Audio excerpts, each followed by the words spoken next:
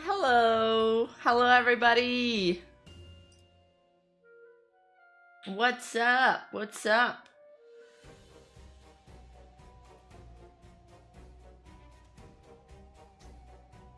Forgot about Juan today. Do you guys like having the TTS?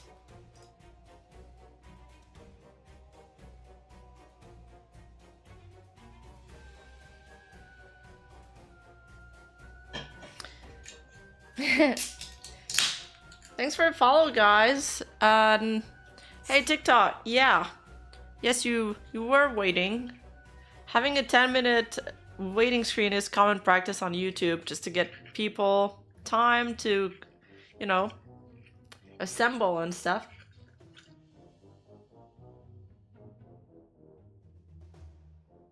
By the way, guys, before we start, make sure to go check out my Patreon.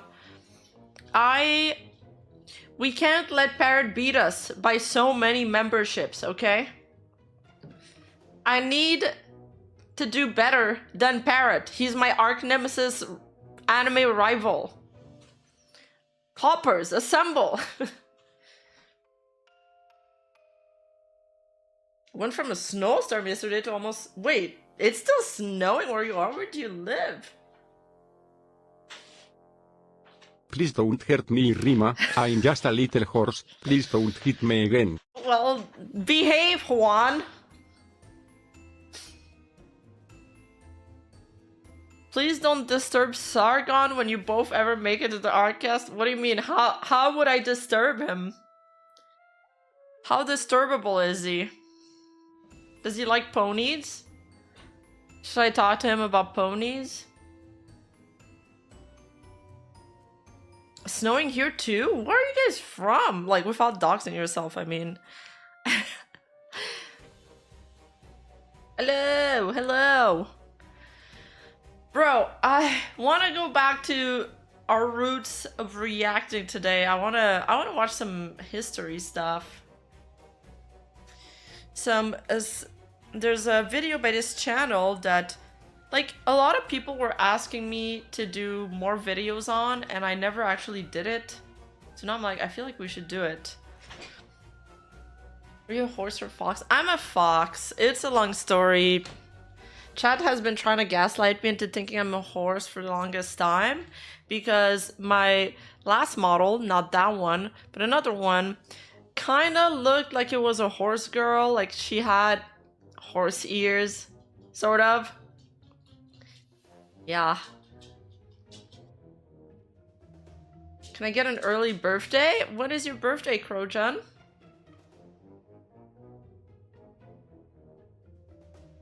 You live at 6,000 feet up in, like, in the air? Aren't you scared? Looked like an... It did look like an Uma Musume character. No, I'm not. It did look like it, but it wasn't intentional.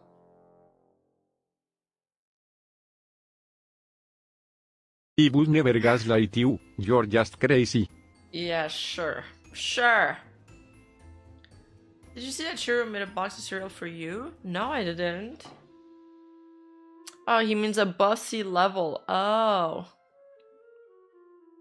My birthday is next Monday? I'm leaving on Wednesday. Aren't I? Yeah, I think I'm leaving in a week.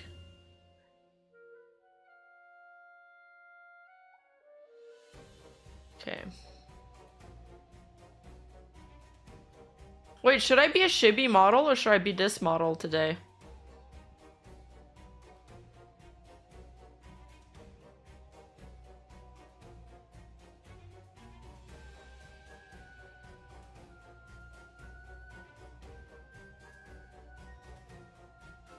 The horse one. Oh, the Elysian one? Oh fuck, I forgot to install it.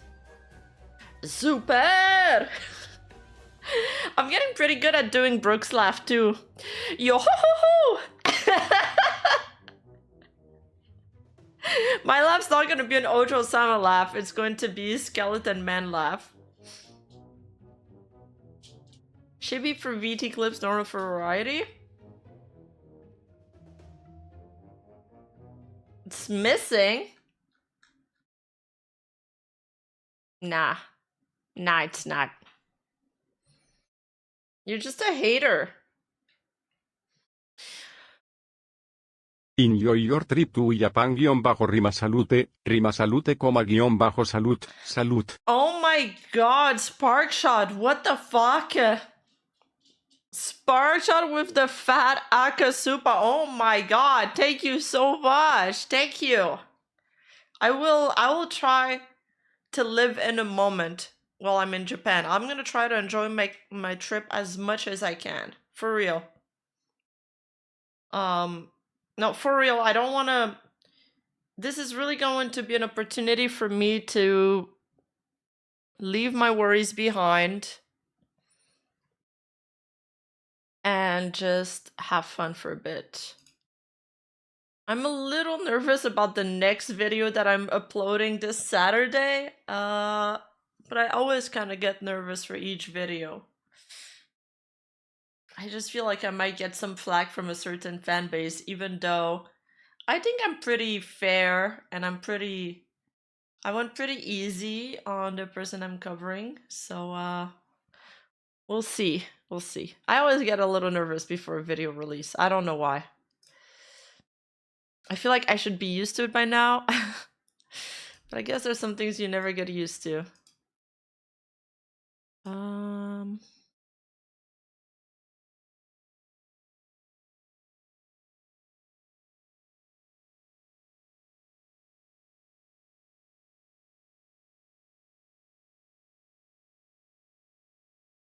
Girls during puberty. God. Okay.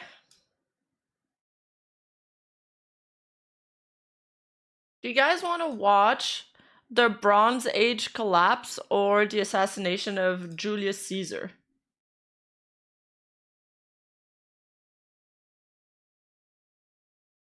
Yeah, girls have puberty. Isn't that when they get their period?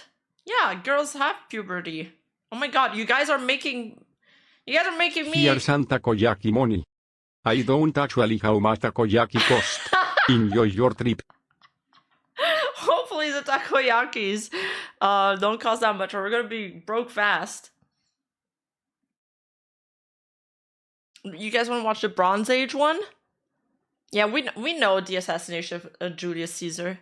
E2 Brutus. Dude, I need a 3D model. I mean, I have one, but I need to buy the gear for it because I feel like I use my entire body when I speak to you guys, but this is not translating at all with my live 2D model. Yeah. Spoilers, he dies.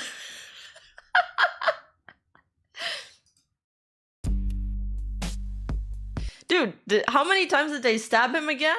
I feel like they kind of went too hard on him.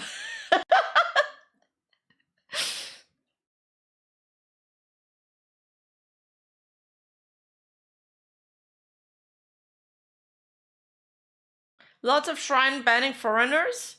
No, I plan to visit some shrines. I do.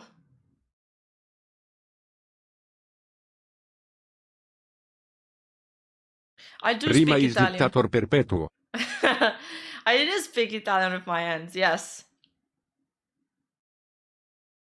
Whoa, I can't watch Shakespeare Julius Caesar now. 32 times and Brutus made the final one. Damn. The man he took under his wing.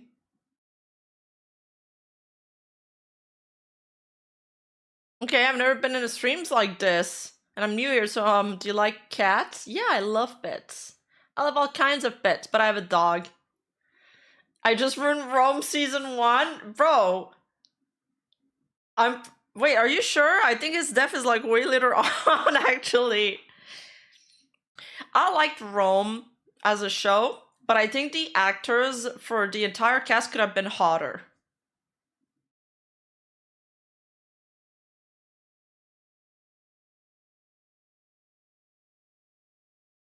Like, it was missing more sexy actors. Oh. It is? I saw it's not Pippa's new Catgirl model is not actually her new Catgirl model. That was originally the model that Face Connect was gonna give her. But then they quickly realized that it wouldn't match her personality at all. It was like too woo. So then they made the model she's currently using, the bunny one.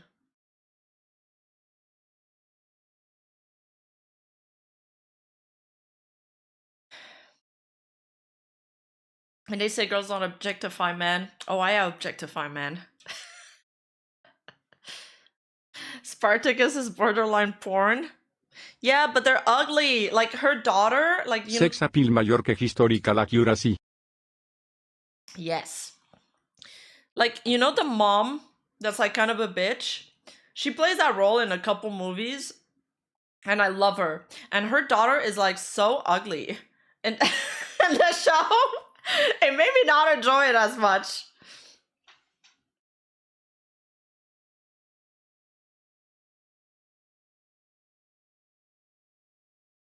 I have the Face Connect art book and the model was there. Yeah. All right. Before I get canceled, before I say something cancelable, I'm just gonna let's just watch this.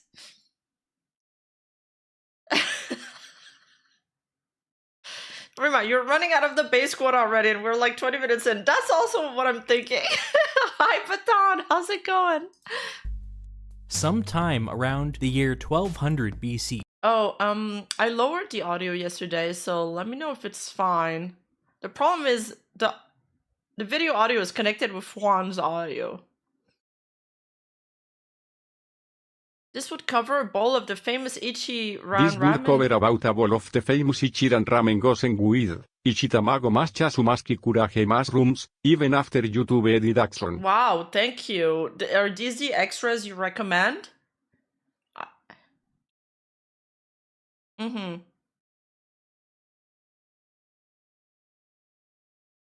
Couldn't you talk like a V-tweeter? I didn't actually see it, but you guys, I mean, I've made a I've submitted a compilation of every VTuber's April Fool joke that we're gonna watch on Community Day on Sunday.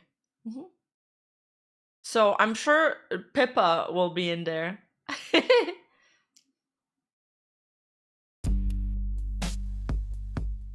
Sometime around the year 1200 BCE, human civilization did an oopsie. Within the short span of one generation, the majority of Earth's most technologically advanced civilizations faced an existential crisis. Oh. Nearly all of them failed the test. Oh no. The resulting collapse was a turning point in human history, similar in scope to the collapse of the Roman Empire. The old world died, and the Bronze Age died with it. Okay. The odd thing is that we barely understand why this happened. There are a bunch of theories, but nothing definitive. We'll get into that in a moment, but first, an introduction. When the Bronze Age began in Western Asia, it brought to an end an old world of tiny city-states, ruled by an oppressive class of totalitarian City-states. That's the ones I like enslaved when I play Civilization. priests. The new world that came after was one full of possibilities. Vast, sweeping empires grew up seemingly out of nowhere. New religions, new systems of government, new cultures, new technology, all at once, all at a breakneck pace. Revolutions in farming led to massive food surpluses, which in turn allowed for these huge, bustling, multicultural cities. These new cities participated in a dynamic system of international trade, totally unlike the cloistered city-states that preceded Trade them. routes. By the late Bronze Age, the big players were Egypt, Cyprus, the Mycenaeans, the Hittite Empire, Assyria, and Babylon. I bet Cyprus was beautiful. I don't know why, but I picture it as like a really nice island with some like really exotic vegetation. I also really like the Babylon like art and culture.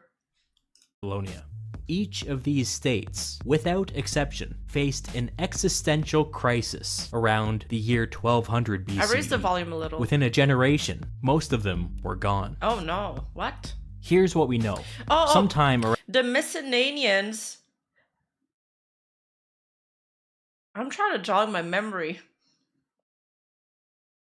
Wasn't that the Greeks? I don't remember anymore. Is he going to explain all that? Because I don't even remember all of this. Around the beginning of the 12th century, yeah, that was the Greeks, king of Ugarit, a city in the Hittite Empire, wrote a letter to the king of Cyprus. Okay. My father, now the ships of the enemy have come. They have been setting fire to my cities and have done harm to the land. Doesn't my father know that all of my infantry and chariots are stationed in Kat, and that all of my we still had chariots. Horses. Okay, I'm done. ships are stationed in the land of Luca? Unsubscribe. Kat was another name for the Hittite capital, several hundred kilometers inland. Luca was several hundred kilometers to the west, on the Aegean coast. They have not arrived back yet, and so the land is thus prostrate, defenseless. Prostate. May my father be aware of this matter. Now the 7 ships of the enemy which have been coming have done harm to us. Now if other ships of the enemy turn up, send me a report somehow so that I will know. All right, and the report will arrive in 2 months. Remi's full on Gunnar mode right now. I could have made at least 3 sexual innuendos with that single letter that this guy sent, but I'm restraining myself. The Hittites promised to send the king of Ugarit reinforcements, but it was too late. The last known letter to leave Ugarit reads, "When your messenger arrived, the army was humiliated and the city was sacked. Our food in the threshing floors was burnt, and the vineyards were also destroyed. Our city is sacked. May you know it. May you know it."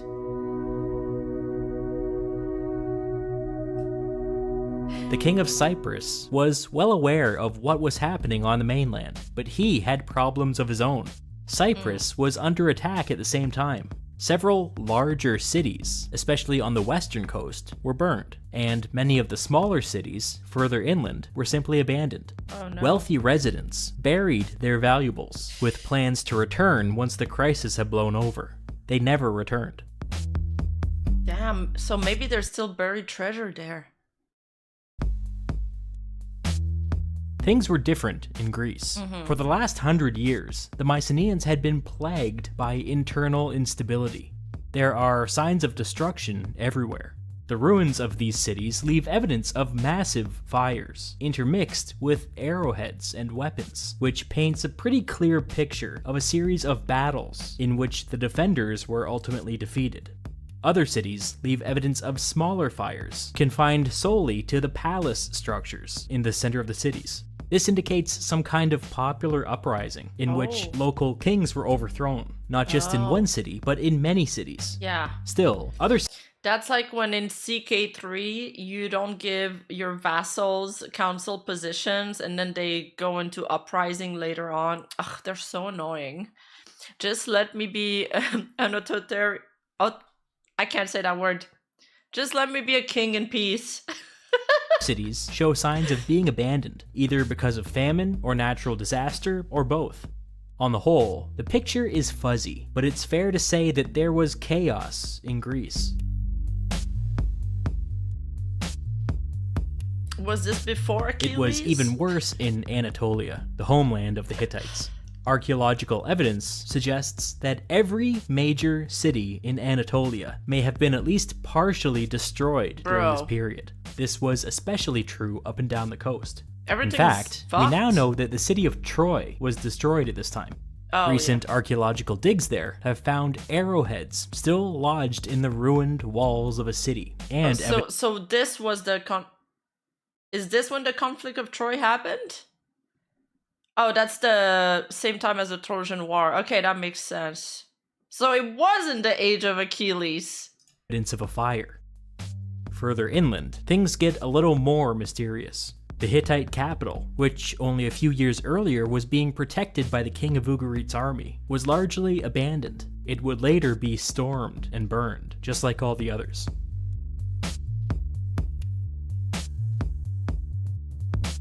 For a long time, this abrupt, region-wide collapse was inexplicable. Historians knew that it happened, but they couldn't tell you how or why. But in the second half of the 19th century, Egyptian archaeological discoveries provided a hair-raising and revolutionary explanation for this mysterious collapse. I like the detective emote there. This inscription was discovered in an Egyptian temple in Medinet Habu. Ooh. It changed our understanding of the late Bronze Age forever. Okay. Egyptian pharaoh Ramses III describes... Wait, is he stepping on people laying down right now? Like, quick, guys, I need a stool. I need to be 2 inch higher to take this arrow shot.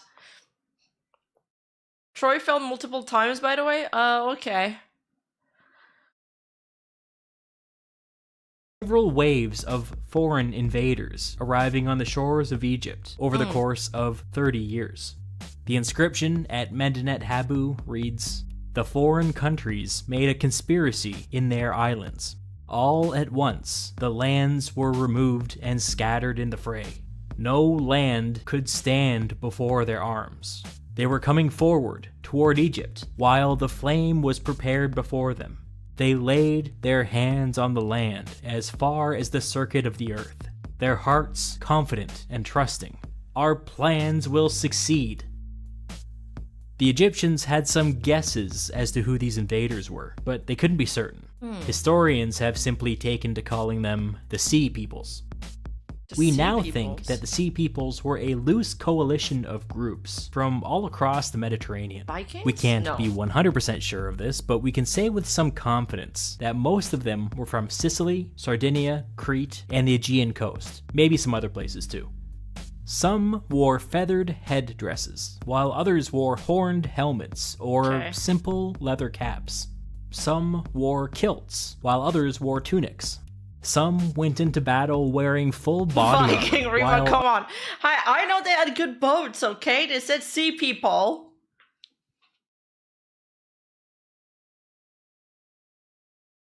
others fought shirtless. What? I guess censored. I guess the boats weren't that good yet. They couldn't get that far. united these groups was their reason for coming. This was a migration. We know Vikings that they don't came happen on till boats 1,500 and on years later? wagons Ah, shit. with their families and all of their worldly possessions. What brought them here is another question that we'll get into Sea later. peoples, not sea men. By the time the Be careful to be not sexist. Oh, my bad. Yeah. I gotta say the non-binary name. Ah, yes, the seamen. The Luffy pirates. The strawman pirates. I mean, Scandinavian mercenary Vikings could be amongst them. Barrett, you like that joke, didn't you? Sea Peoples finally arrived in Egypt. Virtually every One other Piece. Bronze Age I civilization. mean, they did say they buried some treasures on Cyprus. I'm just saying. It could be. There's a possibility. Had been overrun. The Mycenaeans in Greece, the Hittites in Anatolia, Canaan in the Levant, Cyprus in Cyprus, all gone. Some states further inland were less affected by the invasions, but they were so weakened by the collapse of their neighbors that their days were numbered as well. When the Sea Peoples began their migration, they couldn't have imagined that it would have been this successful. All the way up until Egypt, every attempt to resist them failed. The sea people, before they started their migration, well, YOLO, it might work. After they finished the invasion, it worked! Let's fucking go! I didn't expect anything, but hey, I'll take it. Why? In order to understand this, we need to talk about Bronze Age warfare. Chariots. Chariots, Yes. chariots, chariots. Bronze look Age fun. warfare in Western Asia was all about Like, chariots. bring back chariot horse races. I would watch that. In the early Bronze Age, they were primarily used for transportation, but by the Intermediate Bronze Age, the militaries of every major state in the region were completely designed around the use of the chariot. A chariot of this period usually consisted of a team of 2 horses pulling a team of 2 humans, 1 driver and 1 archer. The humans, I mean. Cool. The horses and the driver cool. were trained for speed and maneuverability, and at full speed could move roughly twice as fast as a human could run. The archer wielded a composite bow, not as clumsy or random as a regular. It's not a long bow? It's a beautiful kind of bow. Hey, no worries, Chill Raven. That still exists. It's actually very competitive. Is it still like very dangerous? Bow. It was smaller and lighter, with better accuracy, It does look range, light. and firepower. It was a state-of-the-art piece of technology. In No, this the period, longbow is the English in medieval times. Oh, Star Wars reference. Star Wars reference. I don't get the Star Wars ref.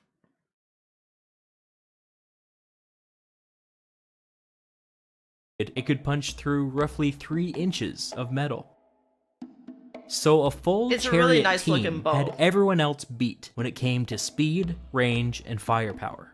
This is a bit of a tangent, but it's Okay. said that the moment the HMS Dreadnought touched water in the year 1906, every other ship in the ocean became obsolete. The HMS Dreadnought was the best in the world when it came to speed, range, and firepower, which meant that it could just sit back and pick off enemy ships at a distance, and then outrun anybody who came too close. Like the Dreadnought, Bronze Age chariots had speed, range, and firepower.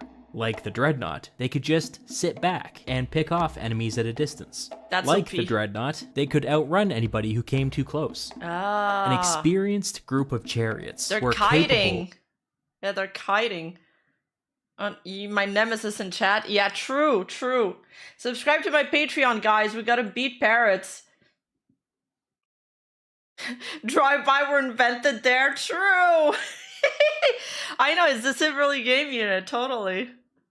You know, most of my cultural references come from Civ, especially for the military units. I'm cooked, man. I'm brain rotted. Where's their jungler? He's off farming Krugs somewhere, surely. He'll come too late. Of defeating an army 10 times its size. This revolutionized Bronze Age warfare.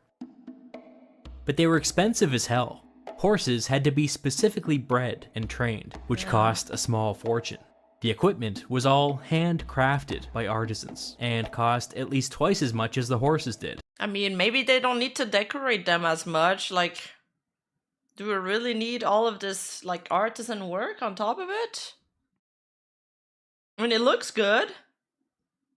But the feathers on their head doesn't really make them faster. The loss of a single chariot was catastrophic, and so chariots went into battle with thousands of inexpensive spearmen and archers deployed in a defensive line. Okay, so they're like, yeah, we'll sacrifice the humans to save some horses.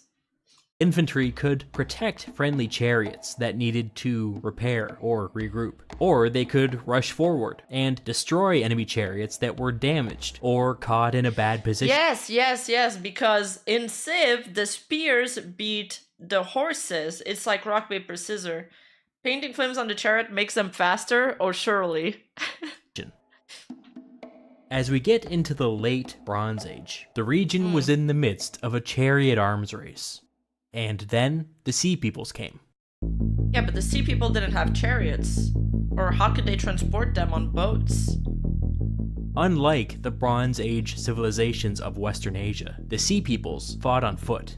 Instead of using spearmen and archers to form a defensive shield for their chariots, the Sea Peoples wielded long swords and javelins, and they fought with an unmatched aggression. Oh. I've seen the Sea Peoples described as skirmishers, but I don't think that quite covers it.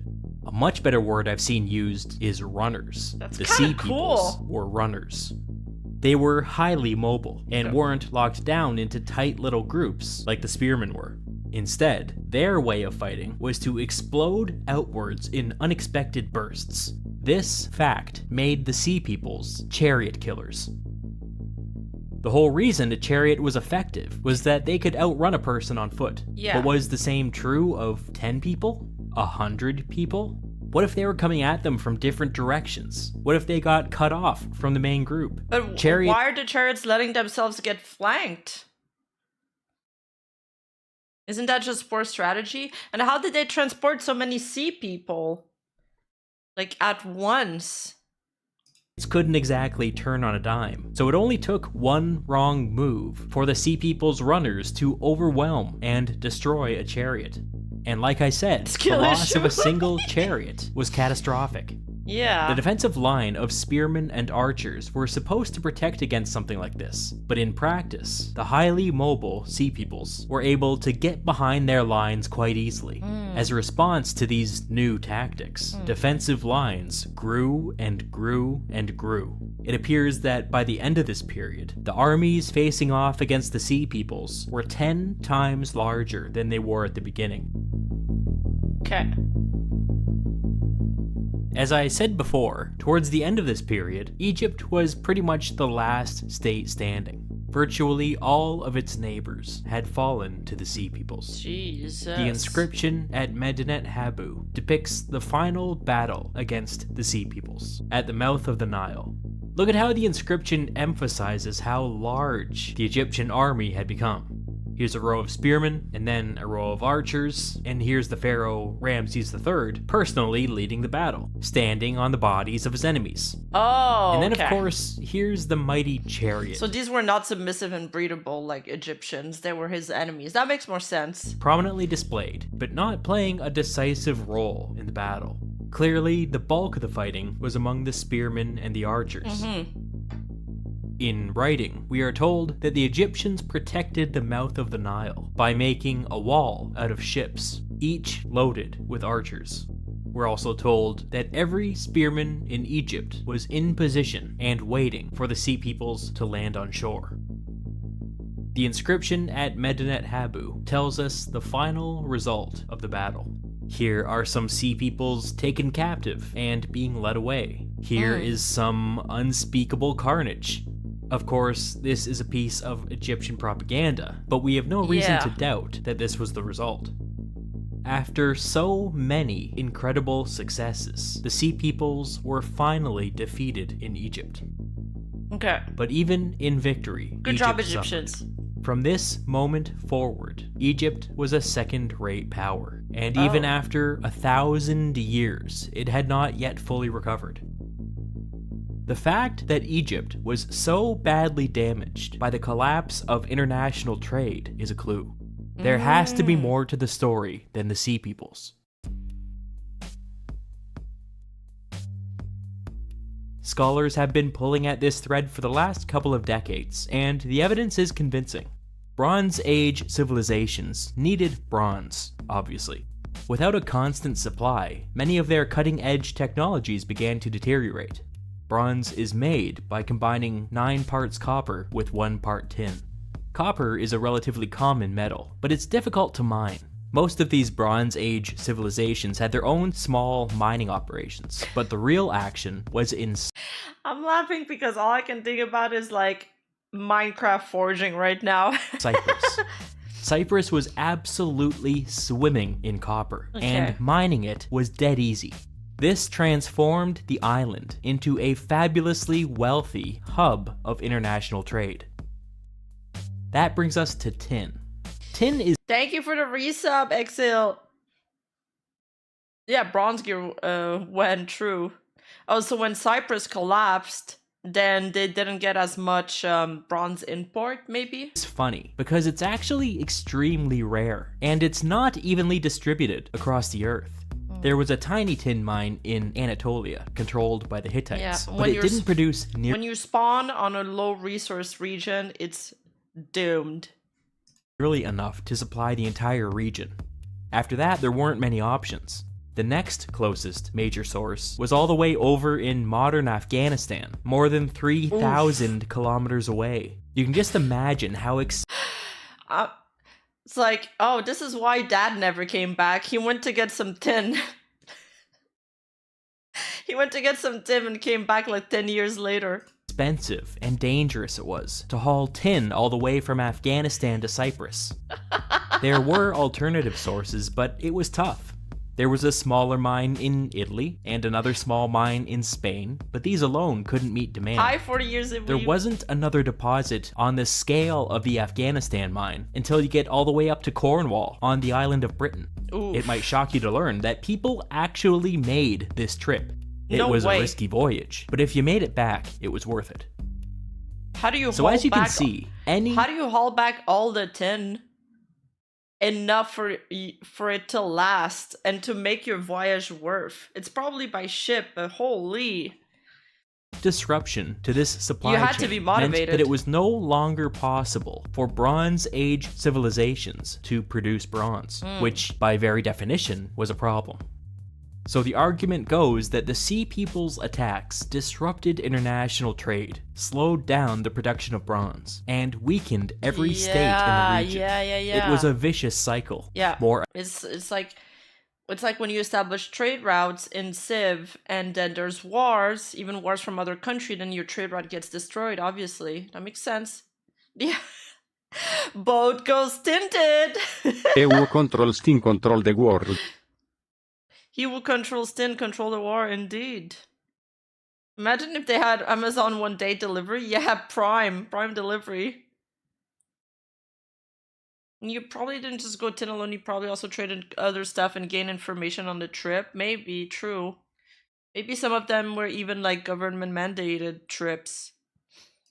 attacks The meant tin must less flow. trade. Less trade made everybody even more vulnerable to additional attacks. As the Bronze Age states collapsed, the situation grew even more dire. But there might have been more to this story. Even if you put the whole international trade angle to the side, this entire region may have been much weaker than it seemed. According to experts, the migration of the Sea Peoples coincided with a 50-year period where Western Asia was riddled with massive earthquakes. I'm no scientist, but that seems bad. It's possible that these earthquakes were absolutely wrecking the economy in the region. Oh, Some of the God. cities that were abandoned for mysterious reasons may have in fact been abandoned after a seismic event. There's at least some evidence of earthquakes destroying cities in Greece, Anatolia, the Levant, and That Cyprus. scares me. Greece seems to have got the worst of it. Egypt got off easy, which is an interesting fact, considering that they were the only major state left standing. Maybe the earthquakes played a role.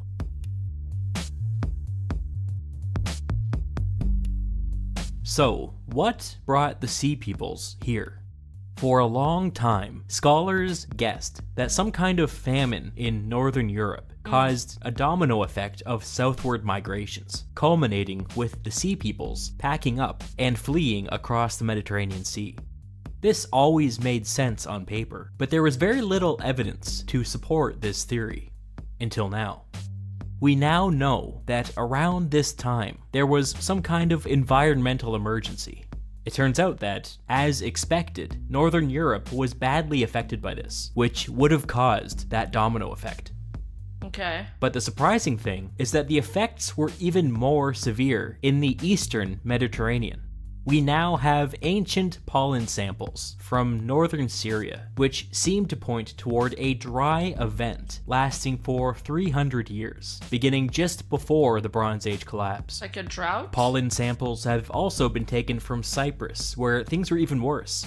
These samples indicate that environmental changes were so severe in Cyprus that there was no longer enough rainfall to sustain even basic agricultural activity. This would have been catastrophic. It may explain why some of the cities were abandoned before the Sea Peoples even came. Similar things have been found Jeez. in the Levant, Anatolia, and Greece. In fact, in Greece there's evidence that over hundreds of years, plants were evolving to survive a desert-like environment. Oh my god. Some of the letters we find in the city of Ugarit support this finding. Apparently during one of the invasions, there were crop failures across the entire Hittite Empire. One letter from the Hittite king to the king of Ugarit makes an urgent request for grain, ending with, "It is a matter of life and death." There's another letter from the nearby city of Emar, written during one of the later invasions. It reads, "There is famine in our house. We will all die of hunger. Damn, that's if you do dark. not quickly arrive here, we ourselves will die of hunger. We need You will Uber not Eats now." see a living soul from your land." If these reports of environmental emergency are true, and we think they are, the Bronze Age civilizations may have been in a state of crisis before the Sea Peoples even arrived. The best current analysis of the Bronze Age collapse has landed on something called the systems collapse theory. According to the systems So collapse they were kind of already the weakened before the seamen arrived? arrival of the Sea Peoples was actually a medium-level threat. Okay. Under normal circumstances, the Bronze Age civilizations should have been able to fight them off, but they weren't living under normal circumstances. I see. Changes to the climate had resulted in widespread famine across the region. This resulted in the depopulation of key cities. The famine and the depopulation then led to internal instability, where some local populations rose up and overthrew their ruling classes. So they were fighting off invaders and then uprisings in their own cities.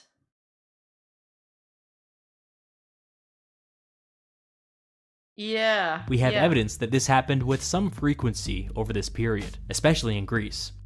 These factors, and the invasion of the Sea Peoples, caused a collapse in the international trade system, which just made everything all the worse. Oh yeah, and the region was you eat it for a while. Ew. absolutely riddled with earthquakes. Jeez. The Bronze Age civilizations in Western Asia were dealing with 5 crises at once, with each crisis creating a multiplier effect on all the other ones. And then the Sea Peoples came. We still don't fully understand how or why the Bronze Age abruptly collapsed. Hineko, thank you for the Twitch sub. When McDonald's runs out of chicken nuggets, let the uprising begin. We're in a dire state now. I'm not fucking around anymore. And perhaps we never will, but the systems collapse theory is pretty good. One thing that I will point out is that for all of its clever work collecting pollen samples and studying ancient seismology, the systems collapse theory does slightly de-emphasize the destruction wrought upon Bronze Age civilizations.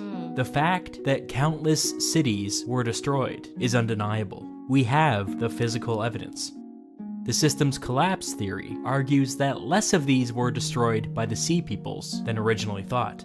And this might be right. We have all that evidence of environmental changes and earthquakes, but we don't know for sure. Scholarship in this area is still ongoing. There have been significant breakthroughs just within the last 10 years. Dude, we may see the technology is fucking insane. Like the reconstruction stuff they do and it's crazy how much information they can get now and data just from like some DNA they find that's like thousands of years old. It's kind of so interesting. I don't know if I told you guys that before, but one of my first dream job when I was a kid was to become an archaeologist. Like I used to watch Jurassic Park and see how they would like dig up these dinosaur skeletons, and I wanted to do that.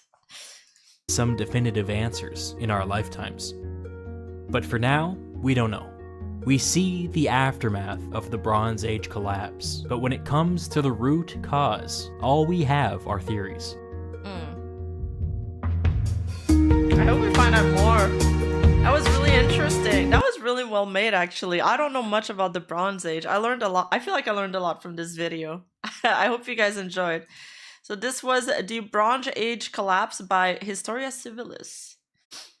Now you're a VTuber And now historian. you're up to very historian barra journalist. True. I wanted to become a narco and now I'm here. Oh, parrot. Don't say that to the customs. Border Patrol.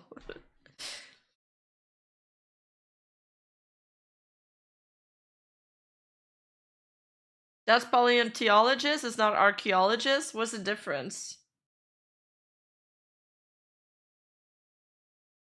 Fabulous fashion of the Minoan civilization. Really? Good video on Bronze Age stuff. Very fabulous. Okay. Have a look sometime. Oh, I will. More Ancor. Historia Civilis? Ancor.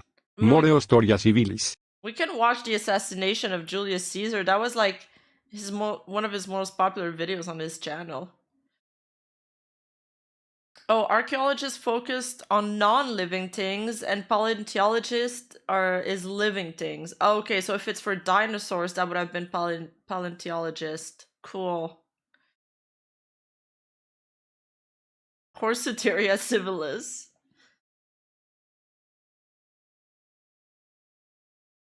The conspiracy to kill Julius Caesar began with a meeting between three men: Cassius Longinus, Marcus Brutus, and Decimus Brutus. Okay, but the names back then were so good, though. Your question? What is your question? Cassius Longinus, Marcus Brutus. Cassius was an experienced soldier and general. A decade earlier, he had fought the Parthians under Crassus. After Crassus's humiliating defeat, Cassius... No, the square... that's the thing he does on his channel. The squares represent like a unit or something. Longinus wasn't well endowed. rallied the survivors and successfully defended Syria against a Parthian counterattack. He would go on to command a Pompeian fleet during the Civil War, and to everyone's surprise, he proved himself to be Rome's most successful naval commander in a generation. Not that it made much of a difference, because as we know, Pompey was eventually defeated, and Cassius was captured. But Caesar recognized talent when he saw it. Yeah. He issued Cassius a full and complete pardon, and put him in charge of one of his legions destined for Egypt. The Alexandrian campaign turned out to be kind of a disaster, but thanks in part to Cassius's leadership, the Romans were able to hold their own until reinforcements arrived. After Egypt, Cassius let Caesar know that he would not participate in the slaughter of Pompeians, and so Caesar sent him back to Rome. Okay, go home. Cassius paid a professional price for his loyalty, because when it came to the upcoming Parthian campaign, Caesar planned to stick Cassius in a thankless administrative job in Syria. Oh. Yeah, that's how they get rid of you. We've talked about Marcus Brutus before. There's not that much to say of his early political career beyond the fact that he aligned himself with the ultra-conservative Cato. Unlike Cassius, Brutus was not a military man. During the Civil War, he joined up with the Pompeians, but as far as we can tell, he didn't really do anything. After Pompey's defeat, he immediately surrendered to Caesar, who in turn gave him the fairly important job of governing Cisalpine Gaul, promising to fast-track him all the way up to consul in the years to come. You see, through all... You need to see this Roman meme? Like, okay, one sec. What is... Hail, Caesar! Hail! Only one survivor, sir. Ah! Throw him to the floor! What's it? Throw him to the floor!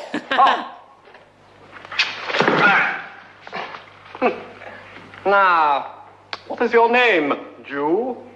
The rectangle Brian. with crossed lines is Brian. infantry, one line is cavalry, a dot in the middle is range. Oh, I didn't know about this legend. Brian. Ow!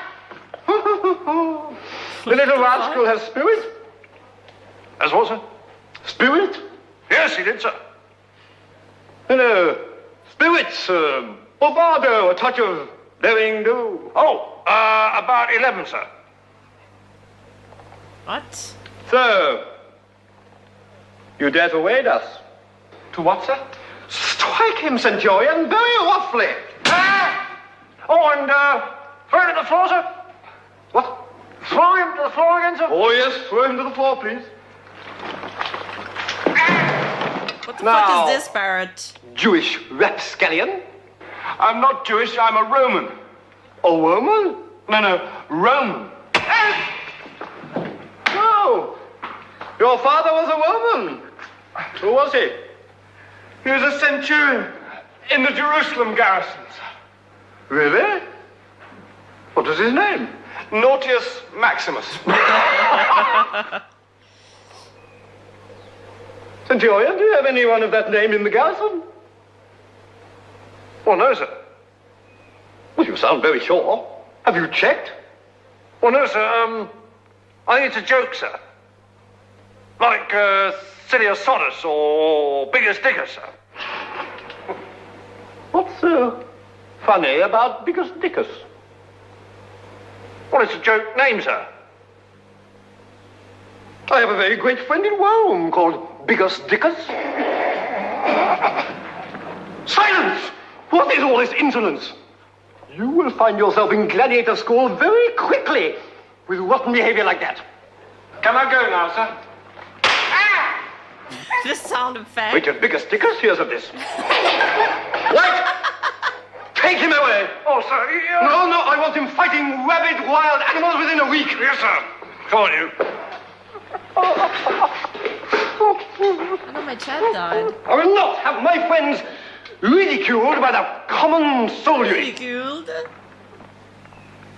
Anybody else feel like a little giggle when I mention my friend Bickus? No.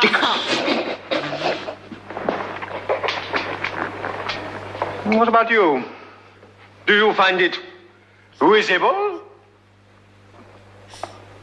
when I say the name Bickus? Dickus?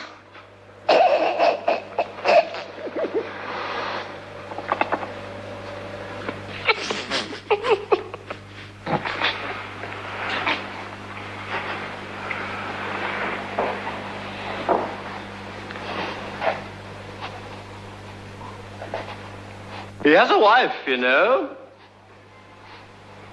You know what she's called? Oh no. She's called Incontinentia. Oh no. Incontinentia buttocks. What is all this? I've had enough of this rowdy, rebel, sniggering behavior. Silence! Calling from Praetorian guards. Do not seize him! Seize him! Blow your noses and seize him! Is this a real movie? Like, was this supposed to be a comedy?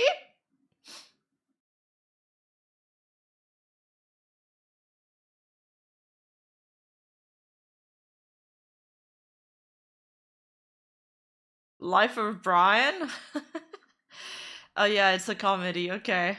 Wow. I'm more cultured now. Thank you guys. Yes, Rima, British humor. All of this, Brutus maintained a fairly good personal relationship with Caesar. Brutus's mother Servilia had been in a romantic relationship with Caesar for about 20 years. Oh This wait, was not he was banging Brutus' mom? No wonder he ended up knifing him. That explains everything. not seen as unusual. Servilia was an older woman, twice widowed, plenty of children. She was free to see whoever she wished. Because of this relationship, The extras playing the soldier didn't know the script. They were simply told to remain quiet no matter what. So their laughter is real. What? So it's like improv. She's a prime hag, yeah. There were hag maxen back then too. Brutus had known Caesar for his entire adult life, if not longer. Caesar was happy to help out his mistress's son however he could. Wait till you find out where Egni fed him.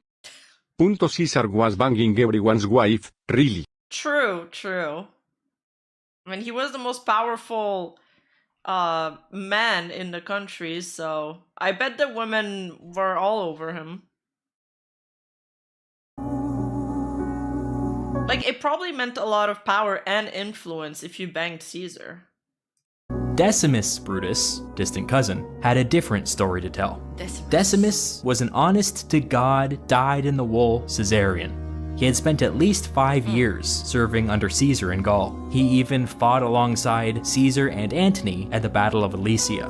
You might even say that he was in Caesar's... Not the singer, though.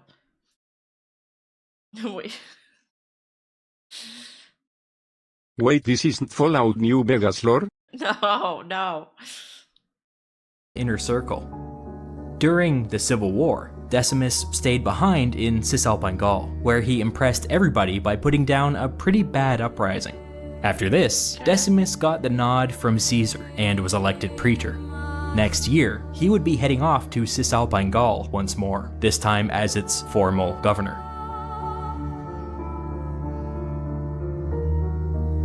Each of these three men, Cassius, Brutus, and Decimus, came to believe that Caesar intended to destroy Roman politics by crowning himself king. Even though they were on his side before? In fact, this was already happening before their eyes. Caesar wielded most of the powers of a king already, and Roman politics were becoming more and more irrelevant by the day. In their eyes, the only way out of this mess was to remove Caesar from the equation. He had to die. Yeah.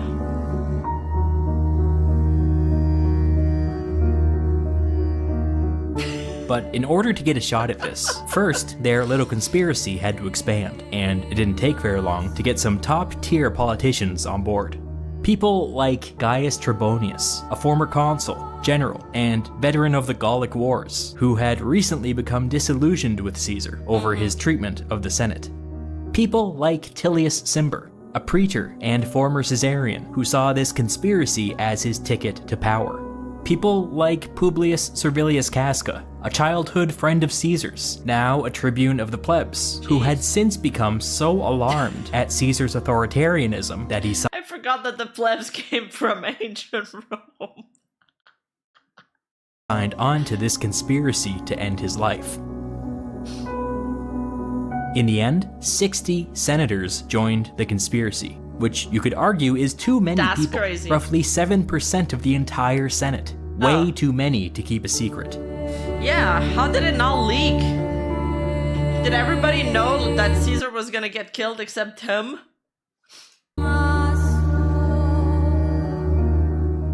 The 60 conspirators began to meet regularly to strategize their next moves. The majority argued that the logical next step was to bring Mark Antony on board. He was Caesar's consular colleague for that year. If he signed off on the assassination, perhaps that would pacify Caesar's legions. Plus, the conspirators believed that they had a lot to offer Antony. After Caesar was gone, if Antony could bridge the divide between Caesar's veterans and the conspirators, he would become one of the most powerful senators in Rome. Yeah. A consensus was forming, but Hell before yeah. any definitive action could be planned, the former consul Trebonius spoke up. He knew Antony well, as they had both served under Caesar in Gaul. He revealed to the group that just last year, he had personally approached Antony as part of another conspiracy, and that Antony had flatly turned him down. When Trebonius revealed this rejection to the loyal. old conspiracy, people got spooked, and the whole thing fell apart. Why risk tipping their hand, Trebonius argued, when they already knew Antony's answer? The conspirators Antony was very loyal. were convinced. Fine, no Antony. But what about Cicero? He was one of the few remaining I like that name, Cicero. former consuls who predated Caesar's rise to power. He was the guy who put down the Catiline Rebellion 20 years earlier. A hero, an elder statesman. Maybe he was the one to lead them out of this mess. After some debate, the conspirators ultimately decided against inviting Cicero into the conspiracy. We don't 100% know why, but one reason may be that in an effort to influence the new regime, Cicero had been spending an unhealthy amount of time with Caesarians. Some conspirators may have feared that he had gone over to the other side. Yeah. Another unusual aspect They thought he was a grifter. of this conspiracy, which may be pertinent here, is that it reflected a strong generational divide. For whatever reason, the conspiracy consisted They did the guilty by association thing. almost entirely of men in their early 40s. Maybe these people just knew each other the best, or maybe they had the most to gain in a power vacuum. Who knows? I mean, yes. Cicero was... In those things, I mean, they always have to gain something in a power vacuum, right? And back then the world rocked. Longinus. Trebonius. Cicero. Vigus Dicus. What is it with the Roman names, man? Well into his 60s, and quite simply, nobody in the conspiracy knew him that well. So Cicero had been fraternizing with the Caesarians, and nobody in the conspiracy could vouch for him. Okay. Fine, Cicero was out. The conspiracy would have to move ahead in its current form.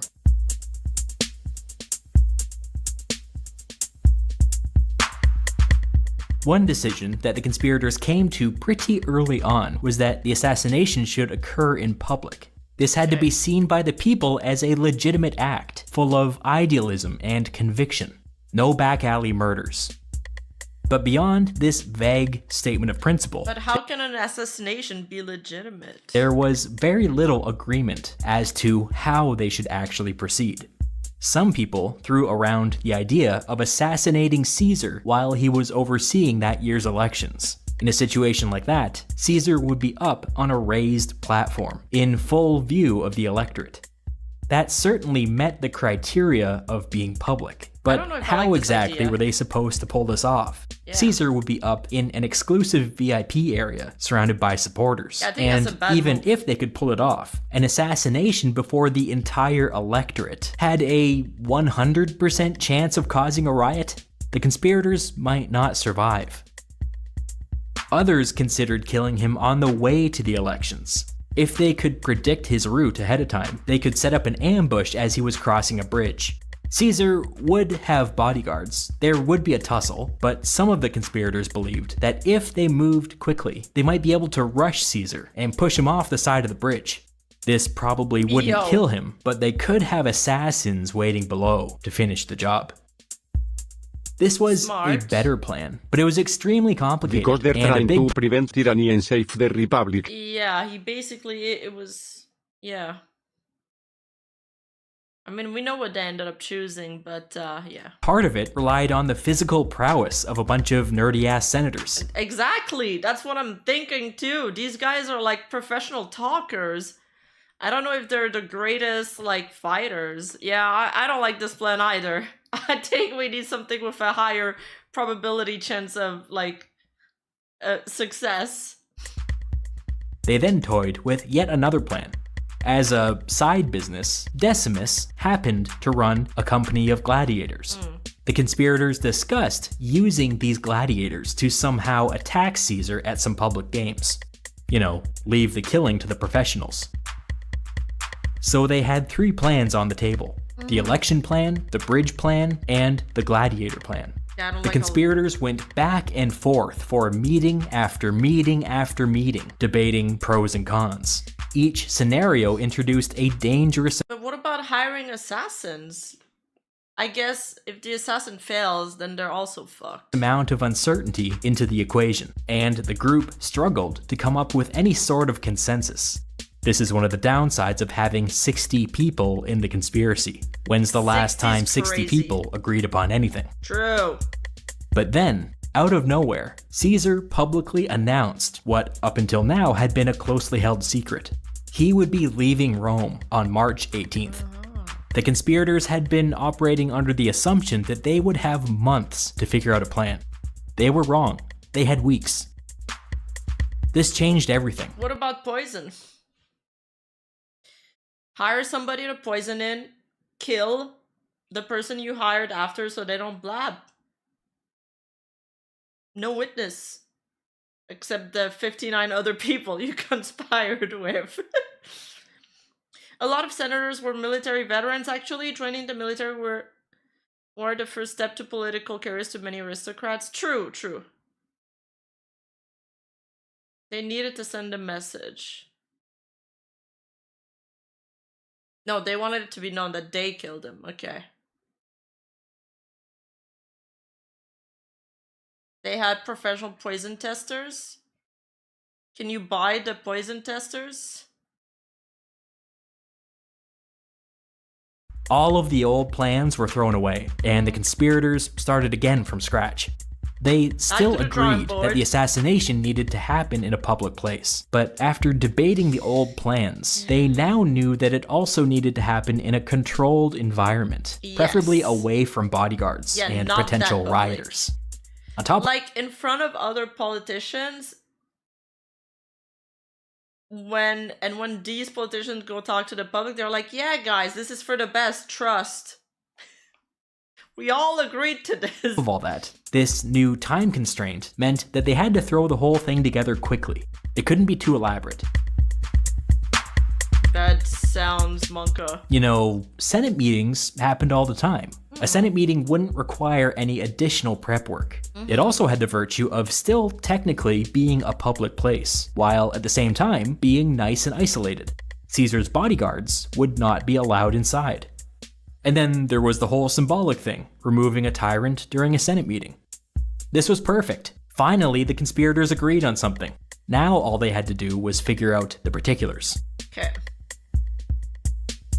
Caesar would be leaving on March 18th, so they agreed that their attack should take place during the last Senate meeting before his departure.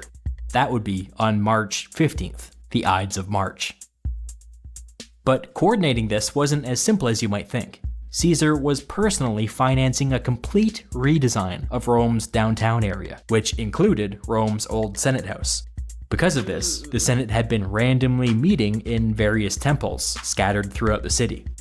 The conspirators agreed that the safest thing to do would be to stash some weapons on location, but because of all this bouncing around, they couldn't be 100% certain where this particular Senate meeting would be taking place. So instead, they decided that a select group of senators needed to hide daggers in their togas. This would be dangerous, as it was a death penalty offense to carry a dagger inside the pomerium, but it had to be done.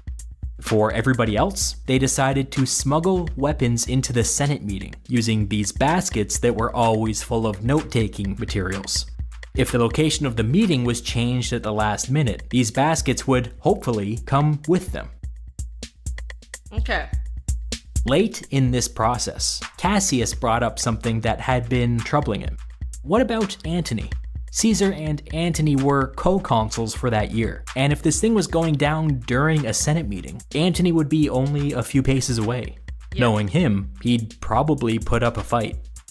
Plus, if they were successful, Antony would be Rome's only remaining consul. Yeah. What if he was angry? What if he came after them?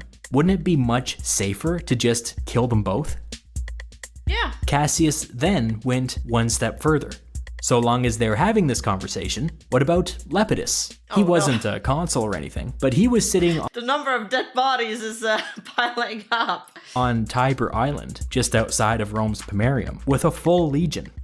If Antony declared a state of emergency or something, he might ask Lepidus to cross the Pomerium and restore order. Yeah. This would be a disaster. The list is getting longer.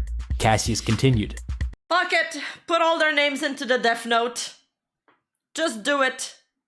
If, on the other hand, they took out Caesar, they took out Antony, they took out Lepidus, they took control of that legion, they would probably be able to pressure the Senate into endorsing the assassinations retroactively. Brutus strongly disagreed. They were not revolutionaries. They were not here to overthrow the government. In fact, that's exactly what they were trying to prevent. What they had all agreed to do was remove a tyrant. What Cassius was talking about was a purge. Okay, fine then. Alright, we'll go back to plan A. So I guess we're only killing Caesar, then they're gonna try to convince Antony that this is for the best for him politically, or something like that. I don't actually remember the story anymore. I just remember how it ends, so I'm trying to guess. This argument escalated, and eventually it split the conspirators along partisan lines. The former Pompeians sided with Cassius, and the former Caesarians sided with Brutus. After some high drama, Brutus finally turned the tide. He told the group that, like it or not, Caesar's reforms were popular. If they started down the road of purging Caesareans, they would inevitably end up repealing Caesarean legislation as well. They wouldn't be able to help themselves. When that happened, Brutus said, the Roman people would turn on them. It would forever politicize the assassination.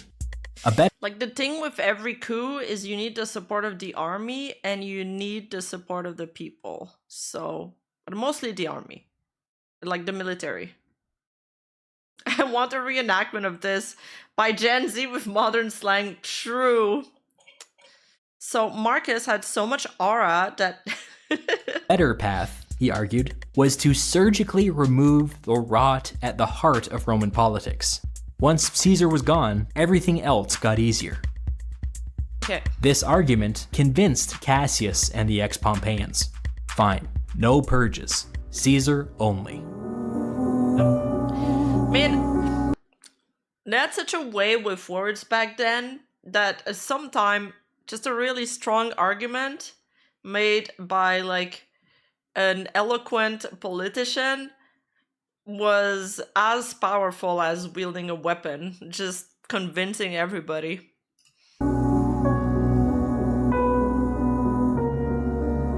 So what was Caesar doing while all of this was going on? Just going about his business, making preparations for the upcoming campaign. Hey, La Stanza! But he wasn't totally oblivious to the fact that something strange was going on. Around this time, the priest Spurinna, who in my opinion probably had contacts inside the conspiracy, began to warn Caesar to beware the Ides of March. Caesar was getting other clues as well, although in the moment he didn't quite know what to make of them. For instance, days before the Ides, he pulled Cassius aside for a quick meeting. Uh-oh. When Cassius left, Caesar... Bro, Cassius was probably sweating. Hey, Cassius, can I speak to you for a sec? Sure. Sure, Caesar, what do you want to talk about? Turned to one of his aides and said something like, "What's his problem? I've He looks seen 12 sick." Angry Men, yeah. On the day before the Ides of March, Lepidus invited Caesar and Decimus to his home for dinner and drinks. Monka? As one of the original 3 conspirators, Decimus had been careful to stay on good terms with the Caesarians, and apparently this strategy was paying off, because even at this late stage, he was still in Caesar's inner circle. The 3 men ate and drank and chatted late into the night. Much of the conversation centered around the like it's like leading a double life. One day you're drinking and laughing with somebody, giving them advice. Egg was called to the principal's office not going get it something. True, exactly. And then, but all in the meantime, you're planning to stab him in the back.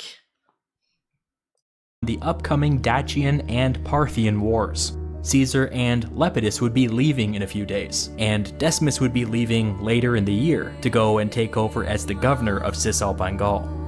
This province would be key to keeping Caesar supplied in Dacia, and so the 3 men spoke of stockpiles and supply lines, and oh boy, it must have been riveting. Yay. As the night wore on and the drinking took its toll, the conversation turned philosophical. Somehow, somebody brought up this question. What's the best way to die? Lepidus and Decimus went back and forth pontificating, and Caesar got uncharacteristically quiet. After a bit, he made up his mind and told the others that the best way to die would be suddenly and unexpected. When I imagine this incident, I imagine a half-drunk Decimus dying inside and trying to think of a way to change the subject. But it was fine. Eventually, the evening wound down, and everybody went home. The best way to die, in a blaze of glory, true parrot, on the battlefield.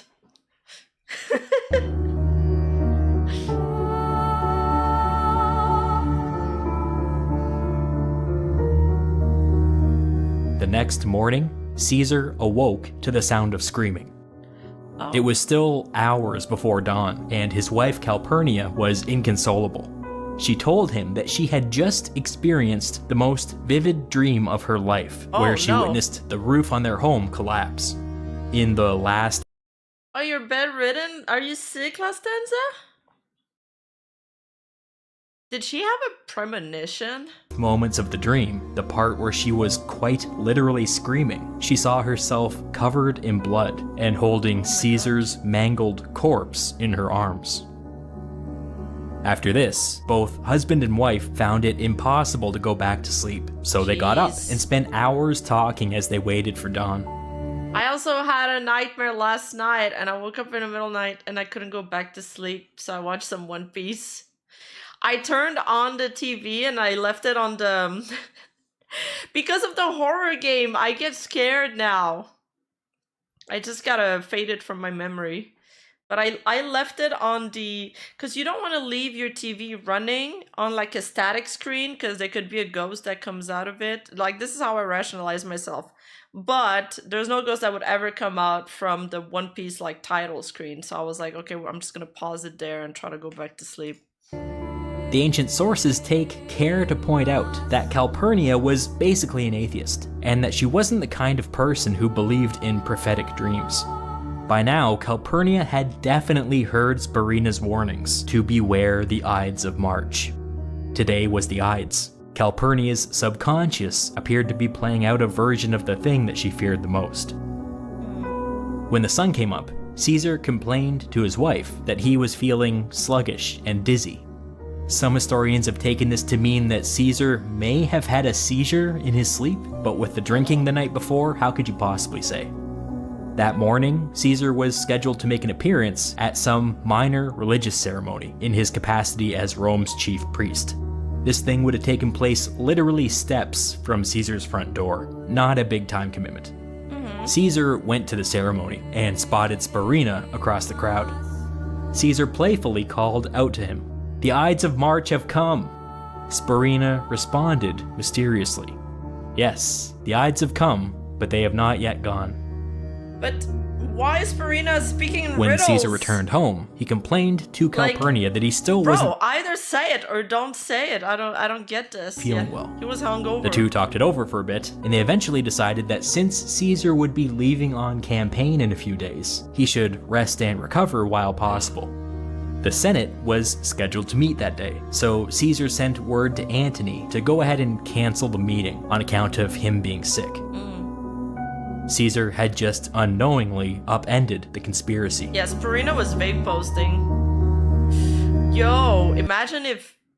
I guess he does end up going in a meeting, huh? Oh shit, listen, you got your tailbone hit at work? Oh, that's terrible. There's like no way to fix this either. The doctor probably just told you to rest. Man, I'm sorry. I hope you feel better.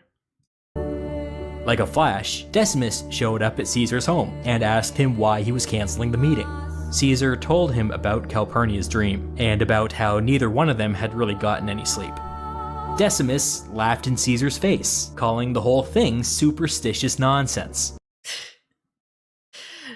Decimus played his role well. Considering you are French, noble in quattro nightmares. Thanks, Barabbas. He then played up the misogyny angle and said that if it got out that he was canceling Senate meetings on account of his wife's bad dreams, a lot of senators would take it as a deliberate insult. After a pause, Decimus was Not very alpha of you. I'm not supposed to tell you this, and then revealed that certain senators had been working behind the scenes on a bill that would allow Caesar to use the title of king so long as he was outside Italy. Decimus continued, saying that the bill was not universally supported, and so if Caesar insulted the Senate now, it might never see the light of day. Oh my god, dude, he's playing on his ego? Bro, dude knew how to manipulate him. This was a bold-faced lie. Yeah? The bill did not exist. Decimus made it all up. But the lie flattered Caesar's ego, so it was super effective. He agreed to go to the Senate meeting. Decimus's quick thinking had just saved the conspiracy. On their way, a guy named Artemidorus pushed through the crowd, grabbed Caesar, and put a scroll in his hand. He told him, "Caesar, read this quickly, and read it alone. It concerns you personally." Yep. Caesar was constantly getting approached on the street like this, and so he handed the scroll off to one of his attendants and continued on his way. Oh my god, Later- wait, what does the scroll tell him to be careful? Investigations would reveal that this scroll contained detailed information about the conspiracy. Oh my god! Caesar would never read it. No! Now, I mentioned before that the Senate couldn't meet at their normal Senate house, and that for the time being, they were ping-ponging around the city to a bunch of temporary locations. As dumb luck would have it, today's Senate meeting would be happening in a place called the Theater of Pompey, outside of Rome's Pomerium. The Theater of Pompey was That's not how you pronounce Pompeii. I'm pretty sure. Anyway. actually an entire complex of buildings that had been financed and built by Pompey at the height of his power. It included a theater, an arena, a temple, a place for shopping, all sorts of amenities. Super fancy. If Caesar had just checked his DMs, he would still be with us. Oh, it's a different thing. Okay. Early in the day, the Senate meeting would be taking place in the temple, and later in the day, there would be some kind of gladiator thing in the arena next door. Gladiator thing. Wait a second. Gladiators. Decimus had gladiators. Apparently, when Decimus learned the location of the Senate meeting, he tried to get his gladiators signed up for the games next door. For whatever reason, they were rejected. So instead, their plan was to just loiter outside the arena as if they belonged there, with their weapons, in broad daylight. Not exactly subtle. No. In case anybody asked, they had an elaborate cover story prepared about how they were waiting to see if another gladiator showed up so that they could arrest him for violating a contract. Anyways, Caesar and Decimus were extremely late to the Senate meeting, so most of the senators were just hanging around outside the temple, making small talk. Okay. I'd be nervous, holy shit! But not Cassius. He was all alone, inside the temple, looking up at a larger-than-life statue of Pompey in complete silence. After Pompey's death, Cassius had been one of the few who proved his loyalty by refusing to take up arms against his fellow Pompeians. What was he thinking here?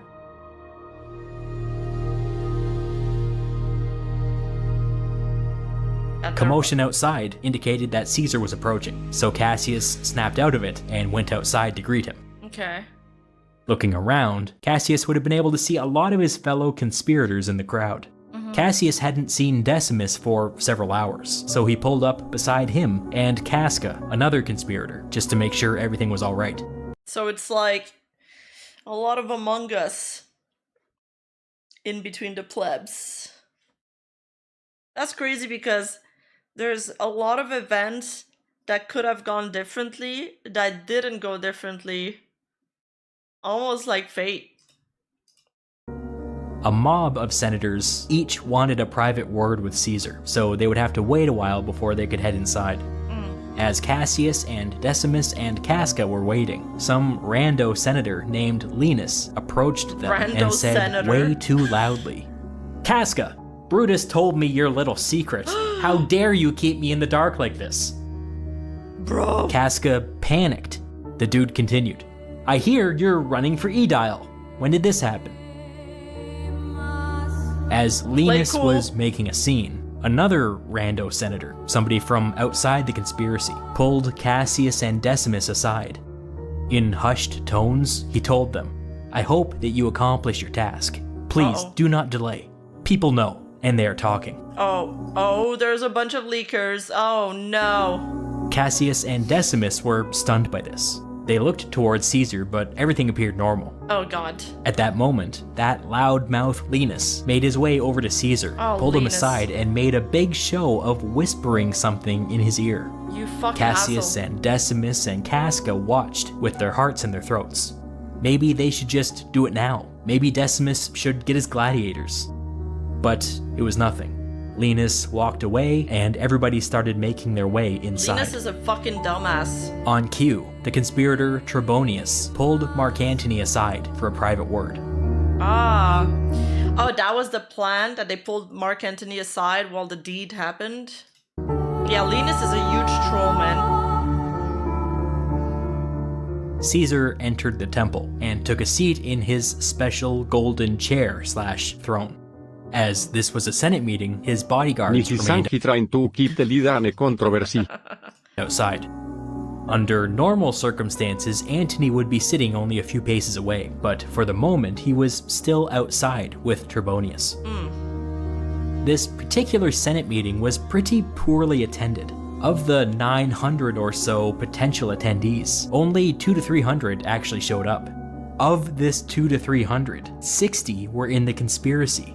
That's what, 20 to 30%? Yes, but at the same time, like, there's hundreds of them that could be against it. I don't know. Or maybe they just believe, they're like, oh, chaos is a ladder, so, you know, I might be able to ladder climb from this move. Massive. It's no wonder that people were talking. A signal was given, and a bunch of conspirators rose to their feet and moved toward Caesar. Tillius Cimber loudly asked Caesar to consider pardoning his brother, an ex-Pompeian who had fled after the Civil War. As Cimber made his appeal, the rest of the conspirators slowly fanned out and formed a perimeter. Still, Doesn't Caesar, like, doesn't he feel like something's... Why doesn't he get up? Hello? Caesar answered Cimber, saying that his brother had shown no contrition or remorse whatsoever, and so, no, he wouldn't be pardoning him anytime soon. By the time Caesar was done speaking, Casca was standing directly behind him. Uh-oh. Suddenly, Cimber reached out and grabbed Caesar's toga, yanking it hard, exposing his bare shoulder. This was the predetermined signal to attack. Casca immediately drew his dagger and stabbed down as hard as he could. He missed. Bro, the first person to stab was probably the hardest. The dagger grazed Caesar's shoulder and drew a bit of blood. Caesar grappled with Casca, shouting, "Casca, what are you doing?" Another version has Caesar shouting, "This is violence." A quick reminder that Caesar and Casca had known each other since childhood. Conspirator and non-conspirator alike were frozen in shock. Caesar and Casca were engaged in a little tug of war, but nobody moved to help either one of them. What the fuck? For several long moments, nothing happened. Casca finally called out in Greek, "Brother, help me!" Yeah, what the fuck? Help Casca's me. brother Titidius sprang forward, which broke the spell. Suddenly, the room was a flurry of activity. Caesar was able to rise to his feet and get free of Casca. The first person he saw was Cassius, who drew his blade and slashed Caesar in the face. Caesar backed away, right into Casca's brother Titidius, who stabbed him between the ribs. Two non-conspirators rushed forward to help Caesar, but the conspirators forming the perimeter held them back. The rest of the conspirators pushed in, attacking wildly. Decimus delivered a nasty wound to Caesar's thigh.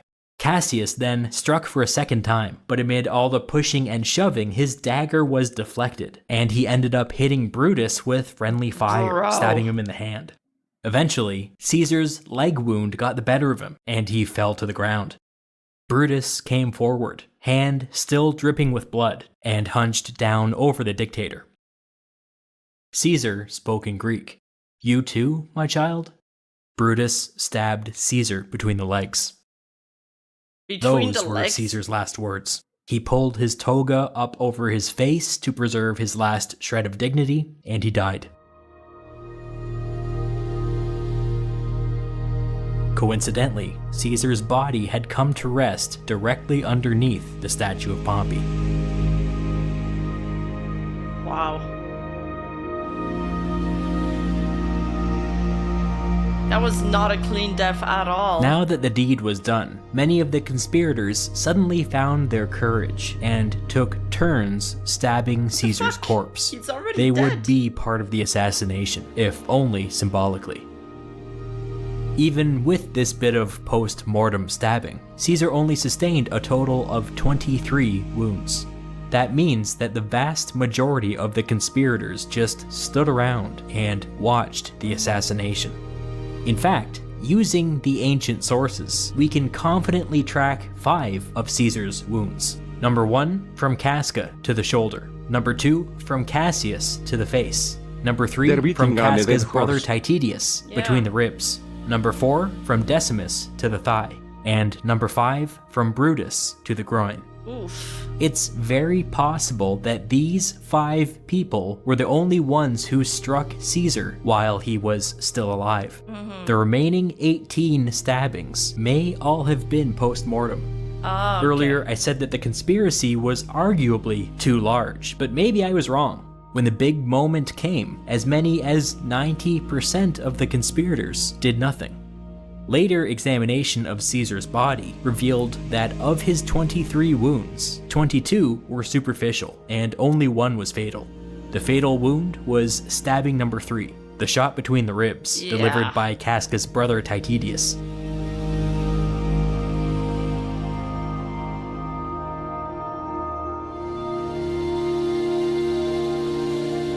The assassination was over in like a minute. Many senators never even got a chance to leave their seats. Silence filled the room. I wonder what happened next. Marcus Brutus, his hands covered in blood, both Caesar's and his own, was the first to move. He's like, I'm king now. He approached the seated senators, pointed to one senator in particular, and shouted, "Congratulations, Cicero! You've regained your liberty."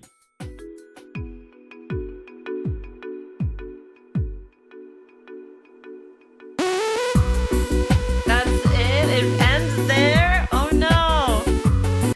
I wanted to see how Mark Antony would react. Wait, why did Cicero regain his liberty?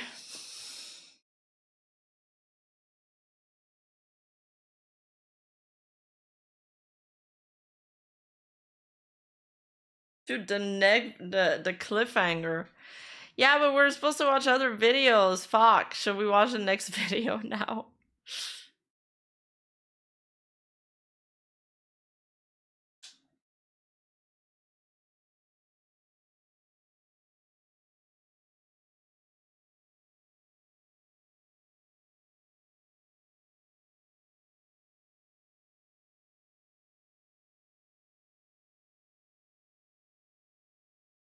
That's the end of the playlist.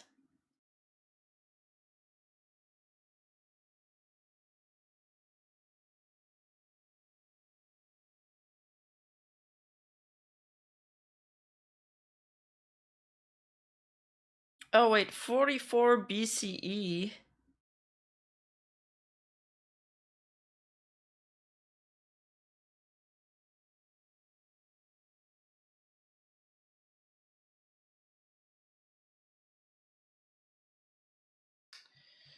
Roman history. Oh, chronological order?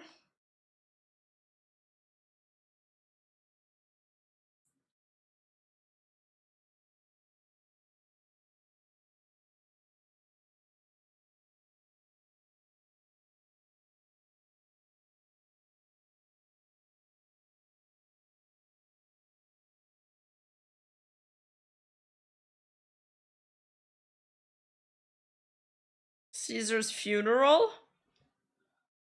All right.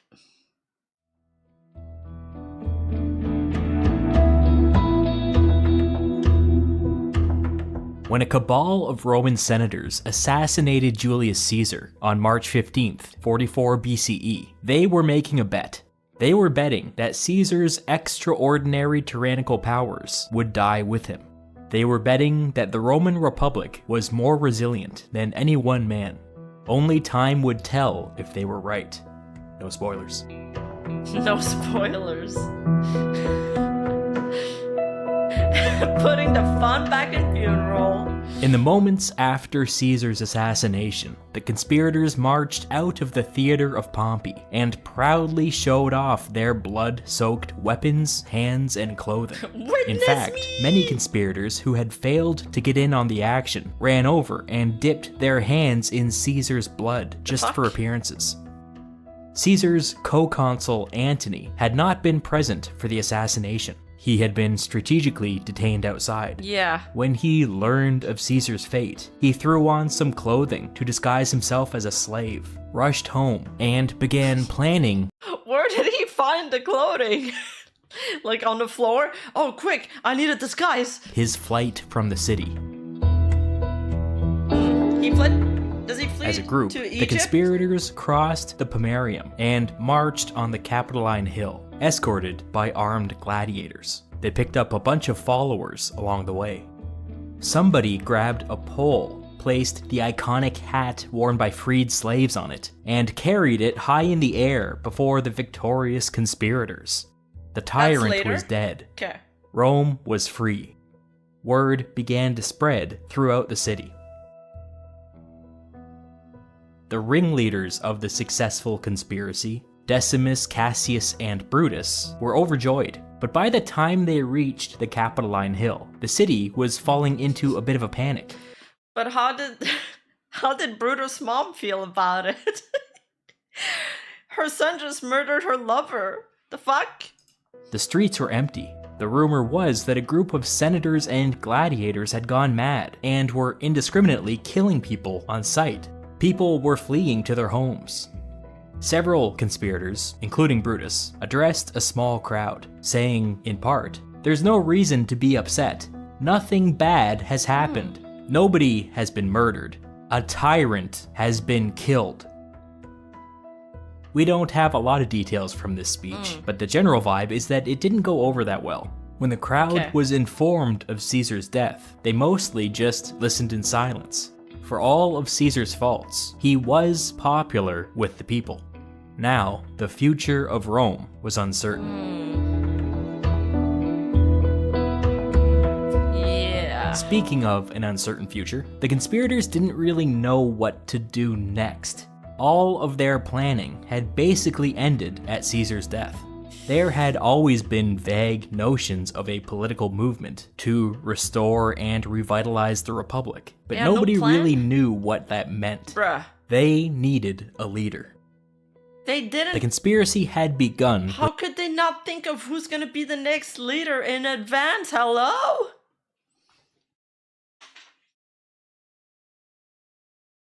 The meeting between Decimus, Cassius, and Brutus, and so there was a general feeling among the conspirators that one of them should take the reins. Decimus was immediately deemed too controversial. To the extent that there was public anger out there, it was mostly directed at Decimus. People were already becoming aware of the extent of his betrayal. The fact that Decimus and Caesar broke bread the night before the assassination would become— Yeah. He's seen as the backstabber. So Decimus had to go. a big deal in the days to come. Yeah, plot twist, I'm the Decimus next leader. was fine with this. He was a military man and had very little experience with or taste for politics. Yeah. And yet he lied very well. Cassius was another possibility, but he was another military man Decimus was cancelled. and with a reputation as a hothead. Personally, he had very little time for diplomacy, not a great quality in a politician. That left Brutus. He didn't have a lot of political experience, but he was a deep thinker and a good public speaker. He also had a famous name, claiming to be the descendant of another famous Brutus, who had founded the Republic by expelling the last king of Rome. The message of another Brutus expelling another king, founding another republic, was powerful. It fits. That settled it. It works. Going forward, Brutus would be the public face of this new political movement. I mean, I'm surprised they didn't really argue about this. They're like, yeah, sure. Let's do that.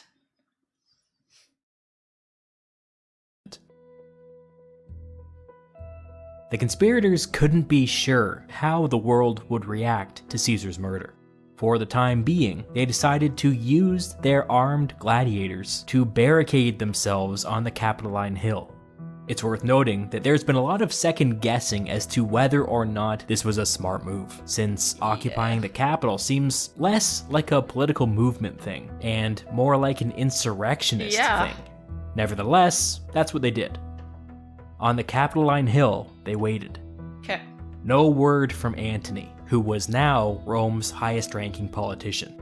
No word from Lepidus, Caesar's old right-hand man, who was on Tiber Island in command of a full legion. Yeah, so Antony was the other co-consul.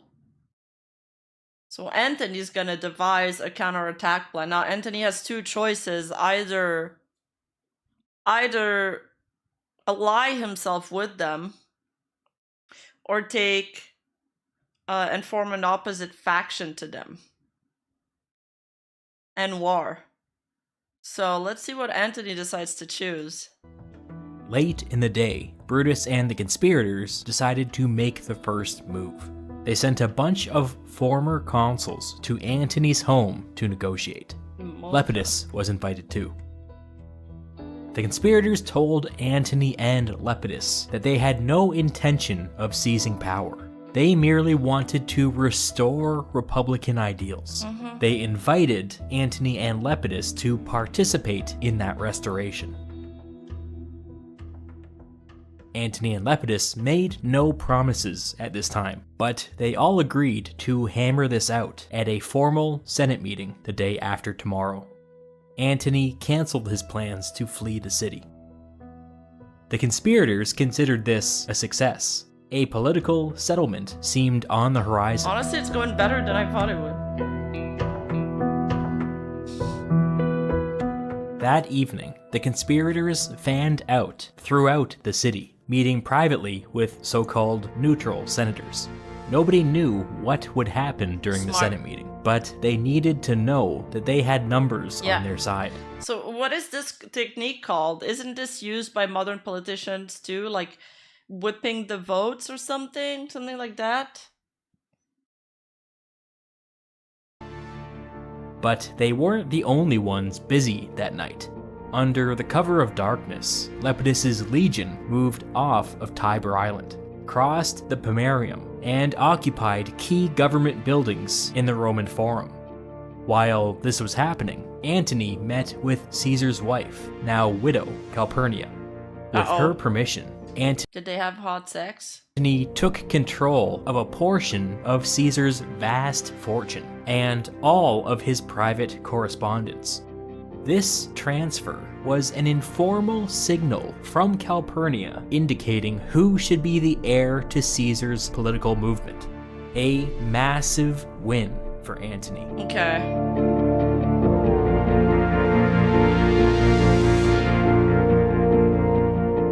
The Senate meeting took place in the Temple of Tellus on neutral ground, Looks like way Antony's over gonna on the fight back. Esquiline Hill.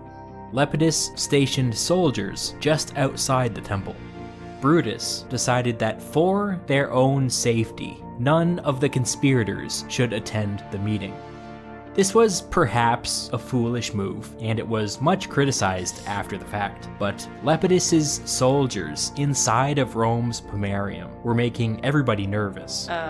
The conspirators sent a bunch of prominent senators to advocate on their behalf, including perhaps the most prominent senator of all, Marcus Tullius Cicero.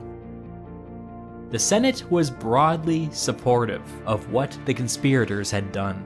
They agreed that Caesar showed kingly ambitions, and many argued that the Senate should somehow thank the conspirators for their service to the Republic. I mean, the Senate wants more power, obviously. If there's one person making all the decisions, then what's the Senate there for? But now Antony needs to appeal to the Senate too if he wants to win. He can't just yoink the power. Antony rose to speak. He said that a Roman consul had been assassinated, and Caesar's soldiers would not tolerate the Senate thanking his killers. That would be a step too far. Another question facing the Senate, just as important, Californication. was whether or not they considered Caesar a tyrant. If Caesar was declared a tyrant, all of his political acts would be declared illegal and would be repealed. Caesar had pushed through a ton of legislation. This would be incredibly chaotic. Additionally, anybody appointed to office by Caesar would have to step down.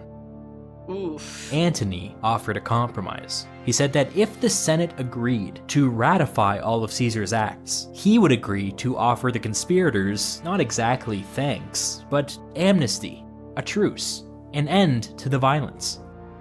Cicero made a long speech in favor of Antony's compromise position, and with his support, the Senate made it official. All of Caesar's legislation was ratified by the Senate. The conspirators were granted immunity for Caesar's murder. Okay. An interesting footnote to all this is that Cicero would later write that he did not feel free to speak his mind during this Senate meeting. The conspirators had their gladiators, Antony and Lepidus had their soldiers, and Cicero had nothing. He saw a chance at peace, and he took it. So it's like, it's kind of like when you have an opinion where you know that both sides are going to be mad at you. But in no way was he comfortable ratifying Caesar's illegal actions. That evening, so ratifying means that they're making all of Caesar's action legal. Like they're not overthrowing them. Yeah, basically I did what I could.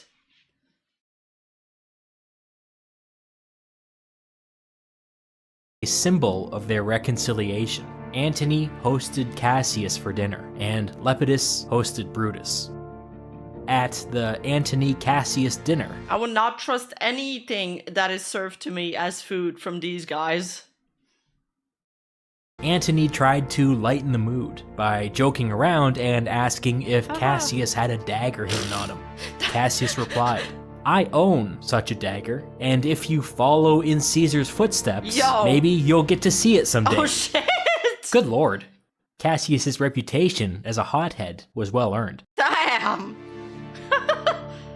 Soon after this rapprochement between the two factions, a small group of Caesarians met in Antony's home and opened up Caesar's last will and testament. Its contents were surprising. Caesar's will stipulated that every adult male citizen receive from his personal estate the equivalent to like 3 months' wages for a Roman soldier. Wow. A truly mind-blowing expense, incredibly generous, and enough money to really make a difference in the lives of Rome's poor. Dude, He also gifted to the Wait, that was kind of based of him. Roman people one of his estates on the other side of the Tiber, saying that it should be converted into a public park. After these expenses were met, the rest of his vast fortune would be broken up like this. Octavius, Caesar's sister's grandson, would receive 75% of whatever was left. The remaining 25% would be split between 2 of Octavius's cousins. In the will, these 3 beneficiaries were referred to as Caesar's primary heirs. Okay. He also named a number of secondary heirs, who were basically named just in case everybody else was dead. These secondary heirs would also be responsible for bringing up any of Caesar's non-existent children. Dang, I guess Caesar really was ambitious. Antony was named as a secondary heir, but so was Decimus, one of the chief architects of Caesar's assassination. This really goes to show the full extent of Decimus's betrayal. But that was all preamble to the shocking reveal contained within the will. Caesar would posthumously adopt his 18-year-old great-nephew as his son and heir. In doing this, he gave Octavius the most precious thing he possessed. He gave him his name, Caesar. Uh-oh.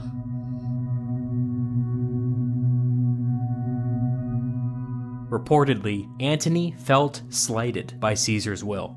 He considered himself the heir to Caesar's political movement, but apparently Caesar didn't feel the same way. Octavius wasn't even in Rome. He was off in Illyricum, preparing for a military campaign that would never come.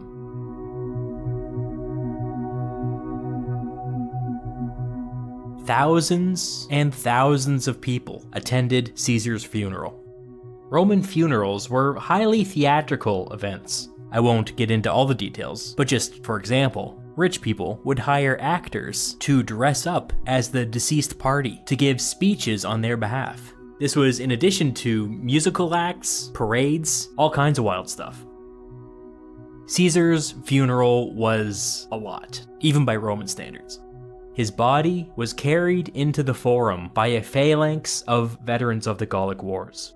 Before them, on the tip of a spear, they carried the clothes that Caesar was wearing when he died, still crusted with his blood. The veterans placed Caesar's body on a golden shrine high up on a speaking platform. Then, several of Caesar's friends and colleagues spoke to the crowd. This is where Antony gave his famous "Friends, Romans, Countrymen" speech in Shakespeare's Julius Caesar.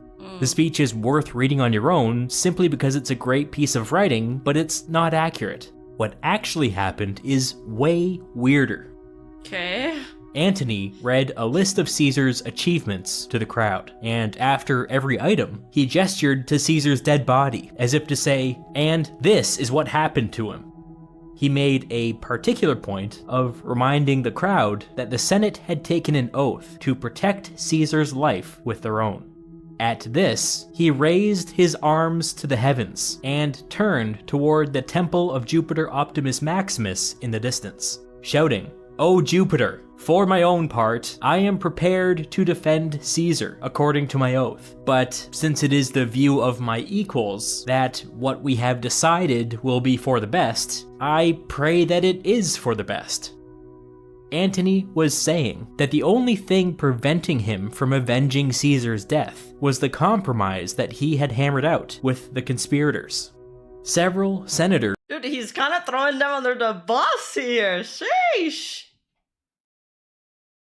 When you vague tweet on Twitter.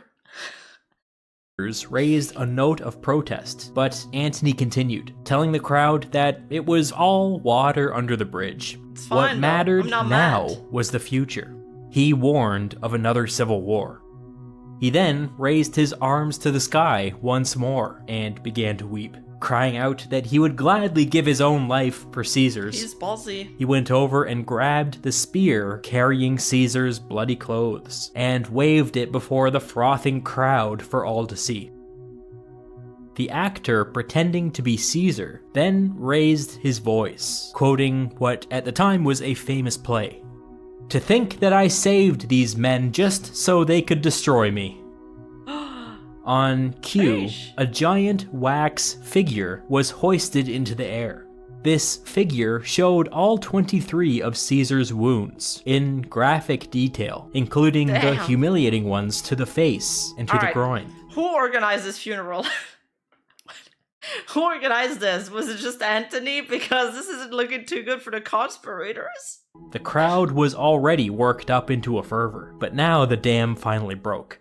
They surged forward and took control of Caesar's body. The mob now had a mind of its own. There was a funeral pyre prepared on the Campus Martius, but that was no longer good enough for them. Instead, they took Caesar's body up to the temple of Jupiter Optimus Maximus. That one's garbage. Lepidus's soldiers were stationed nearby, and they were able to repel the mob and save the temple. The mob then returned to the Forum, stormed some nearby law courts, and began breaking down wooden benches. They would make their own pyre.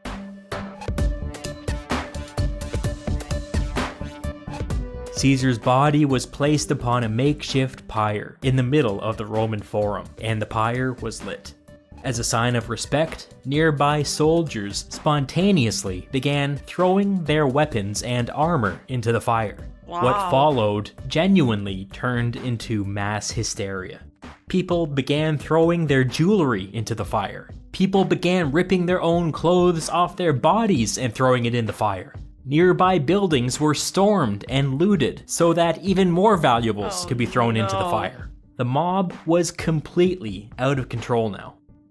Several groups showed up outside the homes of Brutus and Cassius with the intention of dragging them outside and doing who knows what to them. Of course. Wisely, the conspirators had gone into hiding at the first sign of trouble. As a plan B, the mob tried to burn down their estates, but armed guards were able to repel them. The madness spread throughout the city and persisted all through the night.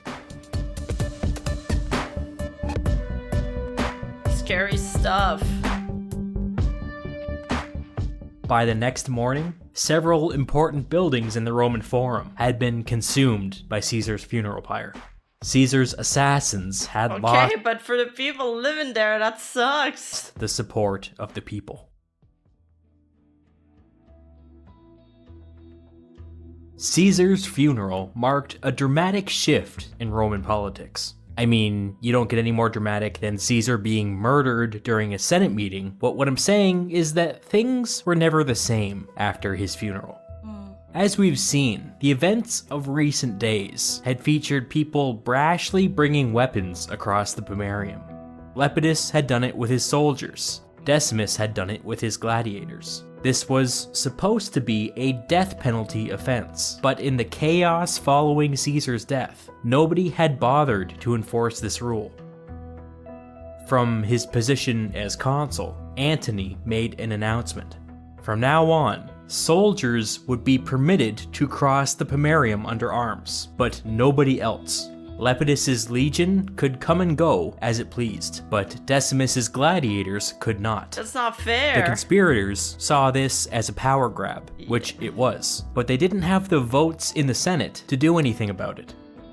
Antony followed this up with a written letter to the three Are they gonna die?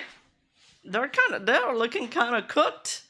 main conspirators, Decimus, Cassius, and Brutus, informing them that, as consul, he could no longer guarantee their safety.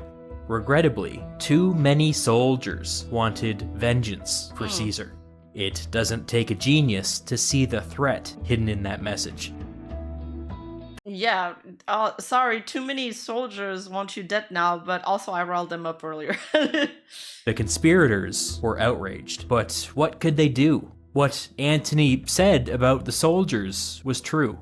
Besides, were they gonna insist on being able to bring their armed thugs across the Pomerium? How would that go over with the public? Decimus had had enough. Next year, he was scheduled to take over as the governor of Cisalpine Gaul, which, according to Caesar's example, was Rome's most strategically significant province. It wouldn't hurt to head up there early to start making preparations. Cassius and Brutus spent some more time weighing their options, but they couldn't come up with anything. They eventually decided to retire to the Italian countryside and wait for the situation in Rome to cool down. Is that far enough? On his way up north, Decimus wrote to Trebonius, another conspirator who was on his way to his province in Asia Minor. Something to the effect of, "Get ready. If Antony makes a move, we might need you to raise an army." Yeah. Cicero was distraught over the abrupt retreat of the conspirators. Now He he's wrote alone. to his friend, "Can it be true? Is this all that our noble Brutus has accomplished? That he should have to live at Lanuvium, and Trebonius should have to slink to his province by side roads? That all the Damn. acts, memoranda, words, promises, and projects of Caesar should have more validity than if he were still alive?" Another politician put it even more Bro, Antony played his card really, really well. succinctly, writing to Cicero of the rising tensions and the possibility of yet another civil war. If a man of Caesar's genius was unable to find a way out, what hope do we have now? They found a way out for him.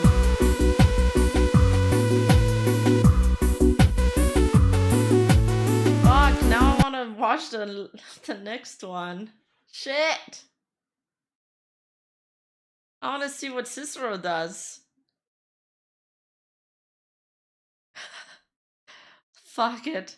Do I do it? Do I do it, guys? It took about 10 days for Octavius to learn of his great-uncle Caesar's I'm not doing the Discord reacts today. I'm just doing my own playlist. death. In those 10 days, the world had changed. Caesar had been laid to rest in a fiery funeral. Riots had erupted on the streets of Rome, and the contents of Caesar's will had been revealed to the public. But Octavius didn't know any of this. All he knew was that Caesar was dead. Last one for sure, right, chat? Octavius was in Illyricum, overseeing preparations for Caesar's eastern campaigns. Those campaigns were probably off now, but what did that mean? The people around Octavius advised him to take up the nearby legions and avenge his great-uncle's death. But Octavius hesitated. He didn't know what the political situation was like back in Rome.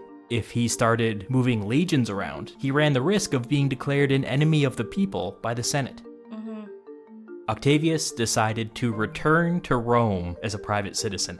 This was perhaps risky, but he didn't see a better option. Once he properly understood the political situation, he could decide what to do next. On the road to Rome, he began receiving a flood of letters. Caesar's will had been opened. Octavius was pretty much the last person to learn that he had been named Caesar's heir, giving him the rights to most of Caesar's Scrooge McDuck-sized fortune. As an expression of this passing of the torch, Caesar posthumously adopted Octavius as his son.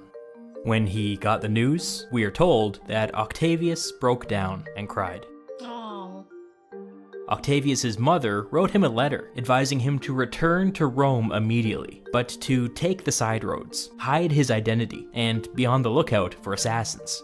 His stepfather separately advised him to renounce his adoption, take the money, and to retire from public life as a monstrously wealthy man. With a lot of conflicting advice coming his way, Octavius came up with his own plan. He would accept the adoption.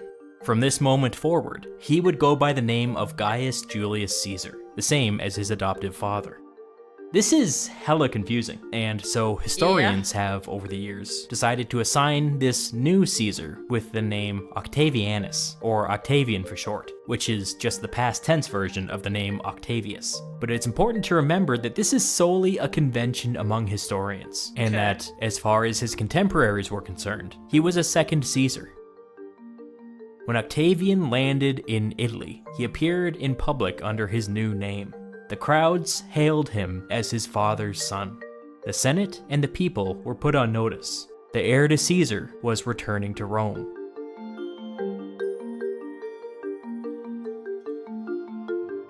Back in the capital, things were moving quickly. Antony and Lepidus had already pressured many of Caesar's assassins into leaving the city, which was good for them, but now they needed to look inward. If the Caesarian faction was to survive, the Antony-Lepidus alliance had to remain strong. As a first step, Antony's daughter was engaged to marry Lepidus's son, both of whom were children. This was a good start, but it was all symbolic. What else could they do?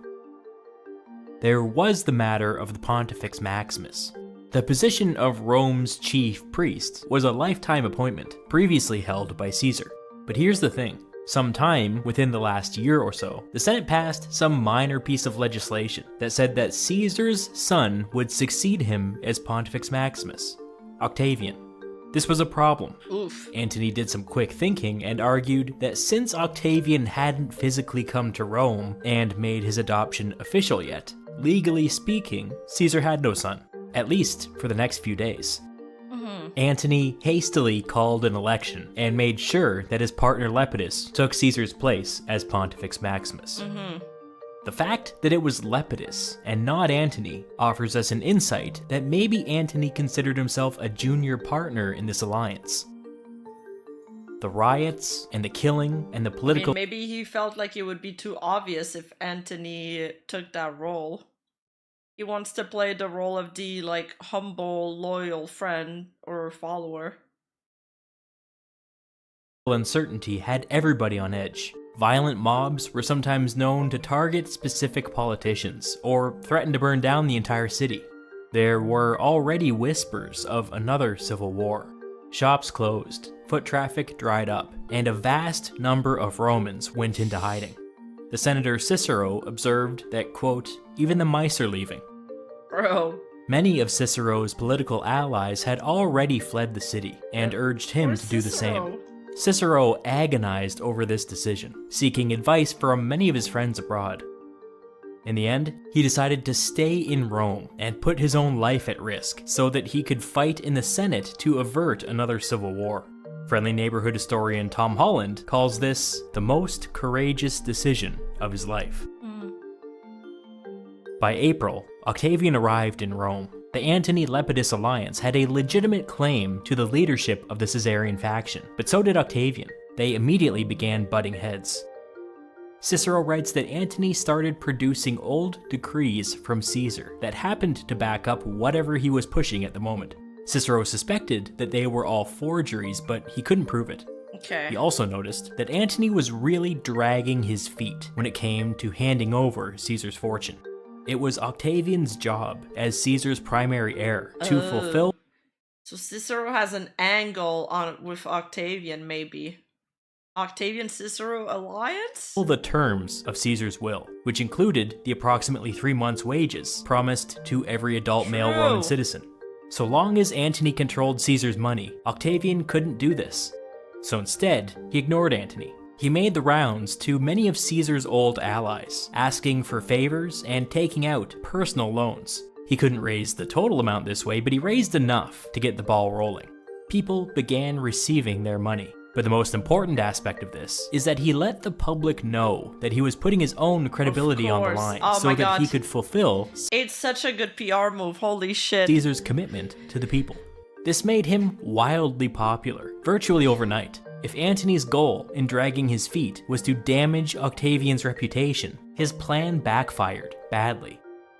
He would eventually release Caesar's fortune, making Octavian one of the richest people on Earth. By the summer of the year 44, Roman politics had completely realigned.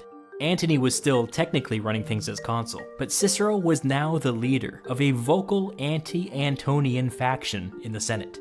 As Antony attempted to assert his dominance, Cicero fought him tooth and nail. The big debate over the summer was over what to do with the province of Cisalpine Gaul. Next year, Antony was due to take over as the governor of Macedonia. This was a great province. It came with 6 legions attached to it, but it wasn't the best province. The best province, given Rome's recent history, was Cisalpine Gaul. Yeah. It came with a couple legions, a vibrant tax base, and most importantly, it was close to Rome. The threat of crossing the Rubicon was everything now. Whoever was the governor of Cisalpine Gaul had the opportunity to dominate Roman politics from a distance. But here's the thing. Decimus, one of Caesar's assassins, was going to be the governor of Cisalpine Gaul. Yeah, I thought Decimus retired there to prep things early. In fact, he'd been handpicked for this job by Caesar shortly before his death. But Antony didn't care about that. He wanted Decimus gone. He wanted that province. He proposed a swap in the Senate, Macedonia for Cisalpine Gaul. But he had some conditions. First, Antony wanted to bring over the 6 legions from Macedonia and keep the 2 in Cisalpine Gaul, giving him a massive army. Second, he wanted his brother Gaius Antonius to take his place as the governor of Macedonia, leaving Decimus with just his toga in his hands. It's pretty clear what was going on here. It's exactly the kind of thing that Cicero feared. Antony wanted to be another Caesar, another civil war.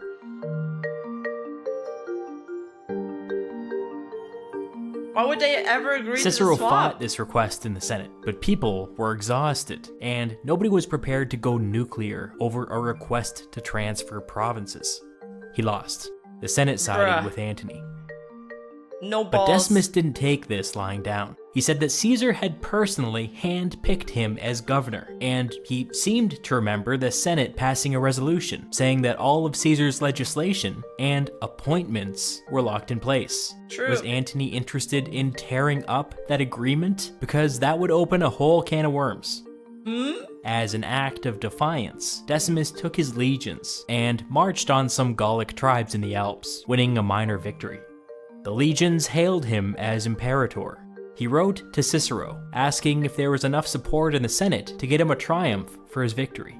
Some people just don't have an instinct for politics because there definitely wasn't. The Senate had just voted to take away his province, but Cicero told a polite lie and said he'd look into it. So the Senate under Antony had voted to take away Decimus's province. Decimus responded by saying that they didn't have that authority. Things were at a bit of a standoff.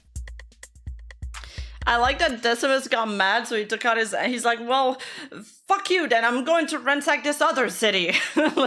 In June, all of the major anti-Antonians got together in central Italy for a big important meeting. The following people were in attendance: Cicero, Brutus, Brutus's wife Portia, Brutus's mother Servilia, Cassius, Cassius's wife Tertulla, and a conservative senator named Favonius. Decimus would have been invited, but he was obviously busy. Cassius and his wife Tertulla were running late, so the meeting got started without them. Together, they considered an offer from the Senate that would put Brutus and Cassius in charge of grain collection in the provinces of Sicily and Asia Minor. This was basically a way to give Brutus and Cassius an excuse to stay away from Rome for the next couple years. Cicero told Brutus that they should take the offer. If they were going to continue avoiding Rome, they might as well make themselves useful. He could hold things down in the Senate. Brutus was indecisive. He told Cicero that it was always his plan to return to Rome as soon as possible. Cicero responded by saying that it was not safe for Caesar's assassins to show their faces in the city. He told Brutus that his survival was paramount, since he, as the leader of the assassins, was the Republic's only defense against tyranny. This was blatant flattery, and who knows if Cicero even meant a word of it, but it seemed to be effective on Brutus. Cassius and his wife then rolled in there like a couple of tornadoes. Cassius got right to the point. Supervising grain collection is a slap in the face. He then launched into a litany of all of their squandered opportunities since the assassination, and in particular, he criticized Decimus for not being aggressive enough in Cisalpine Gaul. Cassius informed the group that he would be turning down the grain collection job. Instead, he would be heading to the province of Syria, where he was supposed to take over as governor next year. If the Senate wanted to take his province away, let him try. Brutus was like, fine. If Cassius was doing that, he would head to Asia Minor to help out another prominent conspirator, Trebonius. Brutus's mother Servilia spoke up and said that if that was their decision, she would persuade some friendly senators to get the offer rescinded. With their decision made, Cassius continued to hammer away at the absent Decimus for letting Antony get the better of him. Cicero tried to calm things down, telling everybody that it was useless to dwell on the past. He then began to, with no self-awareness, point fingers at everybody else in the room, asking each of them why they were not more decisive in the days following the Ides of March. Why on earth did they barricade themselves on the Capitoline Hill and hand the initiative to Antony? What was the purpose of that? Servilia cut him off and shut down the debate. Nobody was really happy, but at least now they had a plan. Cicero would continue to work the Senate in Rome. Brutus would head to Asia Minor, and Cassius would head to Syria. From these powerful positions, they would have the strength to support Decimus against Antony. In the days following the meeting, Cicero privately railed against his allies for being completely useless ever since the Ides of March. It's like my team in League of Legends. My team is so bad, dude. Complains about my team the entire time. Decimus is the jungler. Useless. Doesn't do fucking shit. But they might win the game towards the end, but it's gonna be long. March. He wrote in one letter that, quote, "In good truth, I found a ship with timbers all gone to pieces. No plan, no system, no method." By the autumn of 44 BCE, Cicero had switched to a much more aggressive posture. He made a series of speeches and distributed a series of pamphlets that directly denounced Antony as a tyrant. These are known as the Philippics, and they survive to this day. Oh. Another one of Cicero's political innovations was that he began to publicly praise Octavian. if he could split the Caesarian faction. Not gonna lie, Cicero is carrying their entire faction. Like, he's doing all of the heavy lifting, I feel. Like, the other ones are prepping with their legions and stuff, but without Cicero, this would all fall apart. Between Antony and Octavian, he might be able to oust Antony in a moment of weakness. Octavian welcomed the support of Cicero and used the opportunity to ramp up his own criticism of Antony. Over this period, Cicero and Octavian got really close. Octavian began calling the older man father as a sign of respect. He was like, Antony, I heard that he says slurs behind closed doors. Cancel him! Shame! The opportunity to split the Caesarian faction came sooner than anybody expected. In October of 44, when Antony left Rome to inspect some legions, Octavian used his newfound wealth to raise a private army and march on Rome. It wasn't a very big army, only 3,000 retired soldiers, but it was enough to occupy the city. And just like that, a civil war had begun. It was incredibly sudden and strange. Nobody had bothered to make any official declarations or anything, it just happened. Antony approached from the south with those legions he was inspecting. 6 in total, 30,000 soldiers if they were at full strength. That's a lot. By November, Octavian had abandoned Rome and fled north, and Antony had reoccupied the capital. But Octavian quickly learned that 2 of those 6 legions under Antony were unhappy to be marching against the son of Caesar. At their first opportunity, they abandoned Antony and came over to Octavian's side.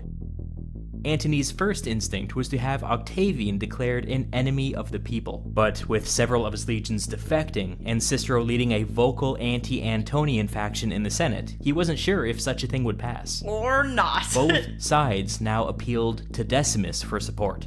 With his 2 legions, he could easily tip the balance in either direction. How many soldiers is there in a legion?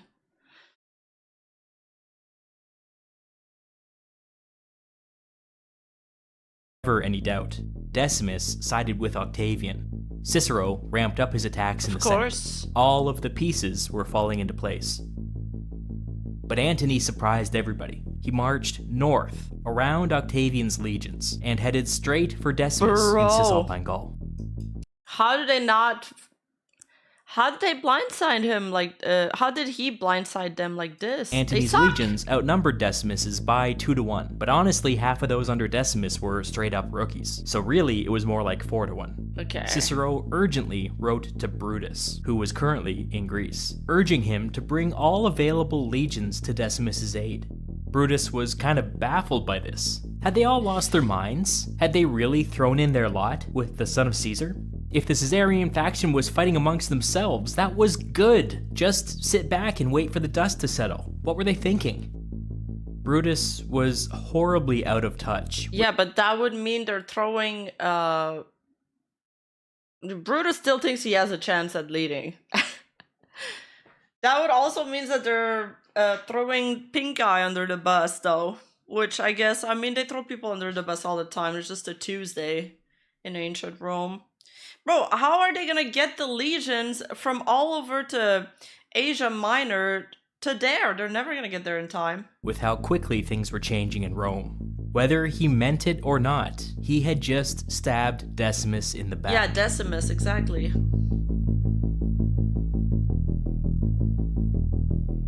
In Cisalpine Gaul, Antony demanded Decimus's surrender. Decimus refused.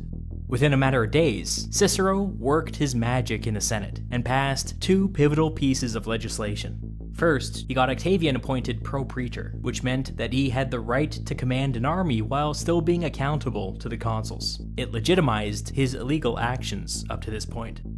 Second, all governors, including Decimus, were to keep their current provinces for the foreseeable future. Ooh, anybody smart. trying to take away anybody else's province, for any reason, would be in violation of the law.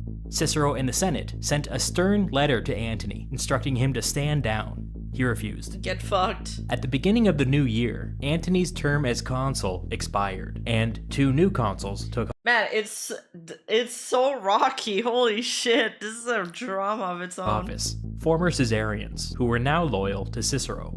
The 2 new consuls took command of 4 legions and joined up with Octavian in central Italy. Together, they all marched north to Decimus's aid.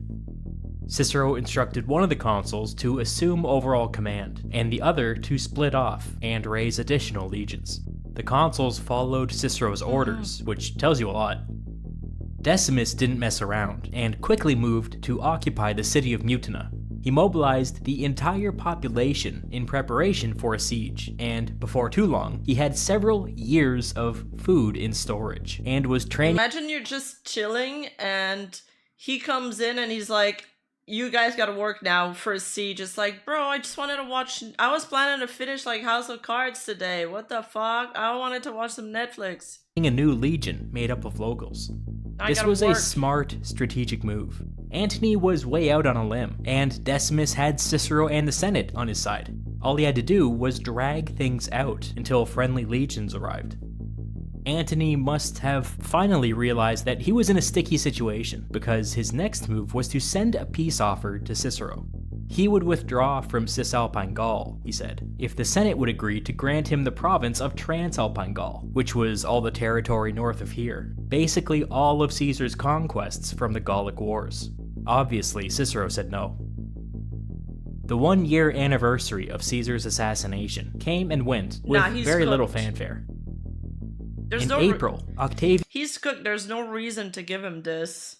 He doesn't have the upper hand anymore. And one of the consuls arrived in Cisalpine Gaul.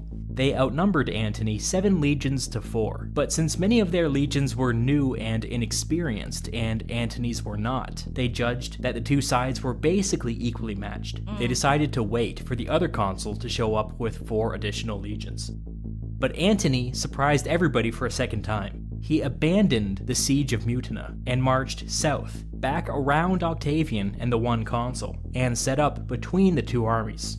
Antony set an ambush and tricked the consul to the south into attacking through some wetlands. The fighting was exhausting, but by the end of the day, Antony's legions had stormed the enemy camp. The consul was killed in the fighting. Oh no. Octavian and the other consul sent help, but they arrived too late.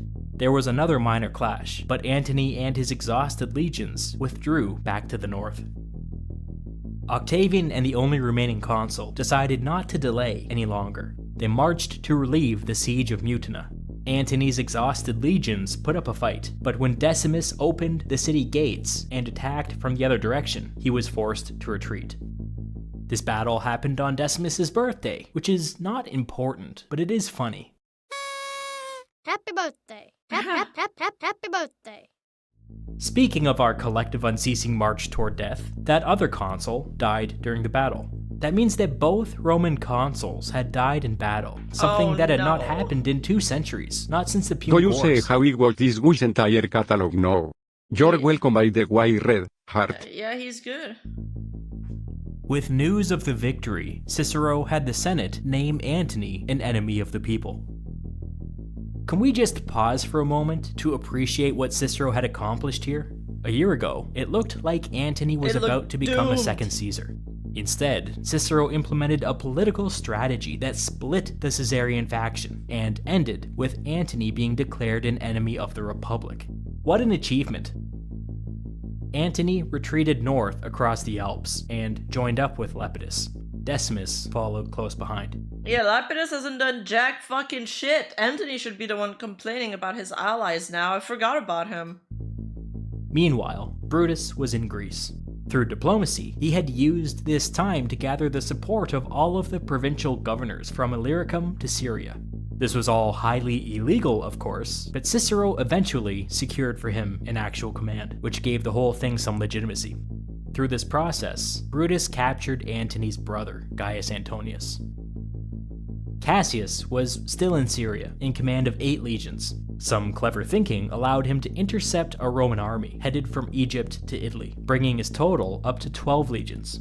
Cassius pressed Brutus to go on the attack, but Brutus remained cautious. He argued that since they had broad support across the empire, there was no need to force one decisive battle. Much better to just let the Caesarians bleed each other dry. I do my best to be generous to these historical figures who were acting with imperfect information, but I will point out that during this crisis, Brutus's first instinct always seemed to be do nothing. That's an alarming trait. Brutus is a rat, dude. He betrayed Caesar. He's not cooperating with his allies. He's trying to come out on top. I wonder how different things would have been if Cassius had been the one put in charge. Like, I feel like Cicero could have easily taken over, but he gave Brutus legitimacy. He worked to make everybody work together. Anyway, I digress. By the summer of 43, Octavian began to complain to Cicero about the empty consulships. He said that it was impossible to prosecute a war without leadership at the top. He said that, wait for it, he should be named a replacement consul. It's not actually clear that this was necessary at all. Elections were already ramping up for next year. The Senate was functioning properly. The armies in the field were winning. What was the big emergency? Cicero and the Senate denied Octavian's request. And then, just like that, Octavian marched on Rome. Again. Bro. Things are getting pretty wacky, so let's take a second to recap. Decimus was attacking Antony. Cicero and the Senate were supporting Decimus and attacking Antony. Brutus and Cassius were supposed to be attacking Antony, but since they distrusted Octavian, they were keeping their powder dry. Octavian had been attacking Antony, but now he was attacking Cicero and the Senate. It was starting to look like a five-sided civil war. Cicero and the Senate called upon 4 legions in North Africa to defend the capital, but all 4 went over to the son of Caesar. Octavian sent some centurions into the city of Rome to negotiate. According to one account, maybe embellishing a bit for dramatic effect, the lead centurion approached a group of senators, rested his hand on the hilt of his sword, and said, "If the Senate does not make Octavian a consul, this will." The Senate called special elections, but everybody knew the results in advance. Octavian and one of his cousins were elected consuls, and took office immediately. One of Octavian's first acts was to condemn Caesar's assassins, officially ending the grand compromise that was set up immediately after Caesar's assassination. If you remember, the assassins were granted amnesty in exchange for ratification of Caesar's political acts. That was all over now. Octavian had altered the deal. Now they're cooked. Cicero was distraught. He bitterly wrote to Decimus, telling him that, quote, "The Senate was my weapon, and it has fallen to pieces in my hand." He also wrote to Brutus in Greece, telling him to get to Rome as soon as humanly possible. Idiot. Incredibly, Brutus refused. He seemed to believe that he and Cicero were having some minor disagreement over tactics. He was mistaken. What Cicero was actually saying was that he had lost the war. His attempt to split the Caesarian faction had failed. Brutus is so dumb, holy shit. In defeat, Cicero left the city in Octavian's hands and retired to the Italian countryside. As consul, Octavian opened up negotiations with Antony. In doing so, he stabbed Cicero, Decimus, Cassius, Brutus, and the entire Roman Senate in the back. Antony and Lepidus spent all summer recruiting soldiers, and by the autumn, they re-entered Cisalpine Gaul with 18 legions. Decimus had no choice but to pull back. Jungler On his difficult trek back through the Alps, most of his army deserted him. His initial plan was to head east and join forces with Brutus and Cassius, but without an army, there was very little point in doing that. Instead, he decided to head north. Decimus had spent the better part of a decade campaigning with Caesar in Gaul. He had plenty of allies up there, he was fluent in the language, perhaps he could pull some strings and raise an army. But apparently when Decimus reached the Rhine River, everybody, including his bodyguards, abandoned him. Without protection, it wasn't safe for Decimus to be in Gaul, and so he changed plans once more, disguised himself as a local, and started making his way east to Brutus.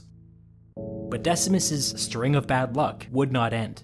While going through a totally routine checkpoint in Cisalpine Gaul, a Roman soldier recognized his face. Decimus was captured, and Antony demanded his head. Within a few days, he got it. Oh no.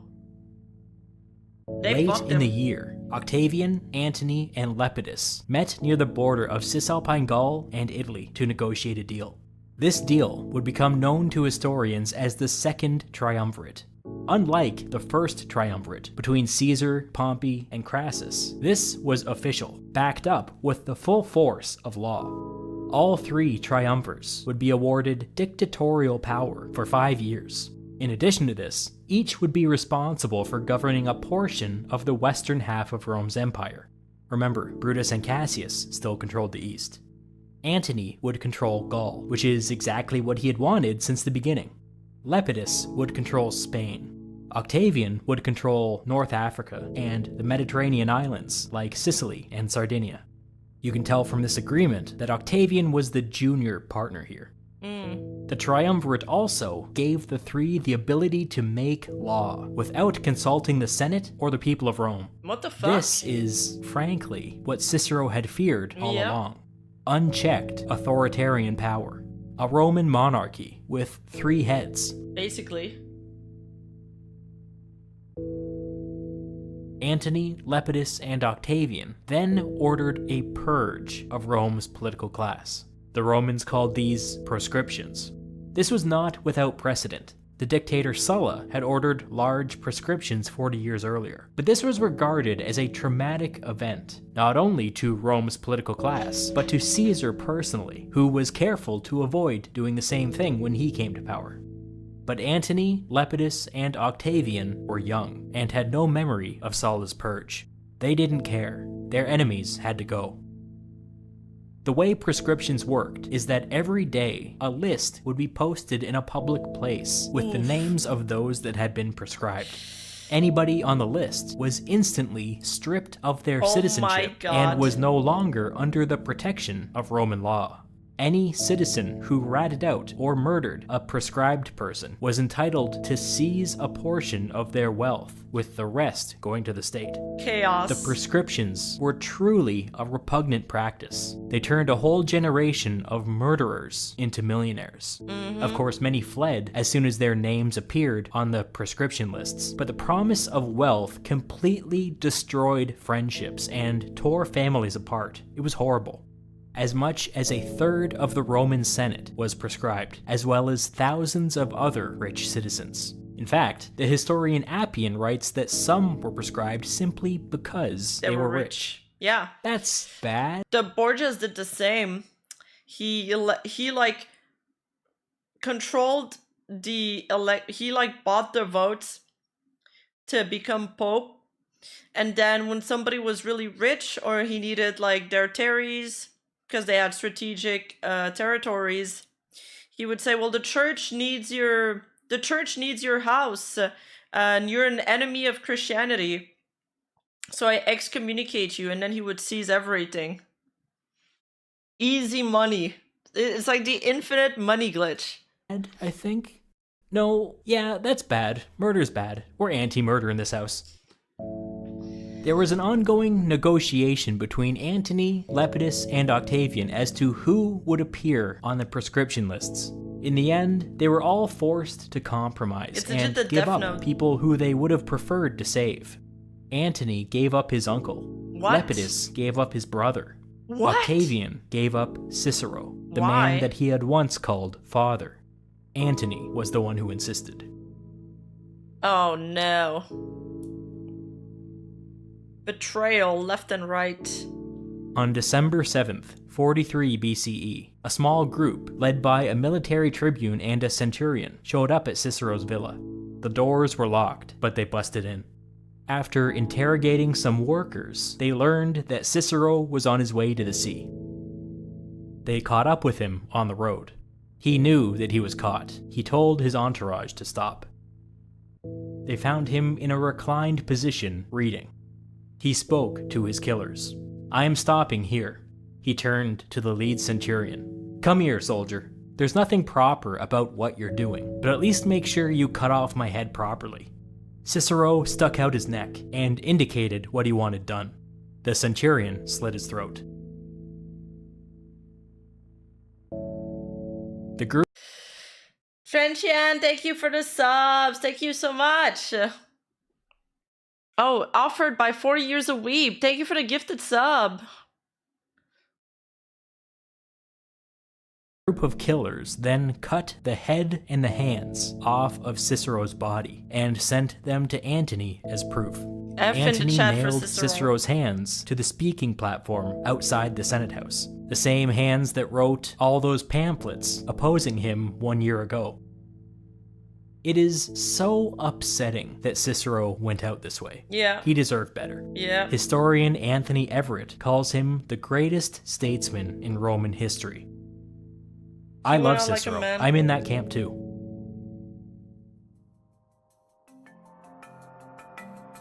Years later, when Octavian was an old man, he caught his grandson reading something that Cicero had written.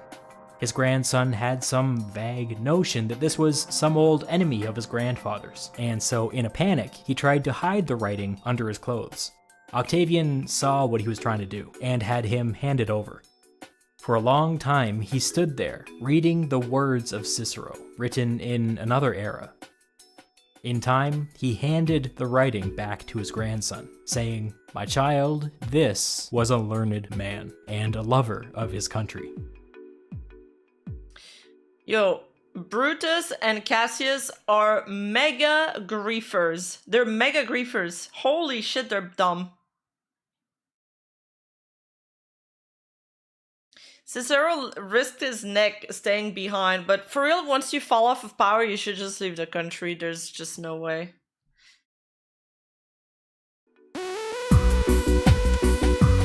Yikes.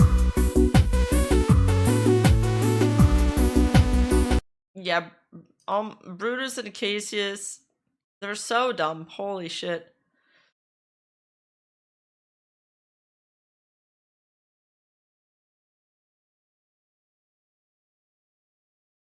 They did nothing. Oh my god. Girls during puberty. What? Wait, in the Gladiator, like the movie, do they show up to his house in the country because of prescription?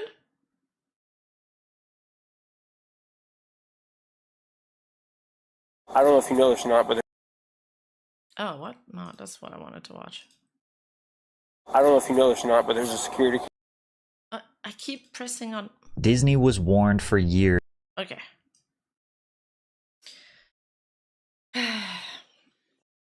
Okay, so I don't know why, but I'm like, it's very cathartic for me to watch these like my whole for you page is just dunking on that Snow White actress. She's so hateful. So Patrick CC made a video on her 3 days ago. It already got 1 million views. I think we could watch it just as a more relaxed piece.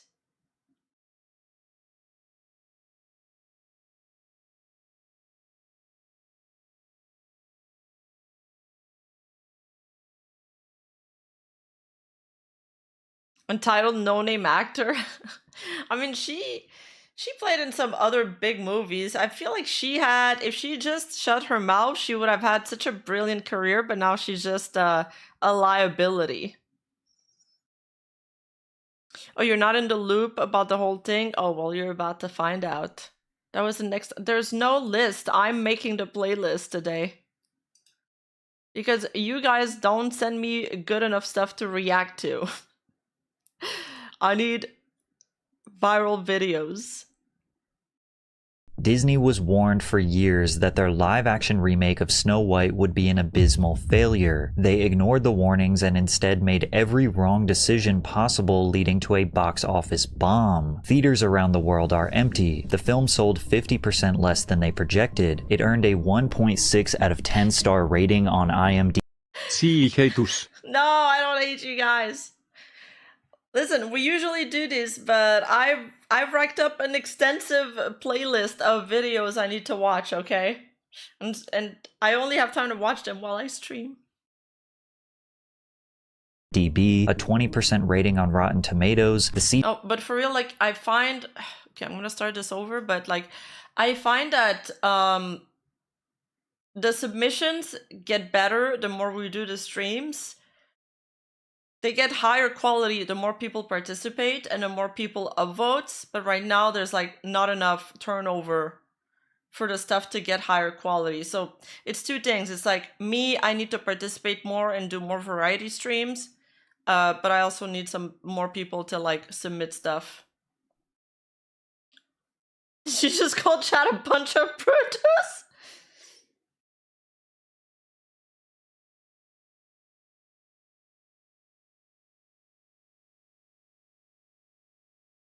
No, cause a lot of people already had called out her. He made the video because it's gonna get a bunch of views and it's hot right now because the video came out and now there's a bunch of numbers to substantiate it.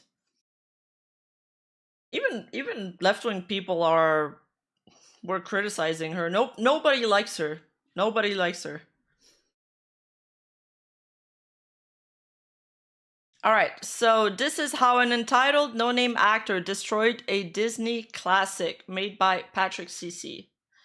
He makes he has really good tempo video essays in general, kind of like a Sunny V2 style, but without the accent. And you'll see his videos usually end up pretty abruptly. He has like this strategy where he's all about immersion and retention, and he doesn't shout out his stuff. Like, he doesn't break the story to be like, hey, by the way, check out my Patreon, which is probably an interesting tactic. Disney was warned for years that their live-action remake of Snow White would be an abysmal failure. They ignored the warnings and instead made every wrong decision possible, leading to a box office bomb. Theaters around the world are empty. The film sold 50% less than they projected. It earned a 1.6 out of 10 star rating on IMDb, a 20% rating on Rotten Tomatoes. The CGI dwarves will give you nightmares, and the little people they replaced with CGI have filed a class action lawsuit against Disney. Walt Disney himself is turning in his grave because he personally requested that the company should never change, alter, or remake Snow White, but they did it anyway by casting Rachel Zegler. I didn't know that he made this request, but they haven't been following any of his requests then. Yeah, I think that's the lowest rating on IMDb I've ever seen. Well, honestly, serves them right. Snow White was a good movie. I don't know why you need to change a winning formula. But people really think they're gonna reinvent the wheel and then they do worst. Who insisted that they change the entire film to make it more politically correct. Rachel called the original Prince Charming a stalker, insisted that Snow White was not yearning for love, but actually dreamed of being a leader. Rachel also demanded she be paid more for, quote, standing in a dress for 18 hours. Yes, and that was back then when... The Disney remake is such a Clop. Yes, it is. But, and she said that comment that she wanted to... She basically said that she wanted to be, if she's gonna be standing around in a dress for like 14 hours a day, she better be paid like every single penny or something. And that was when everybody is struggling for money. Like, people are living paycheck to paycheck.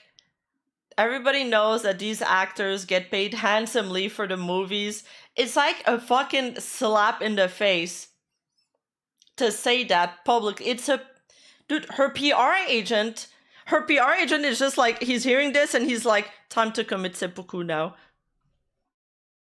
Zegler created so much controversy that Disney had to hire a personal security detail for her co-star Gal. I haven't seen how bad the movie is for myself. I have no interest really in watching the remakes. I haven't seen any of the remakes. I'm not really interested. I've seen like the Tarzan remake or like the Jungle Book remake a long time ago. Like the live action one, but I always feel, first of all, that like going from animation to live action is a little weird.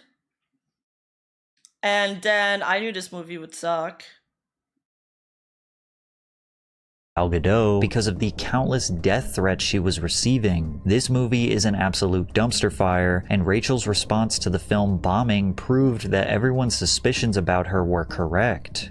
I'm a narcissist. And yet none of that has anything to do with why people were suspicious about Rachel Zegler in the first place. In 2018, Rachel's friend sent her a tweet about an open casting call for Steven Spielberg's film adaptation of West Side Story. So 16-year-old Zegler recorded and submitted an audition tape. Bernardo and Anita argue all morning about a fight that's gonna happen tonight. Now, she was definitely a promising young talent. She spent her childhood acting in countless plays and developed an impressive singing voice. Rachel was just one of 30. Yeah, I watched the latest Hunger Game, which she played in. It was not a good movie, but her acting was good. It stood out. I'll have to give her that. Her acting is good and her voice is really good.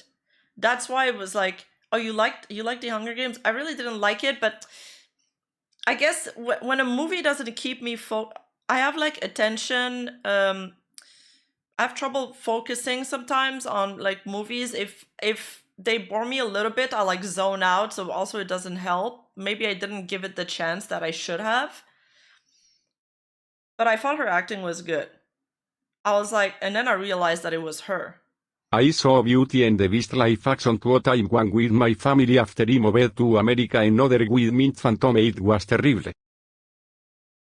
I like the songs in the Beauty and the Beast live action. But that's why I do think like she would have had so much potential as an actress, because directors want people like her, like people that they'll play a role like easily.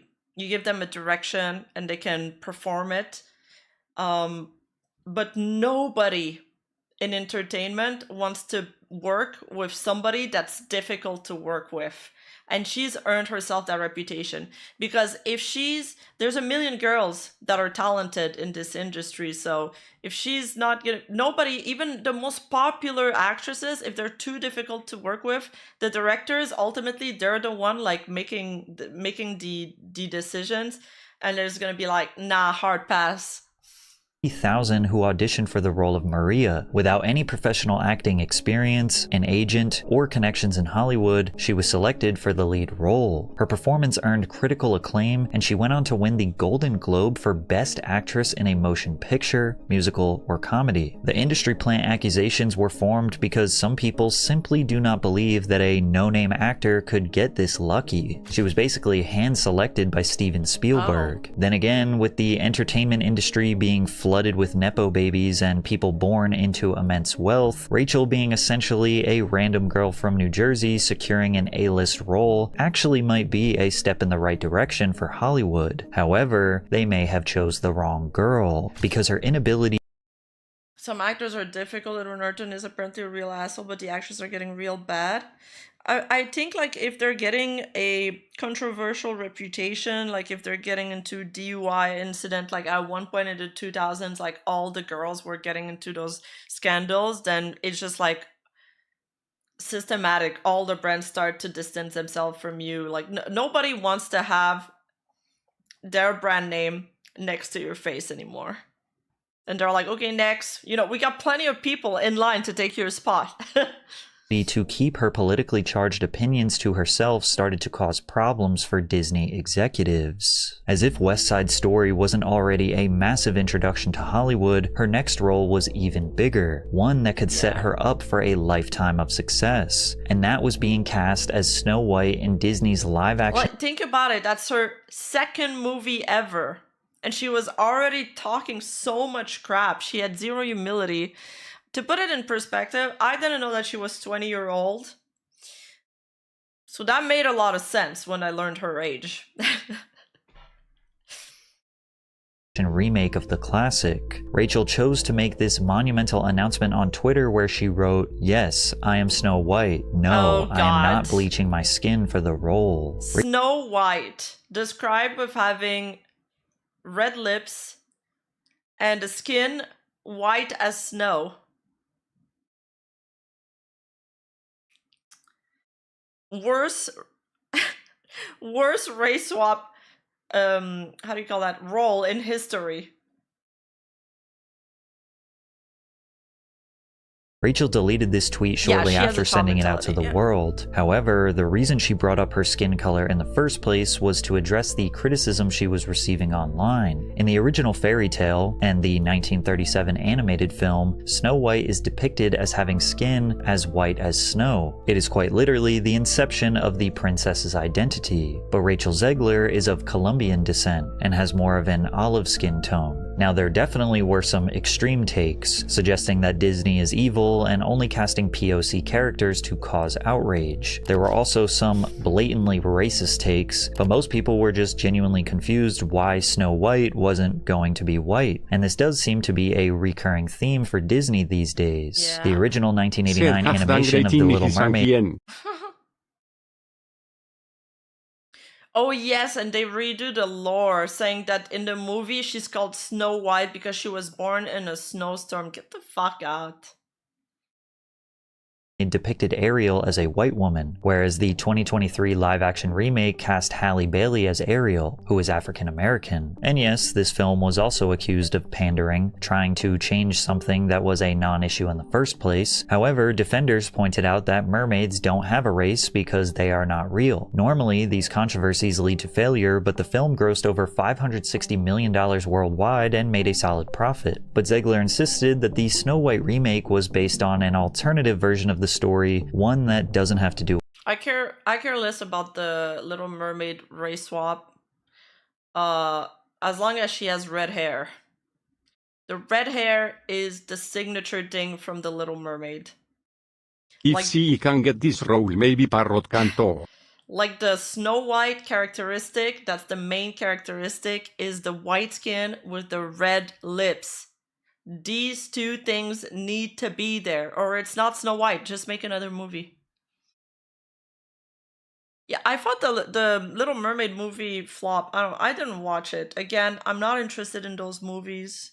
They're not for me. They're clearly not for me. With her skin color. She said, "It fell back to another version of Snow White that was told in history, where she survived a snowstorm that occurred when she was a baby, and so the king and queen decided to name her Snow White to remind her of her resilience. One of the core points in our film for any young woman or young person is remembering how strong you actually." They should have made the Little Mermaid like the real story of the Little Mermaid that actually ends with a bad ending, where she just becomes like that white foam that you see on the sea because she doesn't end up with the prince and it's like horrible. Somebody make the dark version of like the Little Mermaid. Like the one that was meant to scare little children. Are. And while this may seem like a small nuance that doesn't really matter in the grand scheme of things, it was an insight into the major changes that were coming next. Because the more Zegler talked about the film, the more it seemed like it was going to be a disaster. Particularly in this Variety interview where she talked about how she and the writers are giving Snow White a modern twist. You said you were bringing a modern edge to it. What do you mean by that? I just mean that it's no longer 1937, and we absolutely wrote a Snow White that is not going to be saved by the prince. She's not going to be saved by the prince. She's not going to be dreaming about true love. She's dreaming about becoming the leader she knows she can be. Snow White dreams of being a leader? Why not write a totally new story instead of remaking the old ones? It has nothing to do with Snow White. Zegler, there is nothing wrong with dreaming about true love. But people were not overreacting in the comments. I read the book and what the anime Little Mermaid movie was so sad it completely different the Disney version. Yeah, it was sad. I remember reading the Little Mermaid. I was actually traumatized. Stripping this classic story. Oh yeah, and her little weird. We've seen it so many times. Oh my god. Just her I don't know. She's really expressive and it probably works well in acting, but in interview coupled with what comes out of her mouth, I don't know, she kind of looks like a snake that's about to strike. Of its roots. I mean, you know, the original cartoon came out in 1937, and very evidently so. Like this. The way and very evidently so. Oh my god. There's people that are doing like TikTok impressions of her like side by side and it's so fucking funny. There's a big focus on her love story with a guy who literally stalks her. Yeah. with the guy that literally stalks her. What? What do you mean he stalks her? What is she smoking? Weird. So we didn't do that this time. Rachel Is Snow White gonna Me Too the prince in that movie? Your Honor, he put his hand on my shoulder. This is sexual assault. Imprison him, jail him. Rachel's tone might come off silly to some, but it is evidently so sarcastic. Referring to Prince Charming as a stalker is inaccurate and disrespectful. Yeah. We are not talking about just any Disney film. We are talking about the first ever full-length animated feature film in history. This is quite literally Walt Disney's baby. Now, people are already a little apprehensive towards the countless remakes of old Disney classics, but Yeah. Rachel's lack of class and grace Aladdin was so fucking bad too. Holy shit, it was bad. pushed anyone who was even a little open-minded away. Despite that, she continued to express her disdain for the original film. I was scared of the original cartoon. Like, I'm being so serious. I watched it once, never revisited Snow White again. What's interesting about Rachel claiming to be scared of the original film is that she also said the exact opposite during her press tour, showing pictures of her as a child in her Snow White dress and how she always dreamed as a little girl of being this princess. This constant flip-flopping along with her sarcastic tone just soured people's perception of her. But not only did she seem unappreciative of a Disney classic, she also made some interesting comments about her next role as Anthea in Shazam! Fury of the Gods. What made you want to... I don't know if Aladdin looked the part. They made it based in India. No. And they literally have the opening song, which is like Nights of Arabia or something.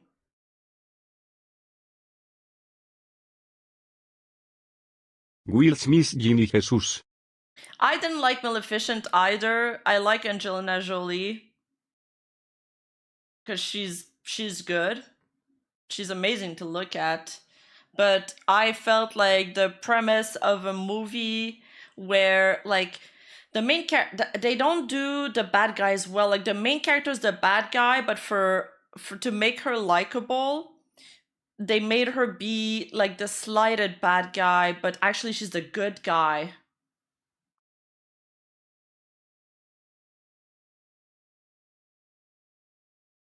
So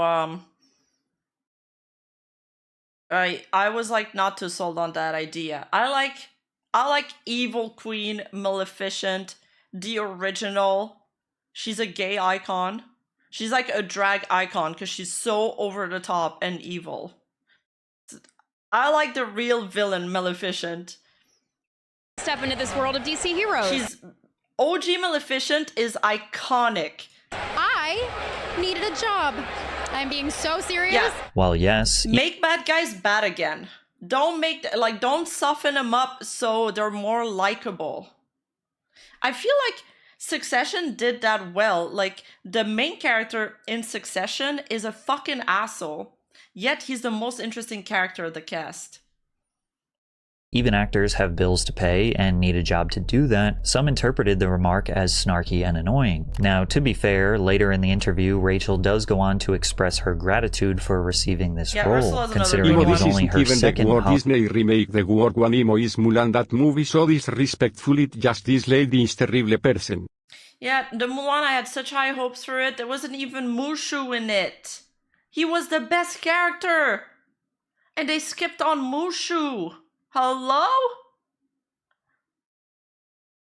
I don't know. And they also changed the original story a lot. It was bad.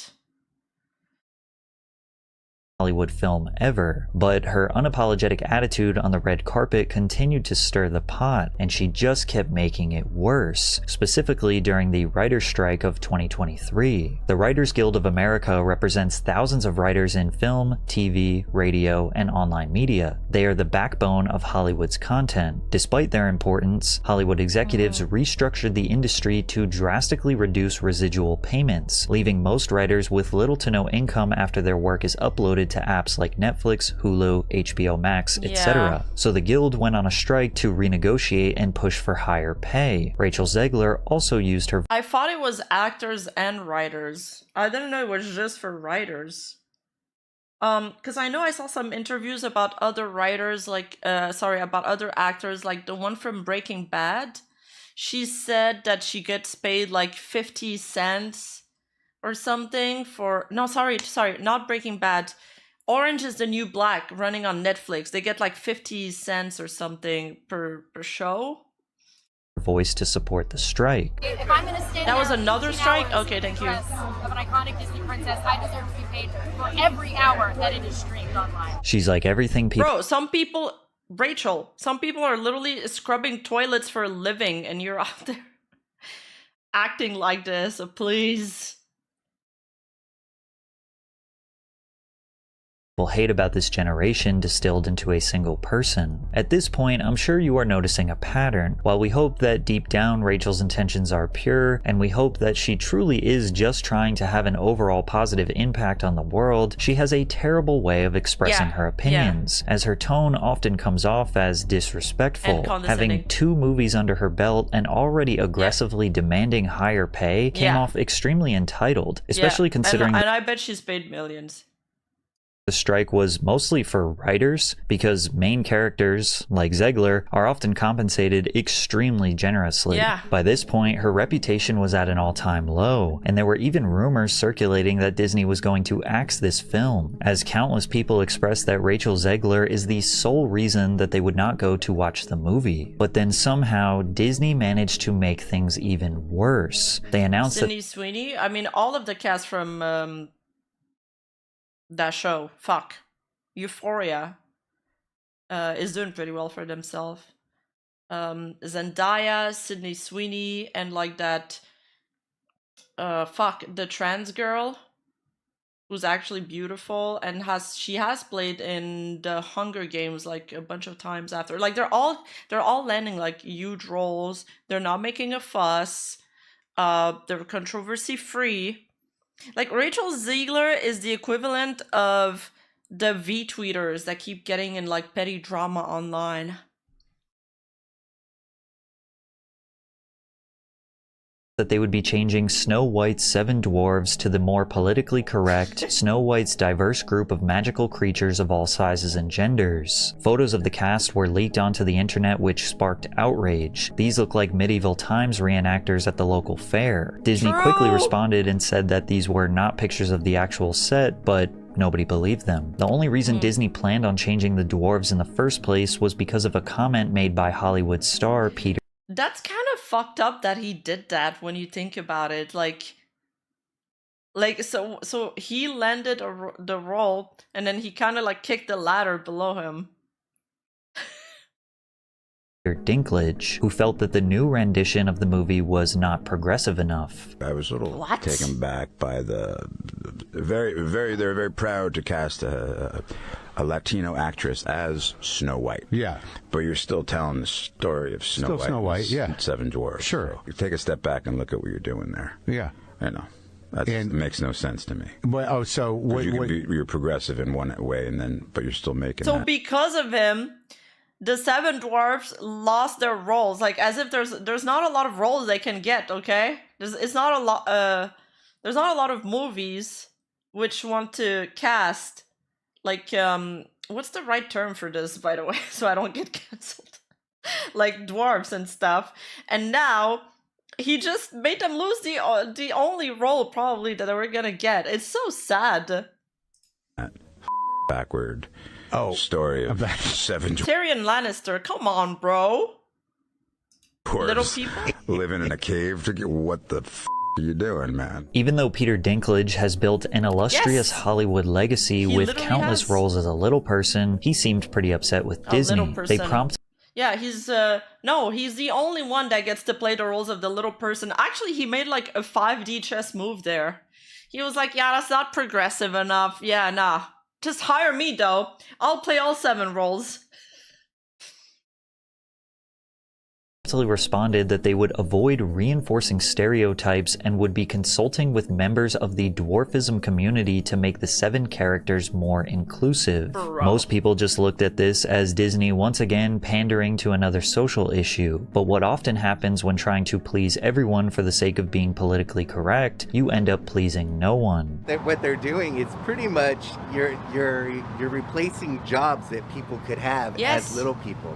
Snow White and the 7 Dwarfs, it's 4 dwarfs. Yes. Disney was panicking for a solution to make both sides happy, and nobody could have predicted how bad their solution to this problem would be. They picked the Instead of worst. casting real actors, Disney decided to eliminate them and use CGI dwarves instead, which will provide enough nightmare fuel to last you the rest of 2025. They looked at like the little gnomes that you put in your garden to keep the jinns away or something. The dwarves look like scary monsters, not cute, charming friends. The overuse of CGI in this film allowed them to take shortcuts. Instead of creating detailed artistic sets and costumes, they relied on animation, which made the film feel cheap, hollow, and soulless. Like, wasn't this supposed to be a live-action remake? Where's the live action? Why is there so much CGI? Why does it look like a really bad cartoon? Additionally, the significance of the dwarves to the story was drastically reduced. Grumpy and Dopey got a decent amount of screen time, while the other 5 dwarves were barely shown enough for the viewers to be able to distinguish them from one another. Ironically, all of these decisions were made to avoid backlash from the dwarfism community, and now the little people who were removed from the film are now planning a class action lawsuit against Disney for replacing them with cartoons.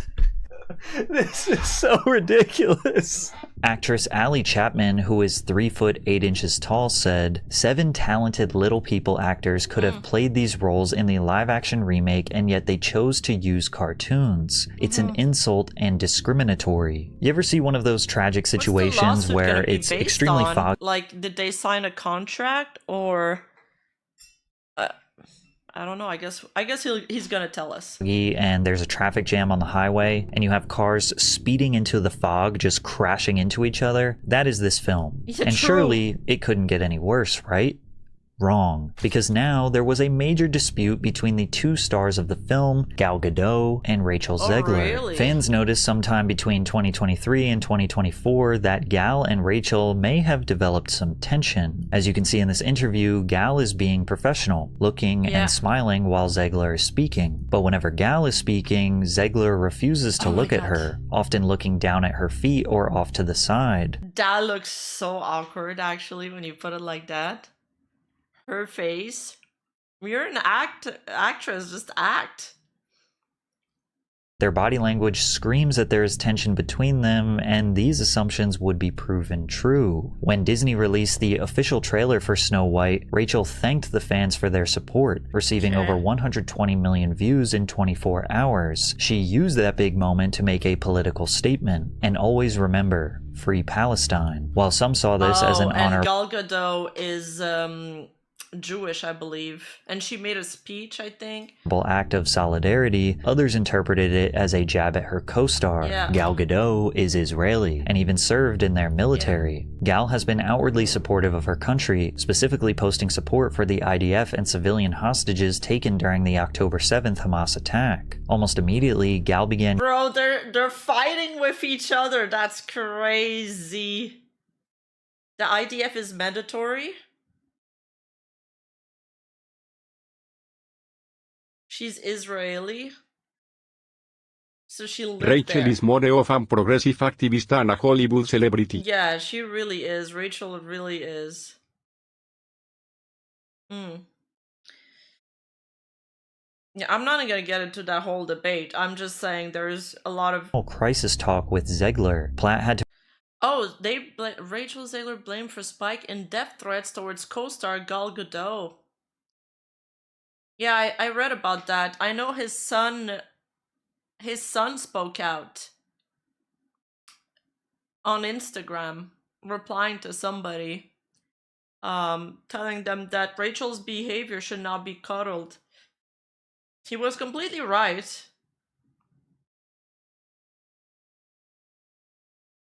YouTube's trash tonight.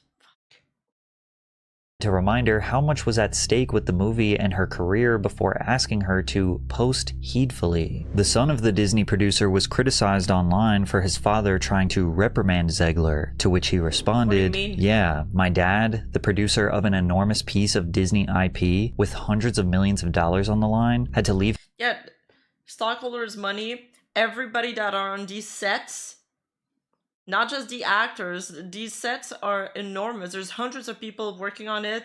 There's freelancer hired to help building stuff for the sets, for the costume, etc. All because of Rachel's statement, because she couldn't keep her mouth shut. They're all gonna like lose their jobs and lose money. Nah. She's just a little kid. His family to fly across the country to reprimand she's got a horrible mindset. 20-year-old employee for dragging her personal politics into the middle of promoting the movie for which she signed a multi-million-dollar contract to get paid and do publicity for. This is called adult responsibility and accountability, and her actions clearly hurt the film's box office. Free speech does not mean you're allowed to say, I mean, TBH, okay, she made it a lot worse, but regardless, the movie was cooked either way. The story is trash. They rewrote the story. As soon as they rewrote the story, it was going to be trash. She made it a dumpster fire. Oh my god, dude, that dude is completely right. He cooked there. He actually cooked. Whatever you want in your private employment without repercussions. Yeah. Tens of thousands of people worked on that film, and she hijacked the conversation for her own immature desires. Hijack the conversation for her own immature desire is so accurate. At the risk of all the colleagues and crew and blue-collar workers who depend on that movie to be successful. Narcissism is not something to be coddled or encouraged. Now, Rachel Zegler cannot necessarily be held responsible for the actions of other people. After all, her and her co-star are doing the exact same thing. They are just expressing support for opposite sides. But all of this could have been avoided if they just left politics out of a children's movie. But Zegler was insistent on making her political opinion heard at any opportunity she could. Vote for Kamala Harris. And it's actually non-negotiable. Our rights are on the line, folks. Our reproductive rights. She looks creepy. Come on. Go vote blue. And if you disagree with this sentiment, just hit the unfollow button. I don't need your business.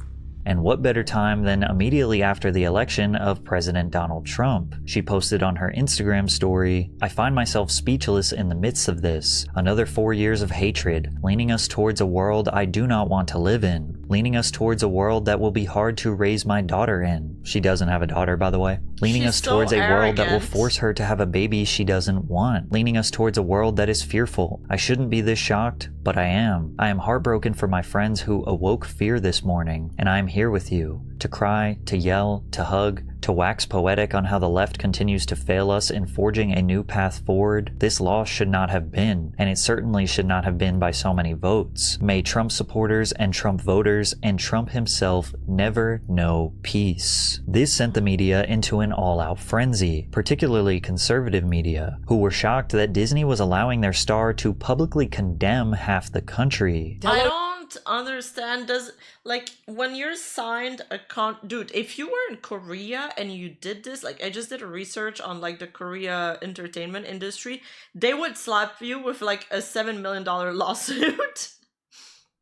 Korean agencies will literally break the film contract if you get into controversies like that, and then bill you the penalties for it. Like, all of the losses, they bill them to you. So you're fucked if you get into a controversy.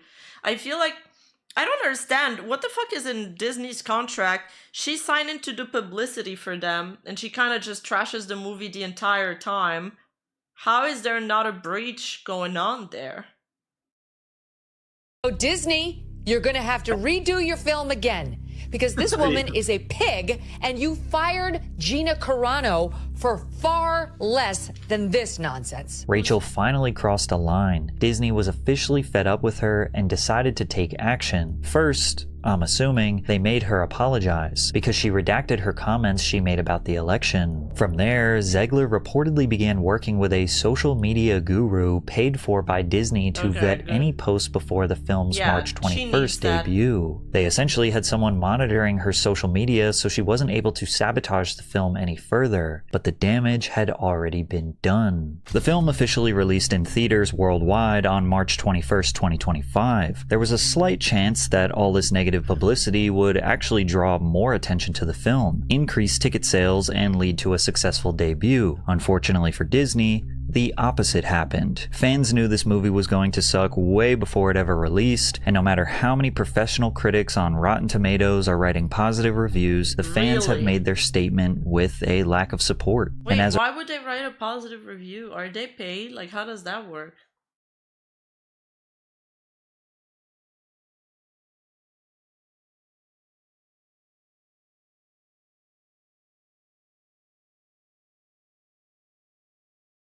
They're paid? Access, like when, like if you don't write something positive for me, then you're not getting to pre-watch my next movie? Okay.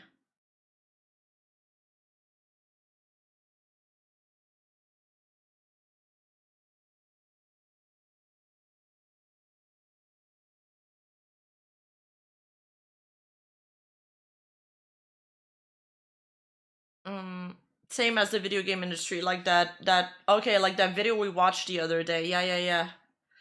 I see.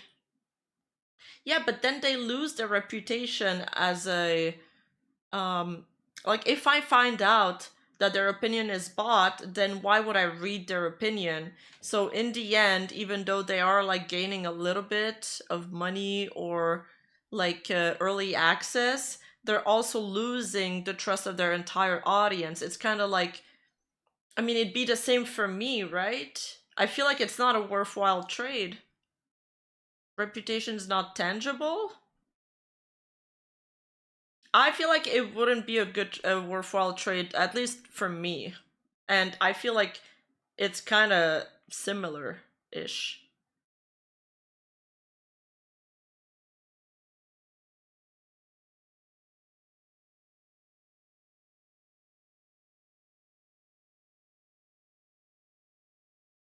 Anyway, okay, yeah, sorry. As a result, Snow White has suffered a disastrous opening weekend at the global box office, earning only $87.3 million worldwide, which sounds like a lot until you realize that it had a staggering $250 million production budget, which some reports suggest is actually closer to $300 million after reshoots and marketing costs. That means they had a... That is way too much for movies. That is so unsustainable.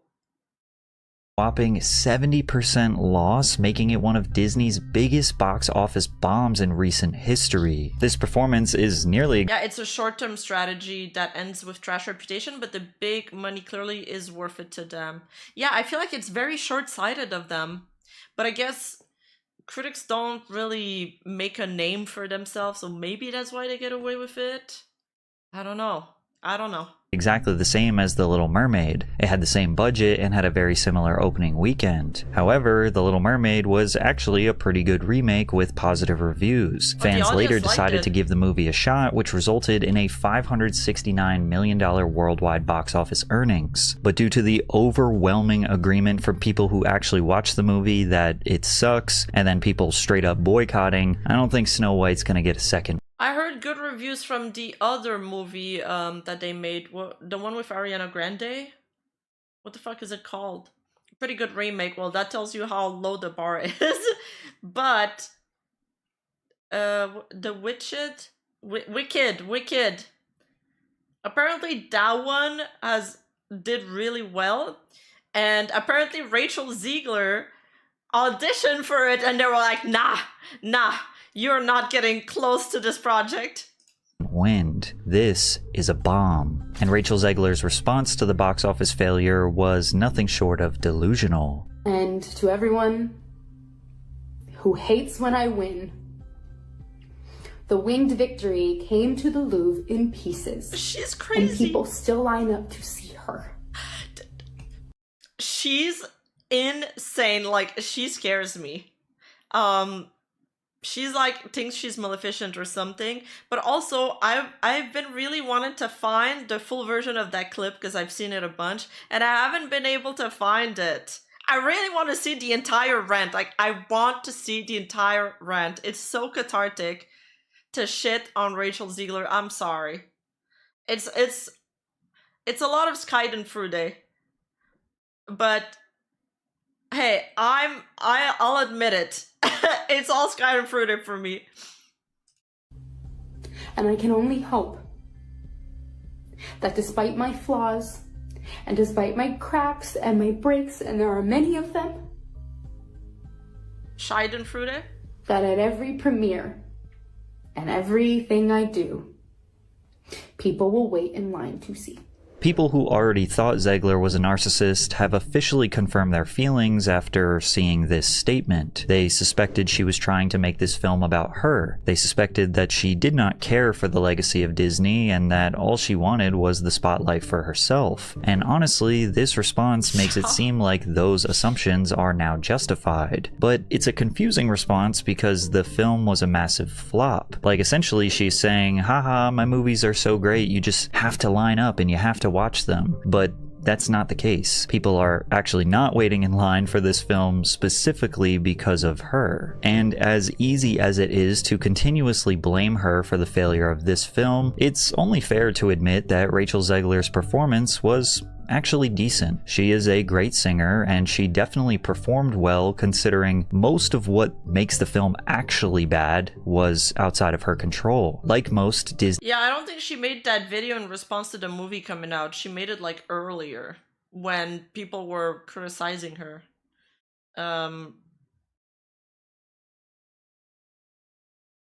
live action remakes, Snow White... And for Maleficent, you need to be sort of over the top, kind of like what I was saying earlier. lack the magic of the original. The CGI looked cheap, the colors are dull and boring, the evil queen didn't feel very evil at all. These remakes often struggle to capture the same charm, making them... She made the statement after the movie came out? I don't know, everybody's saying something different. I don't know. I guess we'll have to check.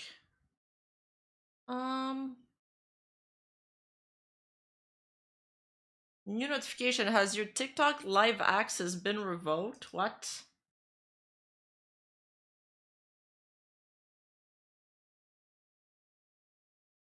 No, I don't think so.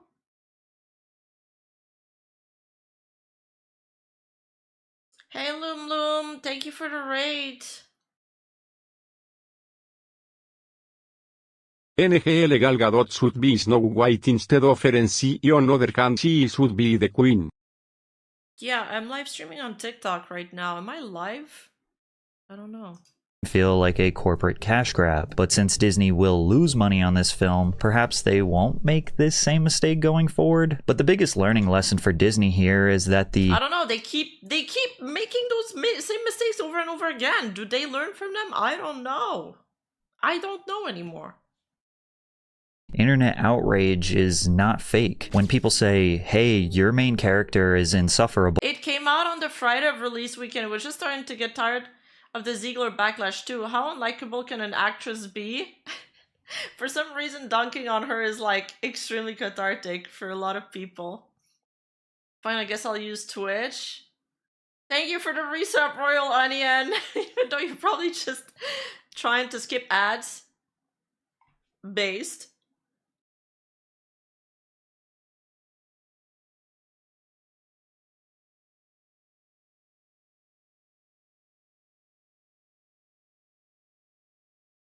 And I will not spend my money to see this movie, they're not lying. No. When people say they genuinely want politics to remain out of a children's movie, they are not lying. And when people say it's better to just invent new stories instead of alter the classics, they are not lying. The people won, but the truth is, this film should have never been made. Walt Disney himself was extremely protective of Snow White and the Seven Dwarfs. This was essentially his baby. Walt reportedly rejected multiple ideas for sequels sequels, including a proposed short called Snow White Returns, and was adamant that the original story should not be altered or expanded, as he believed Snow White was a standalone masterpiece that should remain untouched, and it's extremely evident that Disney should have honored their creator's one wish. One of the biggest streamers. Yeah, they're dumb. Holy shit, they're dumb. Yeah, I have a Twitch. Yeah, sorry about my YouTube lagging. I haven't called my ISP yet. I had one fucking job. What is the Black Cauldron? I don't know this.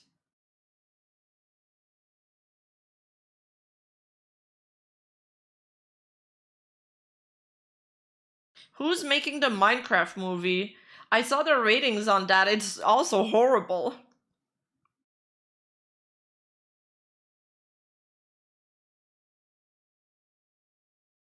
Rima, no one has ever told you this in your life, but I think it is important for you to know that you are very reckless.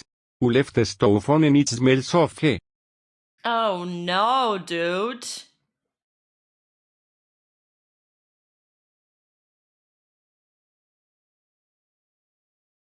You can post it in Discord.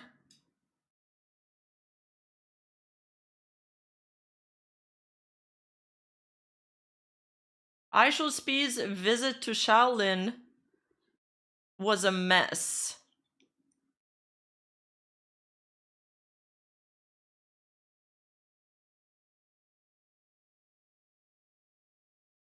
One of the biggest streamers in the world, Speed, is touring around the world and is currently in China. He showed some of Beijing, Shanghai, the Great Wall, and of course, if you go to China, you can miss out on visiting the Shaolin Temple to learn some authentic Kung Fu. I watched the whole thing and I gotta say, I'm very conflicted. On one hand, it was— Oh, he's wearing a mask on his head to like a cap, like not a mask, a cap with makeup to do like he's bald. I was wondering if he had shaved his head at first. Genuinely one of the funniest and most wholesome things I've ever seen. I was crying tears of laughter. And on the other hand, I will try to explain what I mean by this later on. Some of his behavior was not quite appropriate for the setting. Oh, beautiful. Oh, I do not believe he's ill-intentioned, quite the opposite. I know he's playing things up for entertainment, but now that so many new eyes are on Shaolin and China, let's clarify some things and talk about how authentic his stream was. Dude, I saw that. What I that looks really painful. Loved and what it missed. I have some background info on Master Yang, who saved the stream. The temple where his stream began, his performance, and much more, so let's dive in. If you're new here or an Speed fan, I'm Ranton, I'm a 34th generation Shaolin disciple, and if you want to see more info about that, check out this video. Anyhow, his stream was not off to a good start. In fact, the moment it began, I got worried right away. I will become a Shaolin monk! Because this isn't the Shaolin Temple. This isn't even the Shaolin... He was kind of entertaining then, but I gotta say this style of streaming is really not my cup of tea. Like the over-the-top constant yelling and shit is like... I feel tired after watching a few minutes of Speed. Scenic area. The signs read Sung Fu Temple, which I've never heard of. These kids definitely are not monks, and the sign right above the headmaster reads Songshan Shaolin Si Shi Yan Xiu Shou Tu, which means that Master Shi Yan Xiu is taking in disciples. I knew a Shi Yan Xiu, that isn't him, and you might not think a lot of it, but for me, the alarm bells go off right away. Places like this exist by the hundreds in that area to lure in mostly foreign students by telling them they'll become a Shaolin disciple if they pay enough money. It's how Shaolin discipleship gets watered down and essentially worthless. If you don't know the Shaolin business microcosm, you are bound to get scammed. I'm not saying this place here is a scam. There are tons of legit Shaolin Temple offshoots, but I know how this works and I've seen it a million times. You find a website of a school that has Shaolin Temple written all over it, and when you contact them, they'll also tell you on the phone that it's the real Shaolin Temple. But when you arrive, you'll never even see the real temple. I see my theory confirmed by the events that follow. They say to Speed that they will run to the Damo Dong.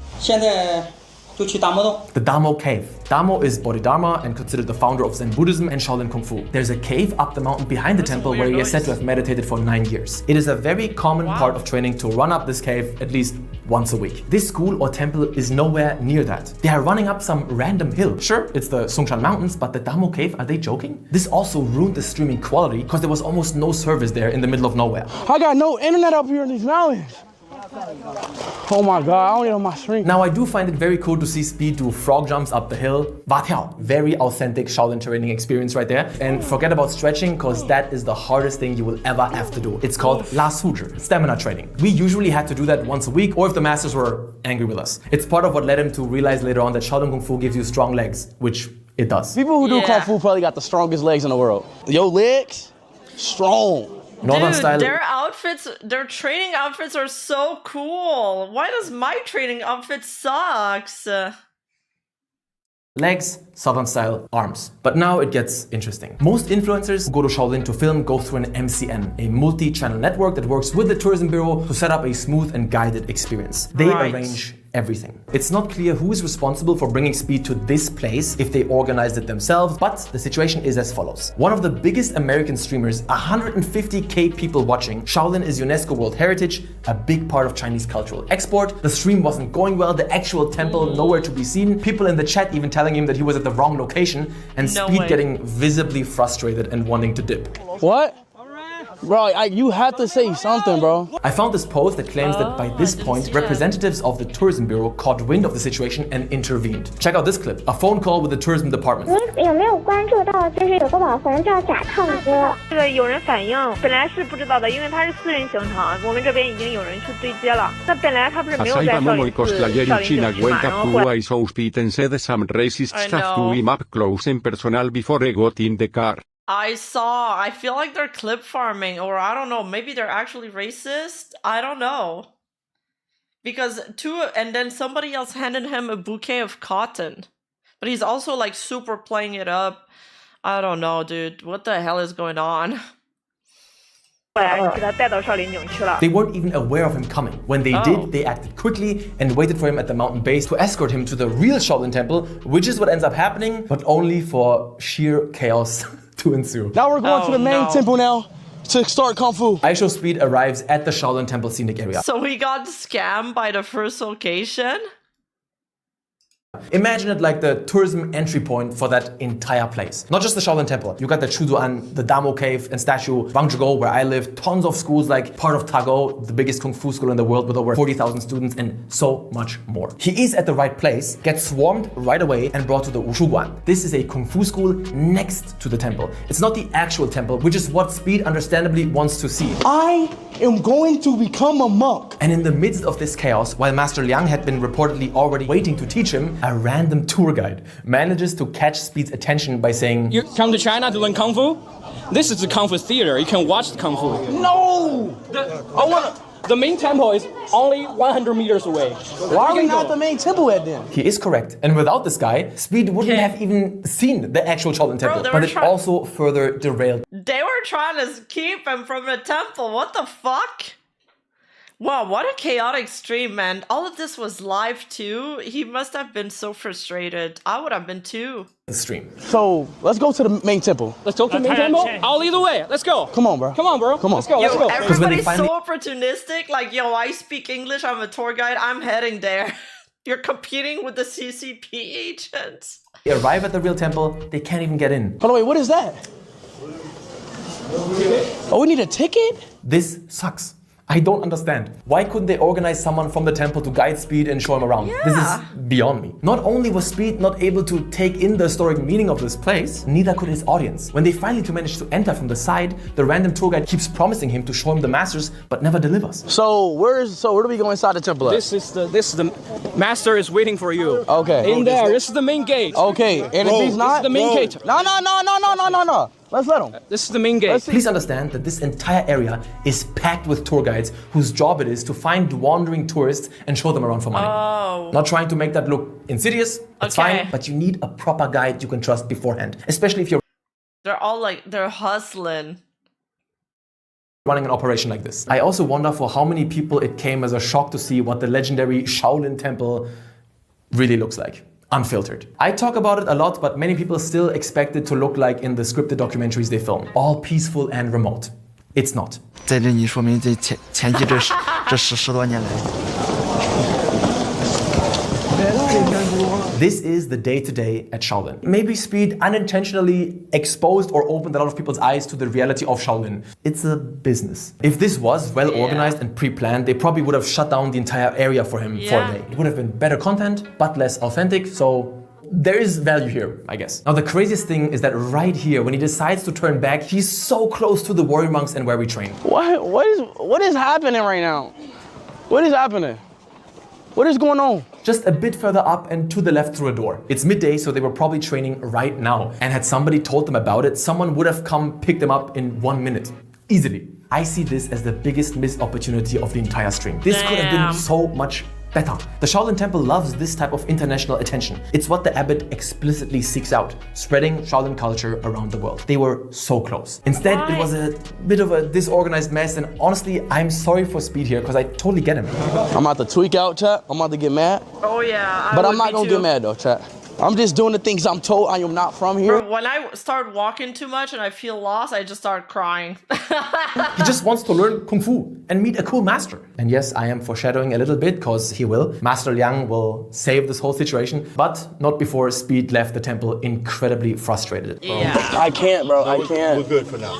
I can't. The stream has been going on for over 2 hours now. No master, no Kung Fu, no fun. But as they head back to the Wushuguan, his luck finally turns around and he meets Master Liang, who had been teaching his own class that day, as he states in a video that he released on his social media. Even though I am disappointed that it's not taking place in the actual Shaolin Temple, one thing has to be said. Many people are under the wrong assumption that you will see the best Kung Fu by the Shaolin monks. That is not correct. They're good. Many of them very good, but so are the schools surrounding it. Some of the best practitioners never went to the temple. There's also tons of exchange of students and masters between all these different places. So don't worry, he didn't see some second-grade Kung Fu at Wushuguan.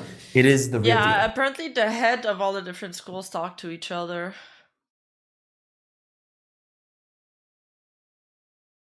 Did Speed Team even reach out to anyone official? Apparently they did, but like they didn't put them in touch with the right person, which resulted into this. A huge mess. In fact, the Wushuguan students perform almost daily for an audience. In the temple, it's irregular, and it's not the masters that perform the most, it's the students. It's literally part of their training. If you can do something well, you gotta be able to do it in front of an audience. Now check out one of my favorite moments in the entire stream. You master? Yeah. You master? Hey. No. Wait. Speed is of course very happy to have finally found a master, so he's bowing all the way down to the ground. Notice the master's reaction. He is not accepting that. He calls himself 教练, which just means coach. 我是教练. Teach me Kung Fu, please. No problem. He doesn't just hold him up or lift him up by standing himself, he goes down with him. Speed is showing too much respect here in a way. He's lifting the master to a level where it would make him look bad if he accepted it, especially live. Not only does this show his humbleness, but to be quite frank, very few masters would accept an impromptu introduction like this by a foreign superstar. You should only bow like this for the abbot of a temple in the setting of a formal introduction. Do not greet coaches or masters or basically anyone like this. I think Aisho's Speed just wanted like a little bit of comedy, or he was playing it up. Don't do it, it's overkill. And something similar goes for hugging. No hugging. Hold on. Way too much. It is not as common in China as in the West, even less among men, and even less in the Shaolin community. Look at that kid. He's completely overwhelmed. Now, before anyone gets mad and says, calm down, bro, it's not that serious, or they know it's just for show, I understand and I agree. No harm done. But my guess is that most of you won't have a camera team, translators, bodyguards, 150k live viewers, and fans swarming them when you plan to visit Shaolin to train. Is that fair? What I'm saying is that if you go, do not behave like this. The context will be different, and so should your behavior. And while we're on the subject of behavior, there are some more inappropriate things that Speed does. Yes! Oh, shit! I am serious. Please don't give me this "it's for entertainment" argument in the comments. I know. But I want to clarify it because he has a young audience and somebody needs to tell them that the only reason he got away with it is because everyone is aware that this is a Westerner and it's supposed to be fun. This type of screaming during training.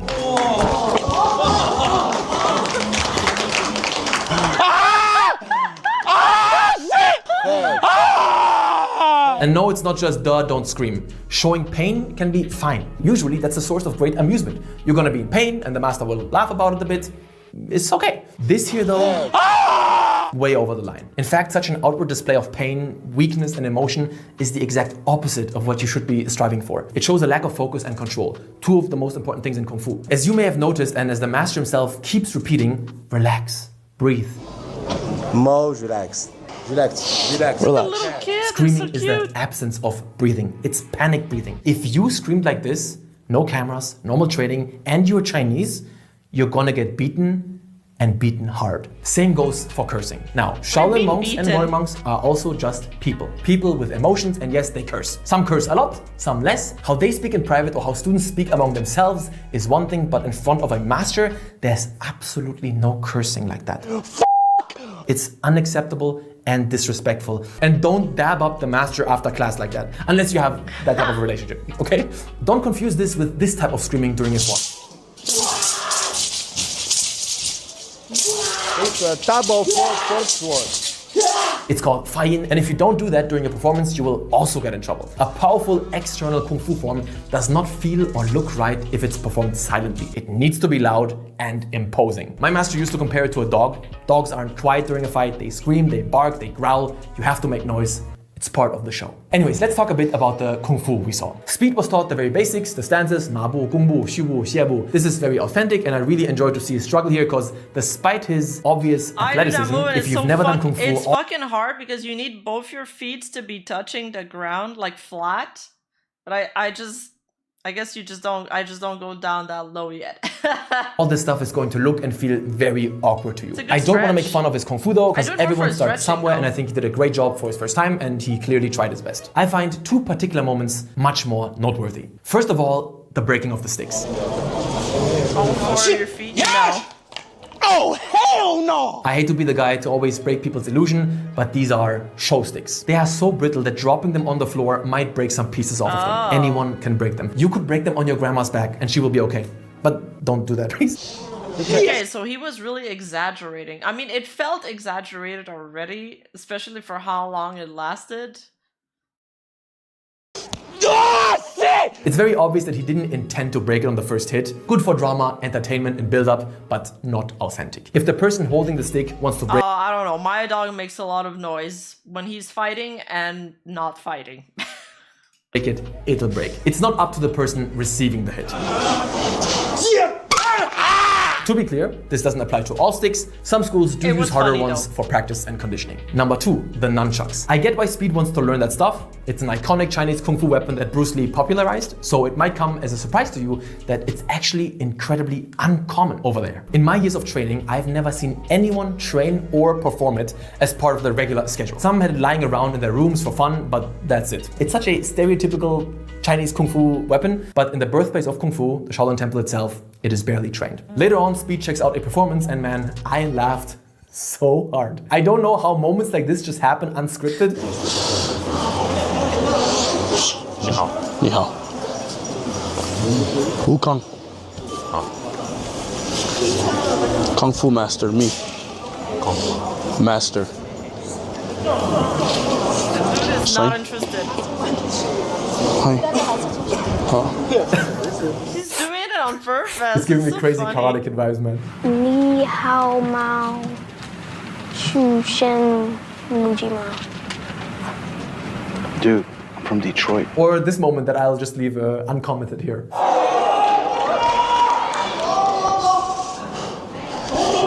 Wait! Nay, nigga! Some quick insights into what you're looking at here. This is called Rangong. People who perform this start at a very young age. They get borderline tortured to become this flexible in a short period of time. Very hard to look at that process. If you think this is cool and you want to go to China to learn this, if you're over 14, 15, forget it. Gotta start young. Even though Speed enjoyed it a lot, I'm not a fan of the suction cup thing. Sometimes they will also throw needles through glass. To me, they have nothing to do with martial arts. Not saying it's easy, but you gotta understand, these are essentially street performance arts in China that Shaolin integrated into their shows because people enjoy watching it. I guess that makes it part of Shaolin Kung Fu, but you shouldn't pay too much attention to it. It's got nothing to do with martial arts. The spear on the throat thing is legit though. As you can see, Speed giving up on it right away. Dude, very lightly, very lightly. Tell him. Tell him very lightly. The bodyguard is like, nah. I can't do it, bro. I actually can't do it. I can't do it. Last but not least, I want to highlight a very interesting moment at the end of the stream. Master Liang did an incredible job here. Truly polite, respectful, patient, fun. Speaks English, some German. Langsam. Invites him to stay longer, gave Speed insights into so many facets of Kung Fu. If you have time, you can stay here 5 years. You are really Kung Fu master, I think. He tells his students to perform carefully on the concrete. He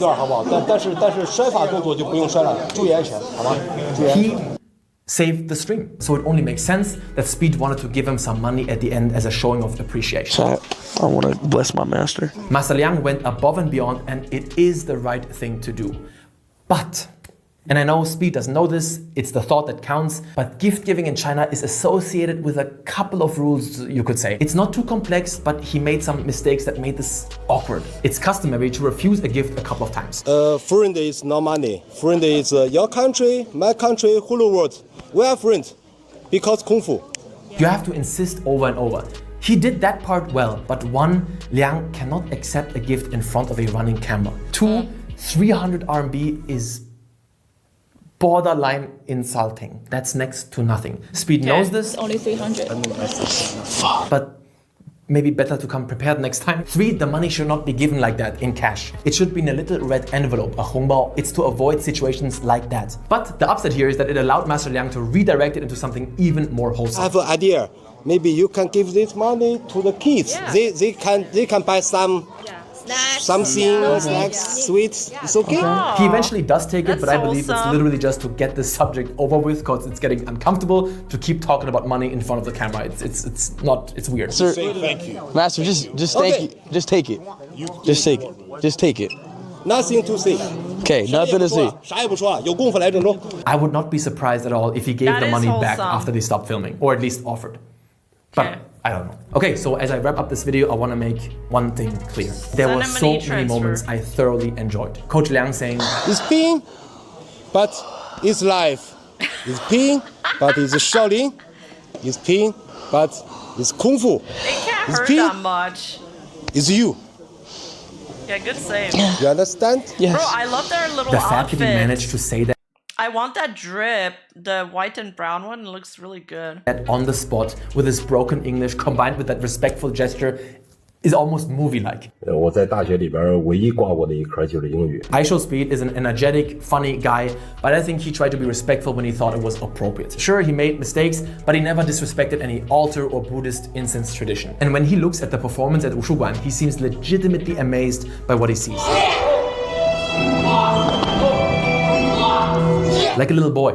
Reminds me of me when I started. He failed English. Yeah, the master failed English. He's like me for real, for real. It's very hard to strike a good balance between making it engaging and goofy and also respecting the people and the culture while you're face to face with it. Considering that and who Speed is, I found the whole thing disorganized, but still fantastic. On a personal level, it feels good to see this place again, and I see it as a genuine celebration of Chinese culture, and Aisho's Speed showed great appreciation throughout the training. He always remained curious, and his legs must have been hella sore the next day. It also shows how incredibly friendly most Chinese are to visitors, and it warms my heart to see all the zhong in chat, which is what people from the Henan province, where the Shaolin Temple is located, always say. It means good or okay, all right. Good job, man. This was pretty awesome. I hope you go again, and maybe next time organize it better and go to the real Shaolin Temple, train with the warrior monks, wear the proper robes, not the weird, cheap school stuff. Yeah. And, yeah, hope you guys enjoyed.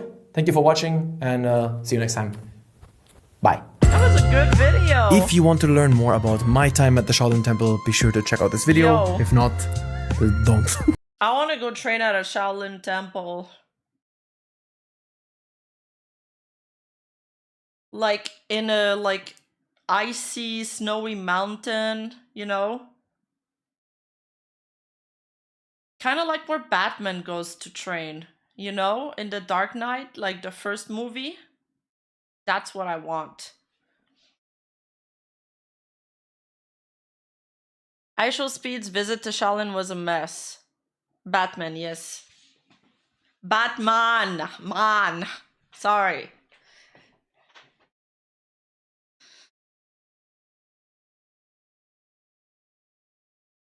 Search up a Shaolin simulator on stream some shit and do that instead.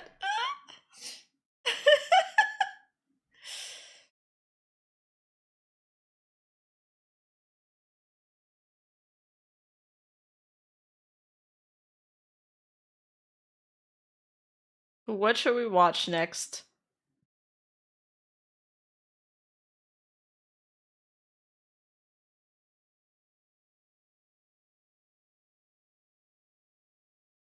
Why millennial teachers are quitting their job. Woman's obsession with 6-foot man. That one's 10 minutes long. Japan's most hated pro gamer. Oh, that one's 46 minutes. I don't feel like doing that. These voice actors want gamers banned for exposing... Oh, that's this Genshin thing. Hey guys, welcome back. Hope you've been having a great weekend. And believe it or not, we've got another set of updates to go over regarding this ongoing situation with a number of SAG-AFTRA voice actors and how they've been getting a ton of backlash from the internet at large, but especially the Genshin Impact community, who has done a great job of exposing these people. This is now like the 4th video I've made on this topic, the last 3 all around 15 to 19 minutes long or so. And at this point in time, there's just way too much to recap here in the intro without being like extremely long-winded and redundant. So hopefully you are in the loop with what's been going on, but if you don't know about any of this stuff, please consider watching my prior videos. And or you can even just go to like the Genshin Impact subreddit, look at the top posts from the last week, and scrolling through that, you should see plenty of information, although some of those posts were apparently getting mass reported by the defenders of these corrupt VAs to try and get the information taken down and censored. It does seem like since then, some of those posts have actually been reinstated by the Genshin Impact moderators though, but just know that's been an ongoing issue too. Alright, so thanks for your patience. Now on to the new stuff. We're going to start with something very amusing. I think you guys are going to find this hilarious. So I got this tag from Enthusiasm. Thank you for the tag. And it says, "Hey Hero Hey, check this out. Absolute cinema of failed damage control." And that takes us to a top post on our Genshin Impact from 14 hours ago titled, "A voice actor came on Reddit arguing why Jacob," that being Jacob Takanashi, the new VA for Kenichi / Mihoyo, were in the wrong. Mihoyo, of course, referring to like Hoyoverse, Genshin Impact, etc., etc. After having all their points refuted, they, the voice actor, deleted their entire account. Surprise. Yeah, go figure. It's even worse than that, though, because this person originally went to our Genshin Impact trying to do this damage control and it didn't work there. Everyone calling him out and exposing his lies.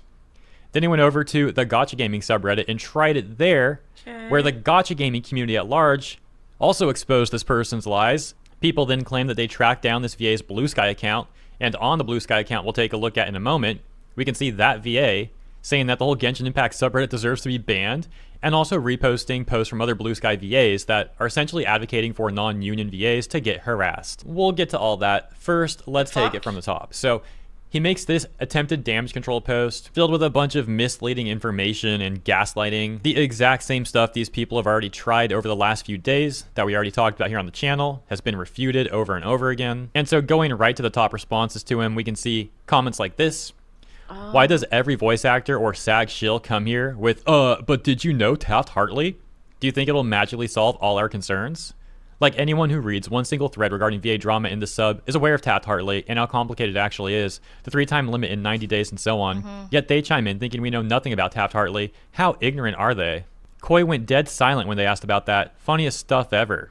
Not only that, his sign first, negotiate later comment, like, buddy, that's not how it works. You negotiate the terms first, so both parties know what they are signing and what is expected of each of them. Funny how they all say the exact same thing, almost like they received a guide telling them what to say in their posts, then disappear when they're asked the problematic... There's that one actor that keeps on tweeting about it, and every single one of her tweet is getting community notes and a bunch of people angry.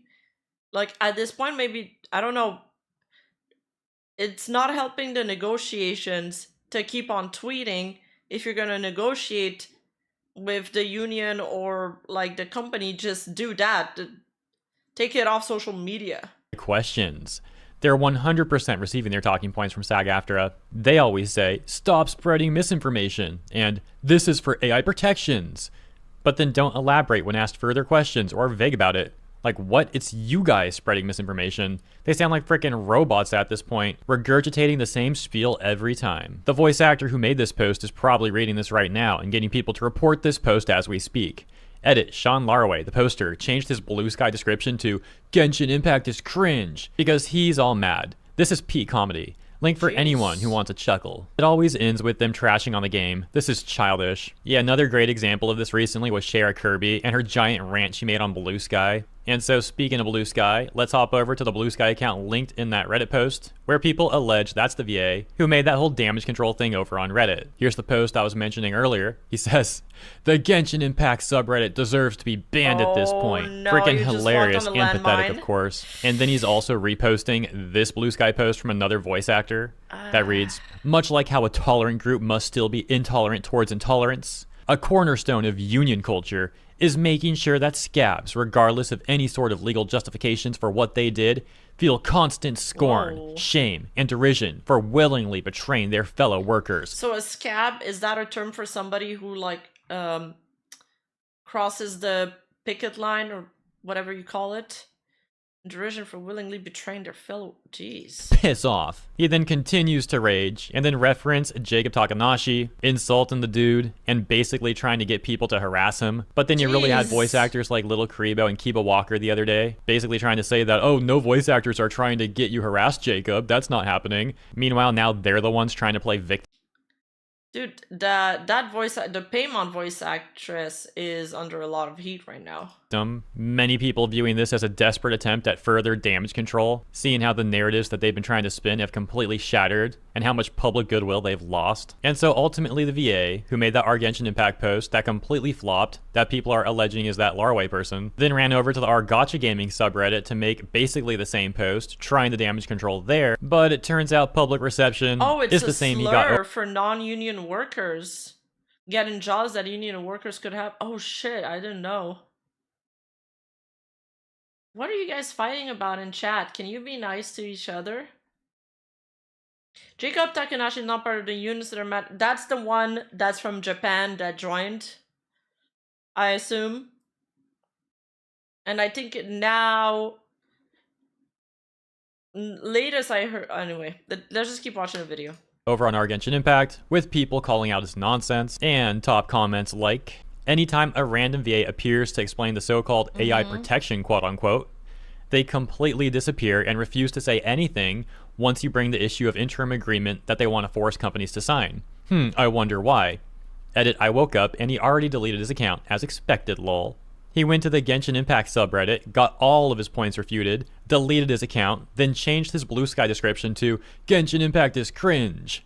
Quick side note, I thought he went to Genshin Impact and then Gacha Gaming, but maybe it was the other way around. Either way, same outcome, you get the point. And then this response to that says, absolutely loser behavior. Another top comment. There's no conclusion to this, it's still going, because that one VA, the one with like the pink-haired PFP, keeps on tweeting, like as I said, and now the Paimon VA made a TikTok where she looks like, she sounds crazy. It's not, they're not winning the public opinion fight.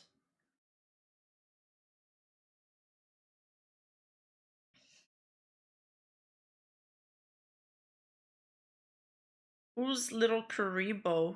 Is that a VA?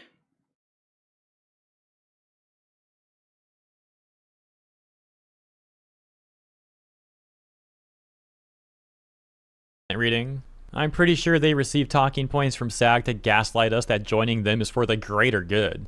Gee, that phrase sounds familiar, and it doesn't have any malicious undertones behind it. Anyways, because of them attacking Jacob and labeling him. Oh, he's an animation community celebrity.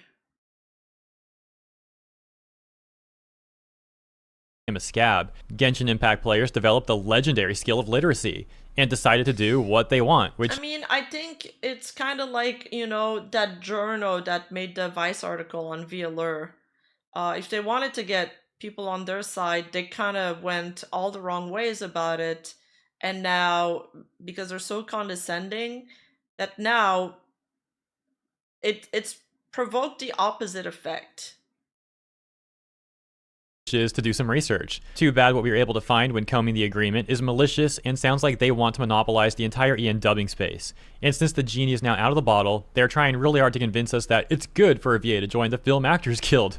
And no, it's not a monopoly. Stop looking at our documents. There's shooting yourself at the foot, and then there's blowing yourself up with a bazooka. And finally, going back to Sean Laraway's Blue Sky account, we can see the bio now reads, We'll always pick on scabs. Oh yeah, wow. These people are so brave, having a giant union like SAG-AFTRA backing them and their whole clique as they pick a single individual, Jacob Takanashi, to bully and harass. This is all going so poorly for the union voice actors that there's now top posts on our Genshin Impact like this one from just 1 hour ago saying if half of the characters get recast, then so be it. I used to be for the VA strike in that AI was the initial threat to their livelihoods. Now as the truth unfolds, this whole strike is just a Trojan horse for Western companies to stick their grubby little hands into a piece of the pie. This outburst from specific VAs is no coincidence. They've probably been feeling this way for a while, and now that there is an outlet, they thought this would be a great chance to rally the troops. Well, now it has completely backfired, and the only thing to show is that some of these VAs are petty and completely unprofessional. Yeah, quick side note, that's something a lot of us have known for years about the Western VA industry, but it's good that more people are becoming aware of that, so continuing. Most VAs are considered lucky to work on a consistent project. I mean, I guess it's theater kids, you know?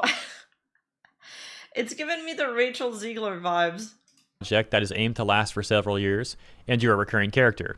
I'd say that Hoyo has waited long enough, and the gloves should come off. If half the characters get recast, then so be it. I would rather see Hoyo put their foot down and put a halt to the EN dubbing side, sort out the VAs that are still upholding their professionalism, and get rid of the rest. We don't need that toxicity here. It's already bad enough that the game gets enough of a divided reputation. Now the VAs are not helping. They need to go. It's all fun and games until EN players stop spending because the characters are inconsistently voiced. Now that we know what's really going on, it's safe to say they are already doing that. A top comment reading, do a power play. Realize you don't have any power. All of your VAs get recast. Video game companies will now hire non-union VAs to avoid you. Huh? It makes one wonder what the heck SAG-AFTRA was thinking about going against the $187 billion a year industry that can and will hire VAs from other countries. The video game industry is not Hollywood. Well, you know, the sad fact of the matter is a lot of the Genshin Impact community for a while was supporting these VAs and their agenda without questioning anything. Like, it was going well for them for a minute there. It's really over the last 6 to 4 months or so where things began to start crumbling for them. That's basically when the cracks started to appear as more and more people began to look into what was really going on. And then more recently with the harassment of Jacob Takanashi, that's also Jacob Takanashi, I think, has made a statement where he's like, in some cases, he's like saying they're also upset at him because he said that in some cases he's worked with some agencies where they've cloned his voice because it's gonna happen regardless. So he was like, I might as well get paid for it. And that's an option to clients and companies that have like less budget. However, he says that no one's buying it and that he believes that, you know, people want the human touch, but it gives him passive income.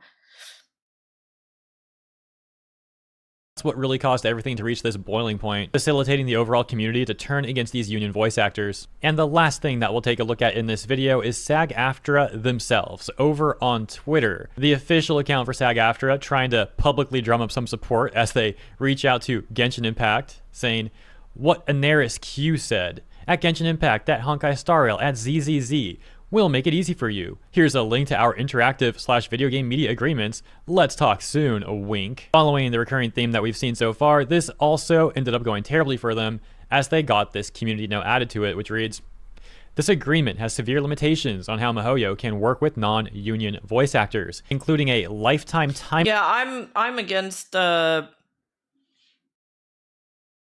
I mean, I do think there should be protections against AI for VAs, not only for them, but for us as consumers.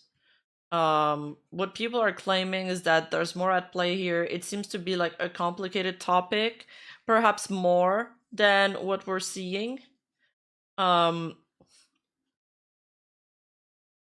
And I think to get to the bottom of it, we're gonna need a little more than like these surface level videos. However, this is like, you know, entertaining enough for now. Time limit for the voice actor and eventually forcing the voice actor to either join the union, which has large entry costs and fees, or stop working on the project. SAG-AFTRA had also used this message from Anaris as we saw, quote tweeting it. So let's check out that message too. I mean, I think most unions are pay to join. Are there union, because they're not working for free, they're working to do your rights, but I mean their fee is a lot higher than the other fees I've seen. But yeah, it works like that. Most unions, you'll have to pay a fee to join, and they usually, like, at least in some industries, they'll make sure that they'll only hire union workers. Those fees are extremely high, and I don't know how you manage that worldwide. Like, I've seen unions locally work that way. You know, sometimes they even send like inspectors out of the blue to check if you're complying with the union stuff. And they will stop your productions if you're not complying. Like, sometimes they're really annoying, but sometimes they also, you know, the companies would get away with a lot more if the unions weren't there. So it really is like a back and forth, and it's about like striking a balance between the two. That's why I'm saying I think there's a lot of nuance in this topic. But again, the easiest thing for me to, the easiest thing for me to comment on is simply the VA's reaction and their portrayal on Twitter. So I think this is what I'll focus on for this video.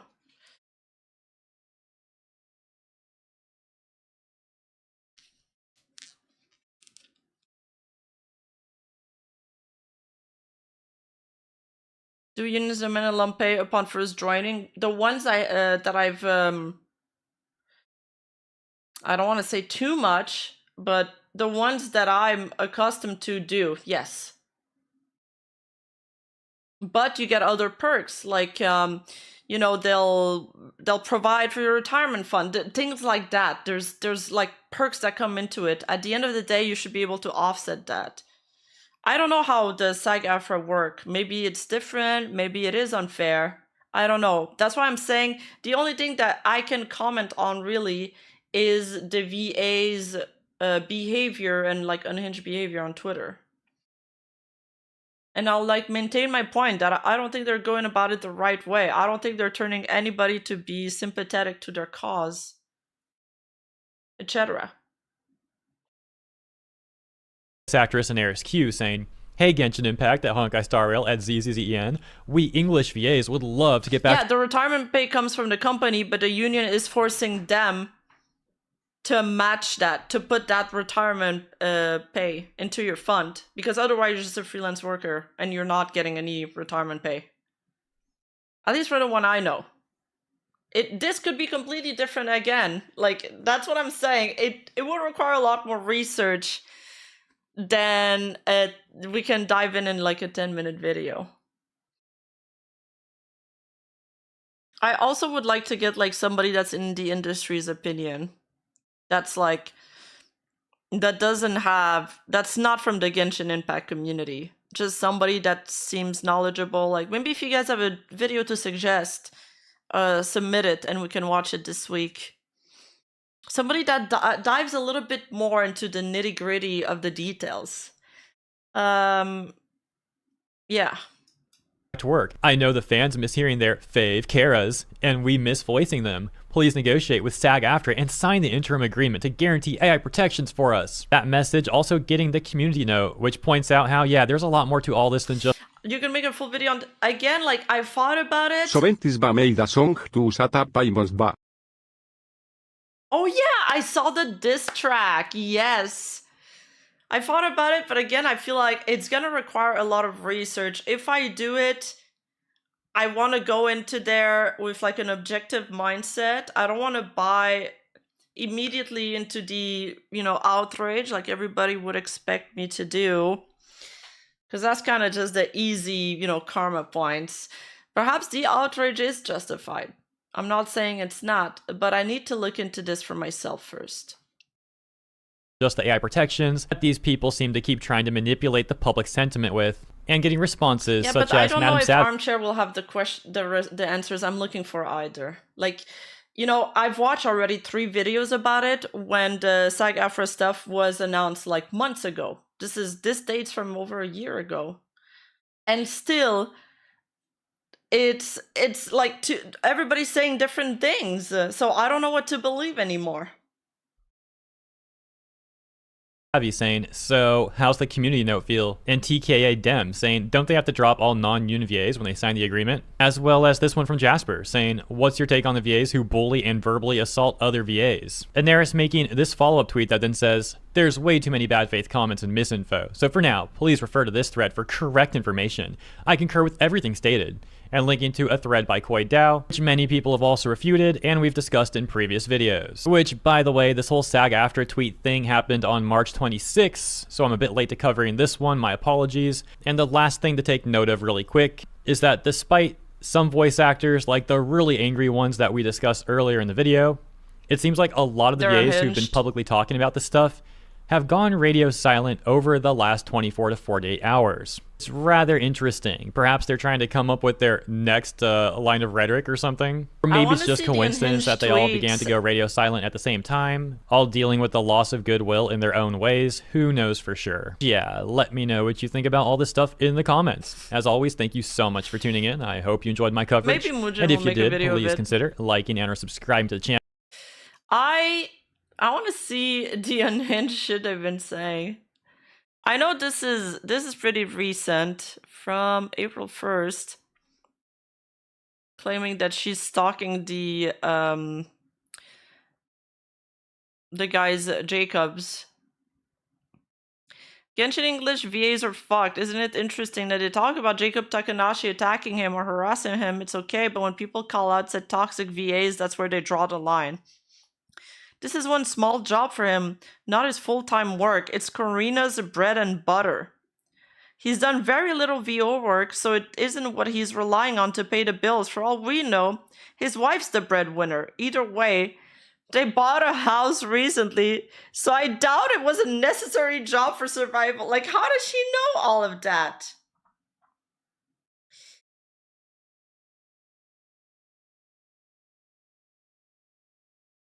It's all good. I like your work generally. However, I think that talking very deliberately about a colleague's financial situation in a public way is not something that looks good. Yes. She's literally pocket watching his house purchases. Ain't no way. English VAs will generally never recover from. Dude, that's what I'm saying. Like, they are sinking their reputation. This is Rachel Ziegler attitude right here, man. I think dude, my whole time, like I bookmarked so many shit, and I'm like, yeah, I'll do research into that, I'll look more into that, and I don't, so, and I didn't have the time, but I can pull up some stuff and we can laugh about it. oh, I found the Paymon's VA. It's like kind of funny because she has like a very high voice.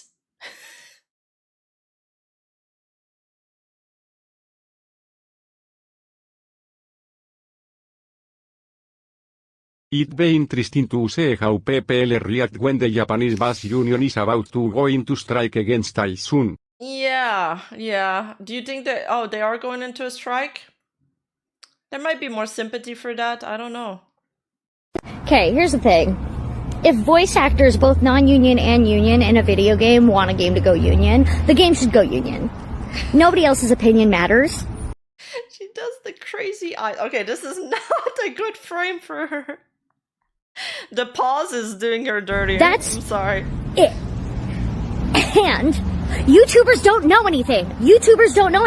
They're not voice actors. Okay, I can see how the voice is the voice of Paimon though. It sounds like me when my stream lagged out and I had like the chipmunk voice. And I did Boat Goes Binted. They've never been in my industry. She got me. Is tweaking the new crashing out? Wait, let me replay that part. I spoke over it. I don't know anything. I'm sorry. Hey, I didn't really make any stance on the SAG-AFTRA thing. I'm just laughing at them because they're funny. They're like, I feel like she's a Karen. Okay, I'm sorry to say that, but this is the vibes I'm getting.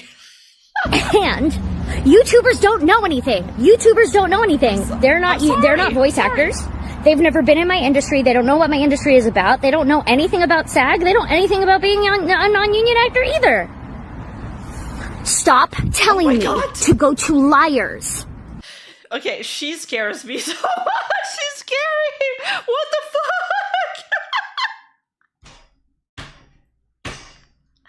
Oh my god, stop licking the boot, Karina. Oh, wait, is that... No, is that the one doing the tweets or is it a different one? That's a different one, right? Liars. They are paid to lie to you. Also, I'm sorry. They have more incentive to lie. They have more of an incentive to lie because idiots like you fall for their shit and they get paid for that. Hello? God forbid. I want my industry to actually, like, I don't know, function and that everybody gets paid and everybody gets, like, healthcare. Did you know that, like, once things become union, people get paid a lot more? So people are like, oh, but, you know, then some non-union actors will have to join the union. Yeah, they'll be able to, easily, because they'll get paid more. Also, there are options that the union has to help pay for those things. There are options to help people pay for the union dues within SAG, but you don't know that. Oh my god, it's almost like you're not an actor. It's almost like you're not a... She's really, really emotional about this. Holy shit. It feels offensive to laugh at her. I'm not... She's doing the crazy eyes. That's not her normal eyes. Her normal eyes aren't like that. If I'm looking at you like this, and I'm going near the camera, I'm like, you guys are gonna fucking listen to me? I can't believe you're saying that, blah, blah, blah. You're gonna say I have crazy eyes too. These are not... This is not you being relaxed. You're doing the crazy eyes. This is not who should be their spokesperson. Put somebody that's better spoken, please. A voice actor. And neither are these YouTubers. But bottom line is that both non-union actors and union actors in a video game want it to go union and have wanted it to go union for a long time. So nobody else's opinion that is super fucking wrong anyway matters. Hope this helps. Oh my god. Hope this help. Okay.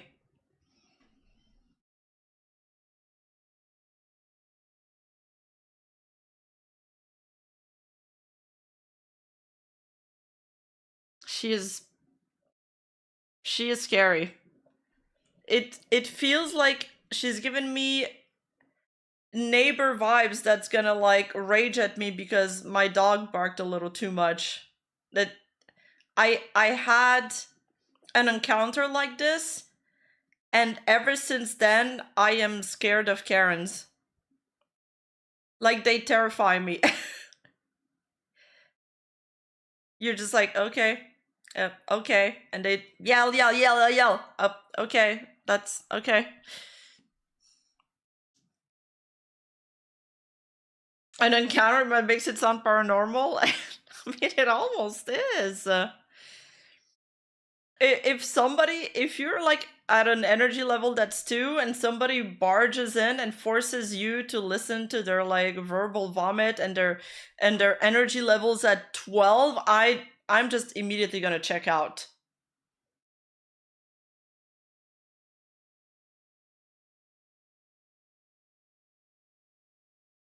The CN players roasted her?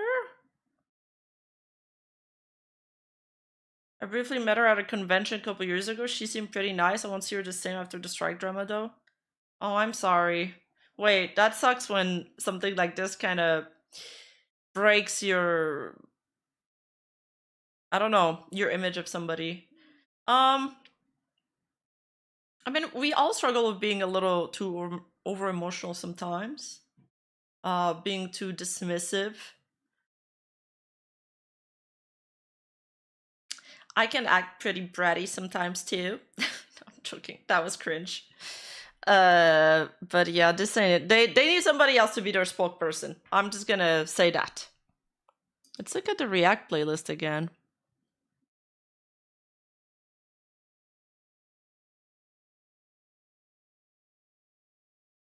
Ew, but the ew.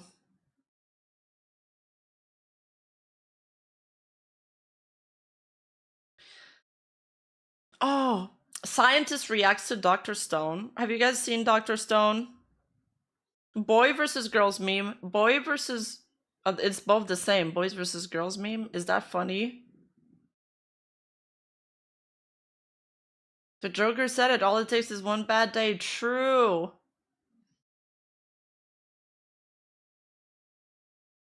Girls during puberty. Oh my god, I hate everything. Boys during puberty. They call me Golf Jim. What? How girls wake up.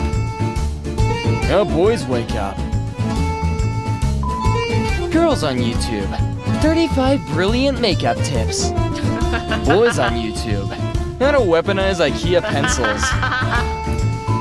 Girls when there's one piece of pizza left. I got Take it. No, I insist. I'm not hungry anymore. Oh. Boys when there's one slice of pizza left. Peace was never... I've been acting wrong this whole time. Peace was never an option.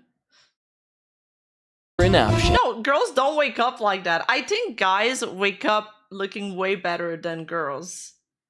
Girls look like shit when they wake up. Girls in chemistry lab. Oh my gosh, this liquid is so beautiful. Boys in chemistry lab. I have invented a bomb. Girls during puberty. Bloodborne. Boys during puberty. Beat Saber. Dark Sapphire. Blue. Brilliant Cobalt of Persia. Blue. Teal of... I made fun of guys because of that earlier. I'm okay. No, I already got into a fight with chat about that. Why is this being brought back here? Oh my god, are you guys getting PTSD from when I flamed you about about this? Oh, that looks like aquamarine to me. Damn. Cultured. All blue. Round 2. We're going in for round 2. I called it though. The Sea of the Tropics. Blue. Spring Cornflower Blue. Blue. That's not a color. Red. Corsa Red with Nart Blue stripes. Girl. Wait, is there names for car colors like that? Green blue. Weak blue. Yeah, sure, chat. Oops, all blue. Yeah. All blue. Wait, there are colors like that for cars? Oh. Wait. This meme is accurate then. The volume's too high? Okay, I'll lower it. Girls after a breakup. Talks and shares their pain with friends. Guys after a breakup. I'm gonna eat this ice cream with my tactical shovel. Wait, that's Markiplier. Nah, I think the ice cream goes for both genders. Girls' bathroom. Your faith has got to be greater than your fear. Boys' bathroom. What? Here I sit in smelly vapor. Someone took all the toilet paper. Late for class, but I still linger. Look out, here comes my fingers. Ew! Girls, I don't like Minecraft and Terraria. Yeah, I also don't like them. What? Boys, That's I don't not like accurate. Minecraft and Terraria. Say that again. Girls, feet, face, hair, and body. Boys, towel is towel. They should have done it with the shampoo. Like, you guys have a 5-in-1 shampoo. It's like body wash, what do you call it to shave your face? That, conditioner, all in one. Girls after masturbating. Boys after masturbating. It ain't easy, fellas. Girls, my puppy is multilingual. She'll sit to 4 different languages. Yeah. Boys dogs. New Cute. French boy comes to school in 2025. Girls, OMG, he is so cute. Maybe he liked me. Boys, he better have croissant or I will T-pose to him. What does this even mean? Girls when they feel sick. I feel a bit sick, but I carry on. Boys with a 37 degrees Celsius fever.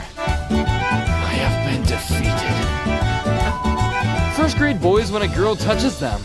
I've been infected. Girls, OMG, you're so pretty. thank you. Boys, dang bro, you look nice. Gay. Boys, Nissan 240SX is so much better. No, the Subaru WRX STI with a 2.5L turbo has way more power. Girls, my car is purple. Cool yeah, color. I was gonna say, like, wait, there's more after just the car brand? Like, the car brand color and the model is all I know. I don't know about the numbers and stuff and the liters. Teacher, put on your hard hats. Girls, OMG, these are so uncomfortable. Boys, time to get a concussion. Girls, OMG, flying a kite is so boring. Boys. Girls, oh no, I'm depressed. Don't worry, it's fine. Boys, I'm depressed. Girls during puberty. Ugh, I hate everything. Boys during puberty. Teacher. Alright class, today we're going camping in the woods. Girls. Huh? This sucks. No internet. I can't even update my Instagram here. Boys. Hukalaki wadi wuda ba wuda. Girls when they find a packet of chips. Okay, each will get 5. Boys. Me and the boys hating everything about life but having fun on game night. You're so ugly. Shut up. You're ugly, I know. Girls wallpapers. Sometimes later becomes never. Do it now. No. Boys wallpaper. Okay, that's funny. Why do boys die earlier than us? I don't know. Boys. Women and children first. I'm pretty sure it's because we're really dumb, but yeah, sure, that too. Gents, do epic shit. Ladies, smile, you're losing weight. Dads when their daughter does something wrong. Oh dear, gorgeous. Dads when their son does something wrong. You are accused of anti-Soviet behavior. The court finds you guilty and sentences you to be shit. Girls when they season their food. Boys when they season food. Okay, we're just making stuff up now. Yeah. How girls surprise from behind. How boys surprise from behind. Oh no, it's gonna be terrible. Girls' locker room. PE sucks, I hate PE. Boys' locker room. Girls after using expensive shampoo. Boys after using soap. How girls talk to their friends. So I'm not leaving until you laugh. How boys talk to their friends. Hey Panini Head, are you even listening to me? How girls see themselves in the mirror. How guys see themselves in the mirror. Looking big, King. Point of view, you're wearing the same outfit. Girls, how dare you? Boys, hey bro, my brother. Girl's birthday. Guy's birthday. Sad. Teacher, get out He's your all rulers. alone. Boys, nice sword. How girls pose for pictures at the beach. Changing room for dodgeball at school. Girls, I hate dodgeball. I don't want to get hurt. Boys' room. On the blood of our fathers. On the blood of our sons. Girls at wedding. Oh no, her dress is the same as mine. Boys at wedding. I don't think people care that much about Girls their when dress. it's raining. Boys when it's raining. Umbrellas are for the weak. When girls accidentally open their front camera. When boys accidentally open their front camera. No, that's Would you what kill your friend for 1,000? that is how everybody looks with their front camera. Like you want to barf. Like, ew, brother. Only Ew, open their brother, front camera. ew. Would you kill your I don't need an umbrella. I literally went to jog. I mean, that wasn't the point of the joke. The point of the joke was that they made their teammate an umbrella, which was kind of funny. But I literally went to jog like 3 hours in the rain the other day. I don't really care. As long as it's not like hailing. But even so, I also go jog in the snow, so doesn't matter to me. friend for $1,000? Yes. Girls, never. Boys, whoops, wrong answer. school supplies. Girls, boys. No, horses aren't scared of rain. They actually handle cold weather better than hot weather. You even write with that. Girls when other girls says she's pretty. Boys when other boys. The Klondike bar. The family heirloom pencil. It's been passed down from generation to generation. That's why it's so small now.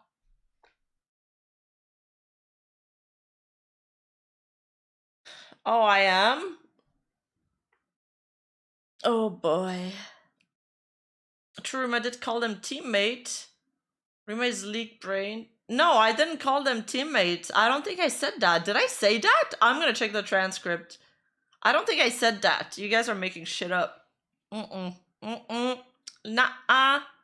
Says he's handsome. I know what you are. What? No girls think boys. That could have been funnier. I think there would have been a better image there. Now boys actually pee. Girls. Ugh, she's wearing the same outfit as me. Boys. Why did we make that joke? Yeah, it's like we're on the same team in a video. We made the same joke like 4 times. The girls' version are not that funny at all. I'm like a little disappointed. The boys' versions are funny though. Game. Boys. But this girl just I'm not funny, right? Girls. Girls in chemistry lab. Boys in chemistry lab. What the fuck? History teacher.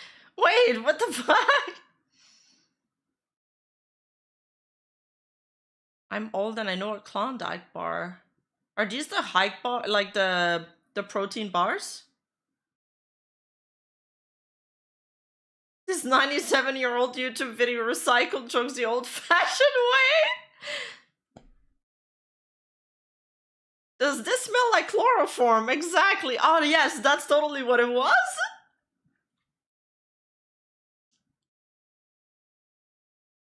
Klondike bar is an ice cream that people will do anything for? Oh.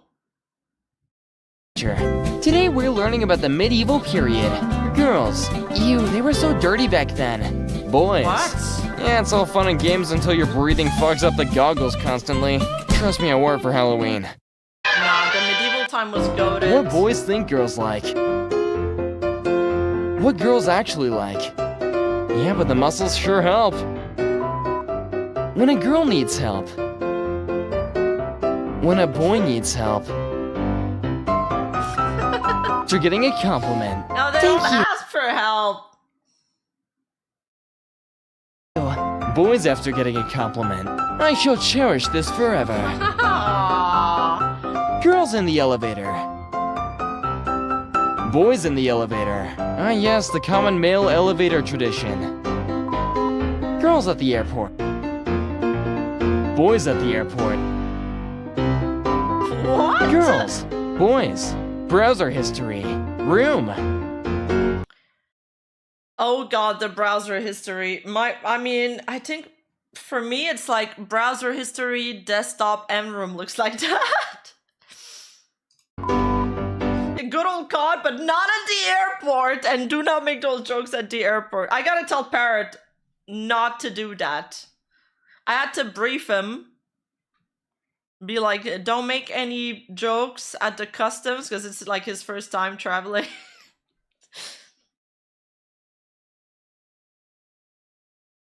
History is clean, spotless. What? That's because you guys wipe your history because you look up sus shit, okay? Girls when boys don't respond in 2 seconds. Boys when girls reply in 3 days. Aww. Girls with a panoramic camera. Boys with a panoramic camera. What the fuck? Girls, they're just skirts. Boys. Isn't it weird how boys just don't live as long as girls? Yeah, weird. Alright, I'll shoot you and see if this garbage lid protects you. Yep. Girls at Zoom class. I'm so confused. Do I look good? Boys at Zoom class. Girls Zoom after using their class? night cream in the afternoon. Is that a sport? A Zoom class? Like a Zumba?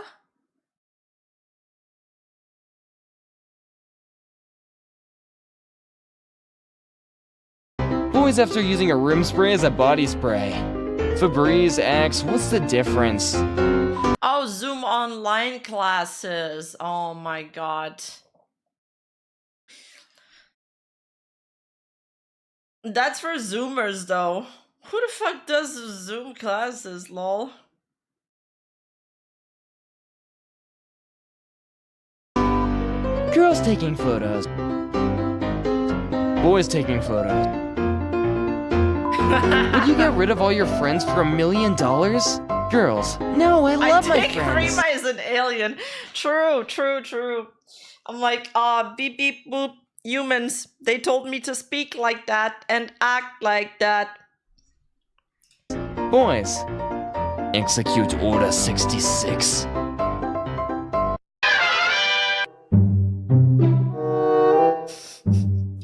Boys versus girls meme made by Dumbass with one S. Nice guys versus nice girls by Shoe on Head. This could be funny. Do you feel like you have a good idea of boy mentality now? Oh, I already knew it was like that, but I think...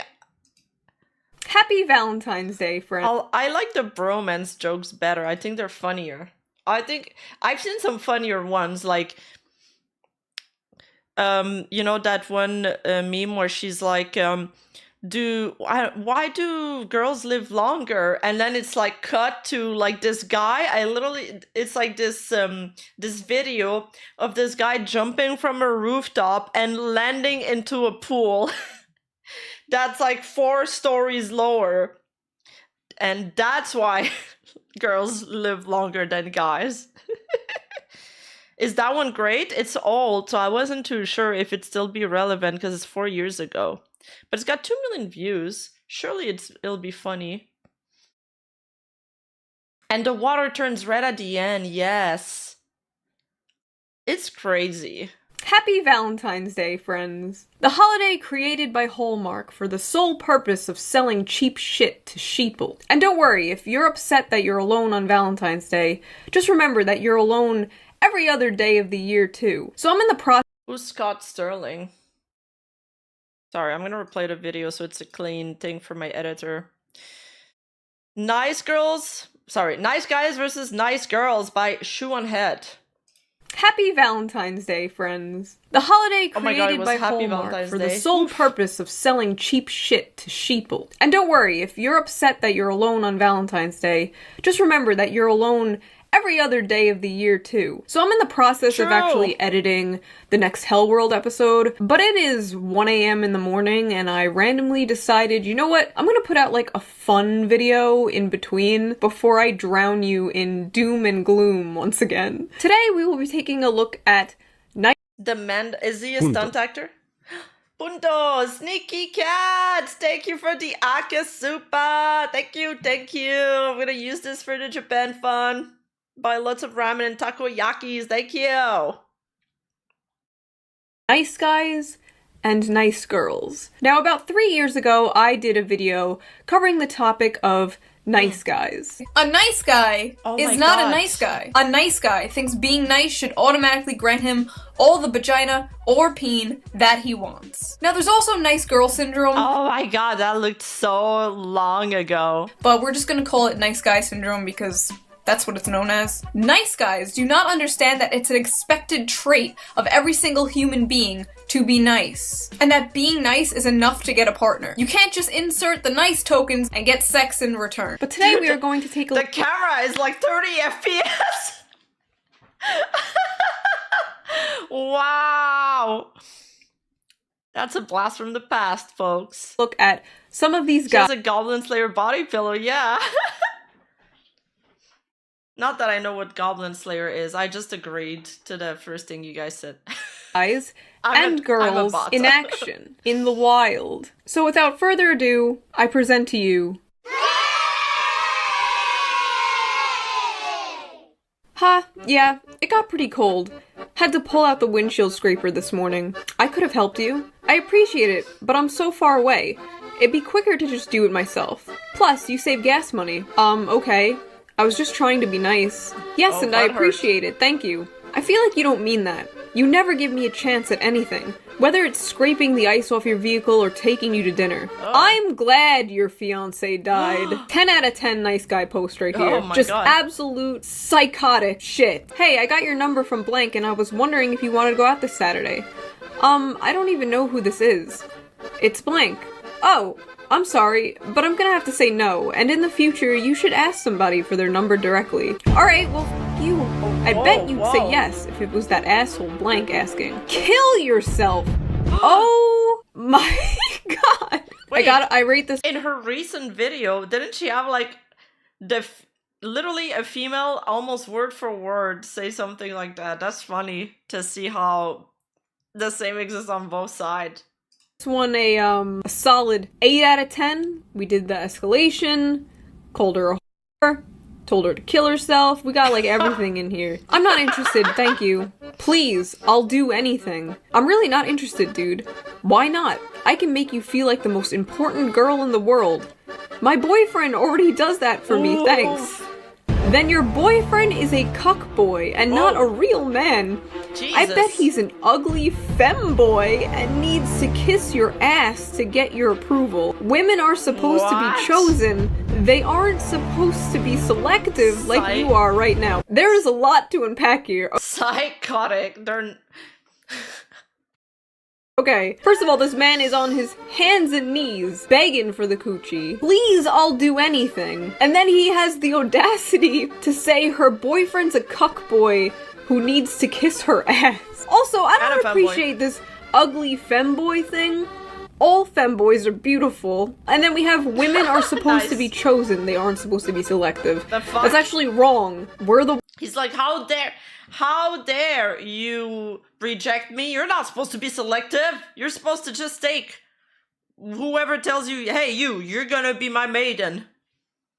Ones that carry the babies. We're the ones who are supposed to be selective in nature. So this is just all over the place. I rate this one 10 out of 10. You're such an egg. Egg? I like to use non-offensive words to offend people. Hey, can you send nudes? Sorry, dude, I don't really like you in that way. Off, you N-word. Get cancer. Whoa. This is why you always get f***ed over by guys. Because you let the nice ones like me go. Time to dissect this really one. Nice. First of all, the egg thing, what are you doing, dude? Also, the emojis, this excessive emojis. It's and then at 2 p.m., like in the this motherfucker, in the afternoon, this woman is probably at work or at school. 2 p.m. asking for nudes? Like, I'm just waking up at that time. And just the audacity of calling her the N-word, telling her to get cancer, and then being like, That's Clarice says nice girl for sure. That's a nice guy. She's on the nice guy section right now. You let the nice ones like me go. This is like 11 out of 10. This is perfect. This is delicious. This is what we're looking for. So I was going out to this restaurant with a group of college peeps, and one girl tagged along. She was beautiful and smart. And as we were getting to the cab, I held the door open for her and bowed my head, and she didn't even say thank you. I slammed the door on her fingers, and she was cussing like mad at me and nearly crying. Sorry, but if you can't show proper manners and thank a gentleman, then you don't deserve my kindness. Won't be going out with those guys again, that's for sure. I bowed my head. I can just imagine this dude. Like, these are the type of people who do a nice thing solely expecting something in return. Not just to be a nice person, but they need something in return. If you can't thank a proper gentleman, you deserve to get your fingers broken. That's 10 crazy. out of 10. What night are you free? Not sure yet, but I'll keep you notified as we get to know each other better. Ah, I see how it is. The old meeting a guy off the internet is scary because he might actually be a nice guy scenario. You literally just ruined your shot. She was just saying we'll get to know each other better, and you f***ed it up. This is the nice guy complex. She didn't even reject him yet. God, I'm gonna give this one... It's gotta be insecurity, right? a 3 out of 10. Because, honestly, and I just feel bad, like 3 out of 10. Fair bit of money, but I figured you're worth it. What's a good time for a date, beautiful? Who are you? Actually, I don't want to know. Please never text again. Wow, I went through all this trouble and you just reject me? I went through $40 just to get your phone number, you ungrateful bitch. Oh my God. I'll still go out with you if you change your mind, but don't think for 1 second that it will be to anywhere nice. And some- As if she would say yes after that, that'd be so pathetic. In some part of the world, a woman could be stoned to death for talking to a generous, loving man like you just did. Consider yourself on thin line. The audacity. Parts of the world, a woman could be stoned to death for talking to a generous, loving man like you just did. Consider yourself on a thin line. So he paid somebody to get her number, from what it seems like. I love how he just like calls her a bitch, tell her she'd be stoned to death in another country, and then he's just like, I'll still go out with you if you change your mind. The duality of a simp. Total guy question, so I'm sorry in advance. But I was thinking about your ethnicity, and I was curious. Do you have a nice ass? What the f*** does that have to do with my ethnicity? Well, you have the What the fuck? What does that have to do with my ethnicity? Asian half of your curves if you said yes. Asians can't have curves? Haha, come on. At least you know I'm a nice guy because I apologized before asking you a guy question that all men would be thinking anyways. Most guys wouldn't even warn. It's okay I asked about your ass out of nowhere, because I apologized beforehand. Sorry in advance, but may I rape you? I said sorry in advance. Most guys wouldn't even warn. This is bonkers. It really shows how little they think about the person they're trying to court. Bonkers out of 10. Yo, why did you have to leave me on red though? I hate that a lot. Hello? Please leave me alone, I'm obviously not interested. Get cancer, you stupid. I was just trying to be a nice fucking person, but you can't even let me talk to you. I'm so tired of being rejected. I'm just going to kill myself. Stupid, you are just like every fucking girl, a stupid, useless. Please shoot yourself in the throat. Okay, so. Jesus. They escalate so fast. Therapy. Go directly to therapy. Yes. He even did the suicide guilt trip. I don't even know what to rate this. This one is just vile. 10 out of 10. I'm sorry I don't feel the same like you, but you're a nice person and I know you will find the perfect person for you. You girls are all the same. Oh no, you take all the time of he sent her a voice message. What could it possibly be? The world, and then they put you in the friend zone. No wonder he did reject you stupid little bitch. Wow, I thought you were a nice person. Yes, I am. But you dumb girls just take this jerk's like blank, and I get ignored and fall in the friend zone. The only reason Wait, it's a 17-minute long message? Holy shit! Gave you this compliments is to get you in bed. Fucking bitch. Yeah, well, maybe she felt that, and the only reason I gave you this compliment is that to get you in bed. Fucking bitch. Oh my god, okay. And then I wonder why you're single. So she was like really nice. She was just like, hey, I know you're a nice person and you'll find the perfect person for you. She called him a nice person. And this is what perpetuates this, oh, I'm a nice guy. Because for some reason in their mind, they see these girls trying to let them down easy. So a lot of girls will like give compliments before they do something like this. Like, oh, you're really nice, but... And all that registers in their mind is, oh, she says I'm nice? And she's rejecting me. Therefore, she's rejecting me because I'm nice. No. They don't want to hurt your feelings. They want to tell you, hey, I'm not interested in you, there's no chemistry or whatever, but you're a good person. And she even says, like, she wants him to find the perfect person for him. Like, that's such a sweet way to let someone down. And yet, 4 out of 10. Honestly, pathetic. Not even creative. He sent a dick pic but deleted it. Fuck off. Bitches like you don't even give good guys a chance. Guess I bumped into another ungrateful N-word. Why? Jesus. Why? I was part of the Navy SEALs for 8 years and helped command the troops who took down Bin Laden. Sure. But you don't care about that. You just want— And my dad works at Nintendo. Guys with big dicks who treat you like shit. You know, if you give me a chance, I'll show you how good even a dick that's 4 inches 5 centimeters. What? And yes,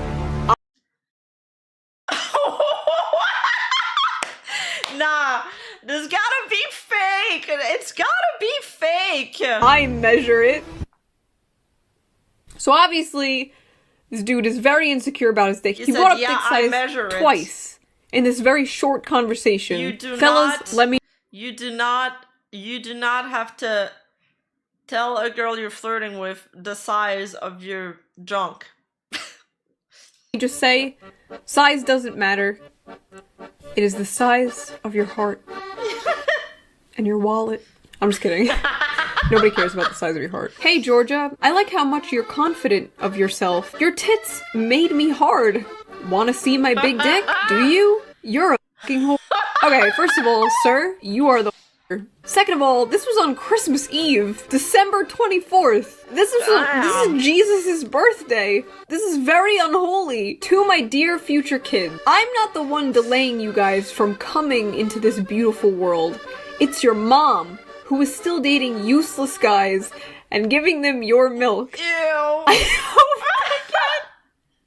Every time I read this one, I hope they don't finish your milk. Yours, responsible dad. Does he think women just like breastfeed every man they date? What is going on? 8. What? I'm sorry, what? Out of 10. Hey, why did you ignore me in school today? Respond, you what? What? Sorry, that was my friend. He was on my phone. I hope you... I hope he didn't offend you. I'm actually really smart and nice, and you could be a great girlfriend. No. This was post-nut clarity. 8 out of 10. So, like, how tall are you? Just wondering. What if I asked you how much you weigh, huh? You were interested in me. You gave me your number. How dare you try to take that back because I'm not a 6'3" jerk who will treat you like shit, dumb. But a nice guy like me who just happens to be shorter than desired will get nothing from you. Have fun getting cheated on by whatever tall guy you get with. He didn't even give her a chance to like say, oh, that's whatever. Is it a good height? Not height? It could have been fine. It could have worked with her, but no, he went ahead of it. I mean, I like short and tall guys, but plus ultra, I guess. Oh my god, this fucking manlet victim complex, dude. She literally just wanted to know how tall you were. Like, I don't doubt this guy has been rejected for his height before, so he has this, like, he's, like, extremely insecure about it, but not every girl cares, I promise you. You fucked it up, man. God, insecurity is not cute. This is just 1 out of 10 because it's just sad. You know somebody's 6'3"? That's like a Viking height. Let me make you feel better. Get you some roses and some chocolate. Give you a back rub. No thanks. No thanks. I was just trying to be nice. I don't even know you, but thanks for being a mean person like everyone else in my life. Take it easy, bitch. Alright, let's slow down. She literally just says no thanks. Very normal reaction. And then he's like, I don't even know you. You wanted to give her a back rub. But you don't even know her. Yeah, maybe that's why she said no thanks. If a stranger asked me for a back rub, I'd be like, no. Sir, your ass is awesome. Why you ignore me? I want to be your friend. You deserve the death. You should be happy. I bet that's somebody that you can have intelligent conversations with. That I'm acknowledging your existence, you whore. I give you a chance to be with me out of pity, and this is how you act? Grow a pair. I'm sorry for saying that to you. I just get frustrated sometimes. Please ignore that. I'm a really nice guy. I just love these post-nut clarity ones. $100 to any girl who isn't a dirty f***ing whore, but is nice and will date the nice guy and not the bad guy. A girl who covers her boobs but will please let me touch one when we are behind doors. Your body is made for a man and one man, a girl who is straight, pure, and nice. Oh no. Hi, princess. How are you doing today? Do you like me? Fuck you. He didn't even give her like a few hours. 17 minutes. Do you like me? Fuck you. 10-10. It's a really scary time for me. Dude, the amount of bullets they're dodging simply by taking a little bit longer to respond. Are these people even human? I feel like these get posted on these subreddits and stuff. It's like the creme de la creme of the worst people on earth. I love the switch with the background music, man. It's so good.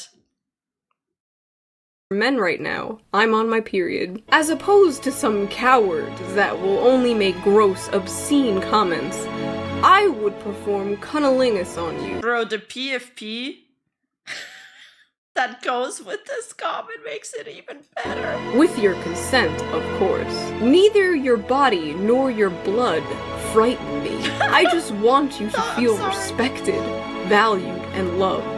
Cause you are. That's God gross. damn, I'm sorry, man. but it's gross. Shooting is shot. Hi, can you send nudes? I'm only 19, I promise. Please. Only nudes and I will go awa. Okay, only one. At least he wasn't, you know, crazy like the other people. He was just extremely horny. I want to do naughty thing to you. LMAO, I'm good, thanks. Piece of shit. You will be lonely forever and I will laugh, you pieces of shit. This is what I get for being nice. Wow. The 180s are insane. Wow, your eyes are incredible. Haha, thank you. You're so nice, haha. It's a curse. The nice guy always gets abused. Oh god. She was just complimenting. Oh my god. Why do they do this? Why must they spill their spaghetti? Like, half of these guys aren't even striking out, and they're just ruining it. Hey there, beautiful girl. Alright, no dick for you then.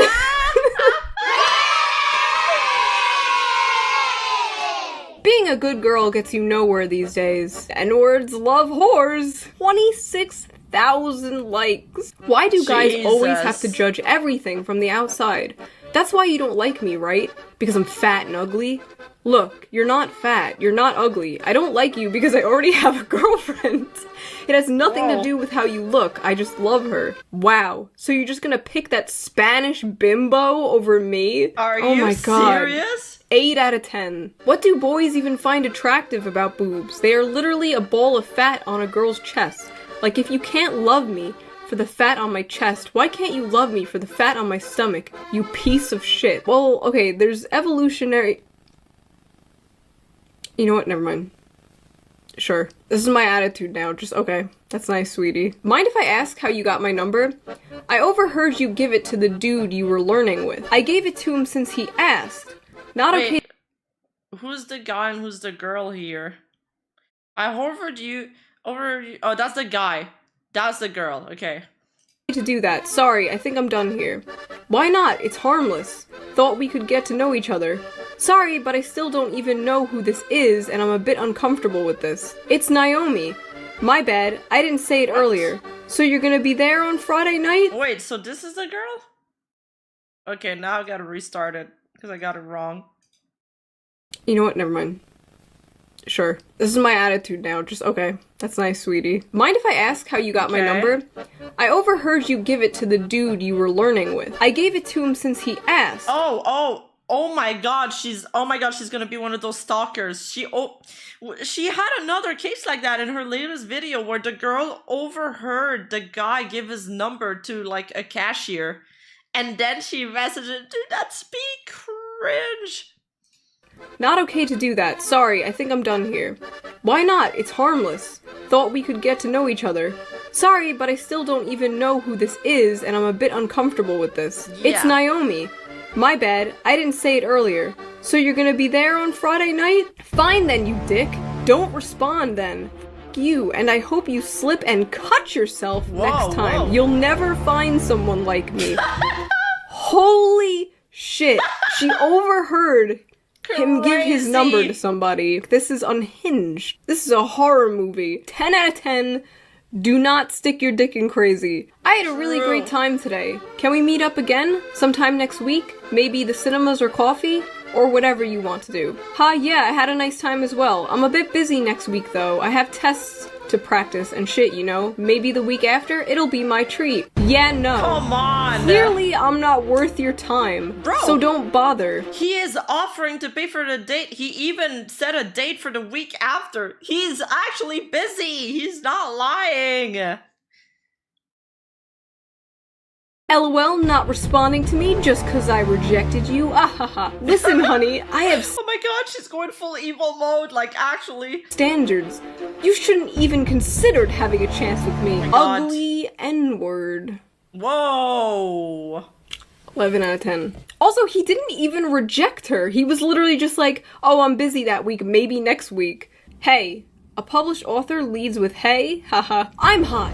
I have a lot of matches, and I don't have loads of time to waste on idiots. Quick, prove you're worth my time. Cause with a response like that, you're already a bit on the red, son. Nah, I'm good.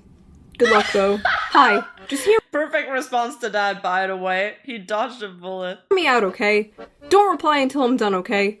Okay, so like, I think you're a smart guy and kind of cute, and I was wondering if you'd be willing to get coffee or just hang out or whatever. I thought we really had a connection when we met. I'm honestly super flattered, but I have a girlfriend, sorry. I hope I didn't give you the wrong idea, Coopers. LOL, wow, you thought I was f***ing serious? Like I'd ever date someone like you. Lol, I was joking. How are you gonna try to play this as a joke? I was totally f***ing kidding. I can't believe you fell for that shit. Oh my god. I'm sorry, but I can't even. This is fake. Backpedal. 10 out of 10. I was just denied sex. Excuse me? I'm hot and want to f*** you. What do emotions have to do with anything? Put your dick in my mouth. Can I ask you something? Yeah. Why didn't we have sex last night? I'm not really sure, just didn't feel like it. That bad? It kind of pissed me off because I took a good 2 hours out of my time to get all ready, shave my legs and whatnot. I'm actually super f***ing pissed I wasted 2 hours of my time getting ready for nothing. Didn't feel like it? Okay. Well, I did. So, I literally kept giving you hints and was trying all night? What's the big deal? It's just sex. The big f***ing deal is I wanted to, and you should have had sex with me. Are you f***ing gay or something? Is that the big deal you didn't do it? Well, I'm not gay, I just didn't want to. My choice to decide that. Get over it. The big deal is I wasted 2 hours, okay? Oh no, the cap locks are on! That a whole night trying to have sex with you, and you just didn't want to? Like, what's the issue? Are you actually gay and lying? Am I that f***ing hideous? Not that f***ing hard to whip your... Well, now I can guarantee you that it's as soft as it can possibly be. Oh my god! Oh, it kept going. Bitches is hungry! 11 out of 10. I love how she just feels like completely entitled to sex because she shaved. Men aren't attracted to intelligent, funny, or nerdish women. Hashtag fact. All men really want is a thick, dull, and uncomplicated woman to hang off their arm and every word they utter. Discuss. Alright, we'll discuss. This is absolute bullshit. Men f***ing love nerdy women. Are you kidding me? Please give me a shot. I'm not like the other girls. Oh my god, she said it. I'll make you so happy beyond words. I'll complete you, and I'll be broken if you don't, because you're the love of my life and I can't see myself without you. You're my world and I will never be happy again. You're mine, and I felt so threatened. I like guys and I'm seeing someone. What? It's a hard— Hold up, how did she fall in love with him without even realizing that he's gay? Huh? They probably never had a conversation. Like, they probably had like a 5-minute conversation and that's it. She's psycho. Pass, but I'm flattered. You Yo! Burn in hell! People like you are the worst. I can't believe I wasted my time on a queer. Straights taken— He's just not into women. Another L. Hey, dude, you're not gonna find a girl as good as me, asshole. I don't usually do this, but the crazy do you want to go eyes out again. sometime? Sorry, I'm not into girls. Sure you aren't. Just so happens— Well, I mean, I'm not gay until I'm trying to ditch a girl. Oh, you think it's a lie? Well, I mean, with the way she's acting, maybe, I don't know. As soon as you're asked out by me, you're suddenly gay. Straights taking another L! Nothing fills me with dyke rage more than an ugly man dating a beautiful woman. I know that's shallow, but it's just how I am. I also just get mad about men dating women in general because none of them are deserving. A nice lesbian. This one, wait. It's this one. It's this one. Where's the screenshot? I'm sorry. Just here for a quick shag. Really, I'm proper horny, just in general. I'm not interested in hookups, sorry. Fuck me, please. Fuck me, please. Other girls have a perfect toned body, tan, painted nails, silky groomed hair, and always clean-shaven and clear skin. Me, pretty much got 2 stomachs, haven't showered in 2 weeks, I've got back acne with pus popping out every 5 minutes, and I can't even remember the last time I brushed my f***ing hair. BRB, ordering pizza. Being a basic bitch is overrated. Don't get why guys expect a perfect Barbie doll all the time, when in reality all the decent girls aren't perfect. I'm not like other girls. I don't bathe. What the fuck? Oh my god. I don't think they expect them to be perfect. Just not gross. Like, hygiene is important. I'm so quirky, I don't shower. Literally nobody's asking for you to be a perfect Barbie. Just brush your hair, bitch. I hate when fine-ass men choose chubby girls over fit girls. Like, okay. Seething mad, chubby girls are cute. Shout out to chubby girls. We will be together for a while, and I wouldn't do anything that would hurt you and hurt your feelings, like what she did. Can we please just be good friends? I really want to date you, and I really like you, and I want to be a part of your life. I just want to be friends. But I want to date you. But I want to be friends. But I want to be your girlfriend. Oh my god. Oh my god, this is sad. Girl, I'm sorry that I have to be the bringer of bad news, but you've been friend-zoned. So this girl sends this guy a nude picture. Why did you send me it, though? I have a girlfriend, just letting you know. I know you have a girlfriend, but it's just a little treat for ya. Causes no harm, right? I'm in a relationship, I'm not interested, sorry. I mean, I sent you a naked picture of me, and you just give me attitude and be an asshole? Makes me feel a little shit, to be honest. But whatever. Have fun with your precious girlfriend. I mean, it's kind of wrong. Fucking asshole. Seriously, I hope someone fucking cuts the brakes on your car. Bet your girlfriend would love that. She's ugly as f anyway. Jesus. Therapy. I love how these women just expect every guy to just like humana booba. And they get so fucking offended when they don't get that reaction. Just wanted to say, you're very good looking. Yeah, like, I've seen you around university. Sorry, it's not pausing. What if the girlfriend found the photo? It would have destroyed his relationship. Yeah. I give you a compliment and you can't reply? You have no idea what you're missing out on. Everyone who's met me says I'm the most nicest, most prettiest girl they've ever met, and you're just gonna ignore me? Dude, they're so fucking insane. Averaging his sister behavior honestly. Yeah, oh my god, look at the next paragraph, guys. Look at the caps locks are back on. You dive? You and your bitch of a girlfriend, you deserve everything bad that comes at you. Holy f***, I was asleep with my girlfriend and my phone was silent. You're getting blocked straight away. Oh, you piece of shit. All guys are the same. They all leave the good girls last and go for whores. You go die. N-word. Oh god. 10 out of 10. Why is there so many N-words in this video? Alright, f*** you then, small dick asshole. You'll never know what you missed out just by ignoring me. Wow, it's 2:45 in the morning, lady. I don't think you're alright in the head. See a doctor. Actually, base response. You N-word. The racism. Dude, the racism is just insane. Jumps out in so many of these. Yo, I don't get it. Like, how come all these makeup-covered, drug-taking, skanky-dressed hoes get a man, but I'm over here rocking the natural look every day, don't smoke or drink, I dress classy as f***, and my idea of a wild night is sitting and eating Chipotle, watching true crime and shit, and yet I'm single as f***. Why is, like, eating food so, like, quirky to these people? Like, I'm not like other girls. I consume nutrients. She sends him a nude. Better be ready for tonight. Oh, wow, okay. Oh, wow, okay. I'm flattered, but again, I'm very serious with my girlfriend, and we are not in an open relationship, so I'd appreciate it if you didn't send me things like that. Thanks. Wow, really? Are you f***ing stupid? Like, for real? Are you okay? Did someone get a hold of your phone, or are you drunk or something? This isn't like you've ever acted before.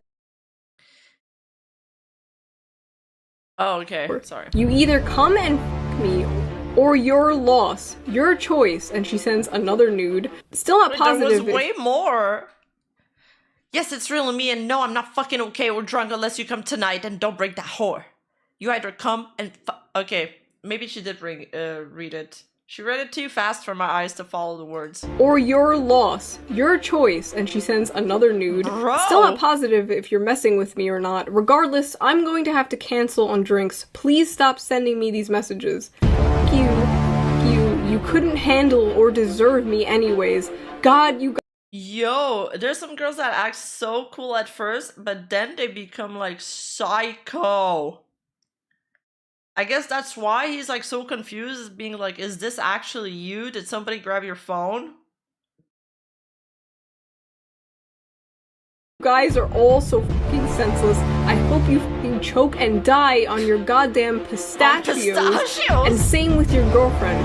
I tried to open up and be nice, and this is what I get? God, you guys are all fucking animals. You.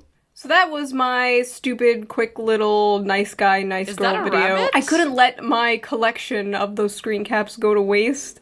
I hope you guys have a great Valentine's Day and a great day after Valentine's Day where all the chocolate and shit is on sale. And I will see you guys very, very, very soon with the next Hell World episode and a few more other videos. Yeah, she went after the pistachios. She crossed the line there.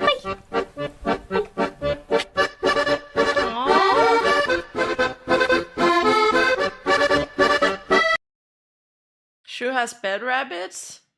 I didn't know rabbits were so big. We need professional VAs for all that. That'll be funny. Ugh. Oh, did you guys see this? This went viral a few weeks ago. Weirdo ruins marriage over Genshin Impact. Did you guys see this? It was on Twitter. Let me paint you a scenario here. This is kind of like a gamer's version of Rorschach's. You have $600 lying around that you're saving for a rainy day. You live paycheck to paycheck and it's emergency money for— Is Allegraza in the chat? I need to know what Allegraza thinks of this, since it's kind of crazy. For you and your I'm fiance. gonna close my curtain. But Genshin Impact has some new gacha coming out. What do? Do you let that money sit there idly, just waiting to be spent? Or do you take the initiative like a true level 100 raid boss and spend that $600 that you and your fiance have been saving on that Genshin Impact drop? There's only one right answer. He saved their like rainy sorry, not he saved. He took their rainy day money, like their mutual fund, and spent it on gacha. And unfortunately, that correct answer of spending the $600 of emergency funds on Genshin is getting this marriage in hot water. It's actively falling apart. Now, gamers are some of the most misunderstood creatures in the universe, but we're also the most advanced species, so I don't blame people for not always fully comprehending our methods. We can level up, we can emote, we can even make you come through the computer screen. Watch this.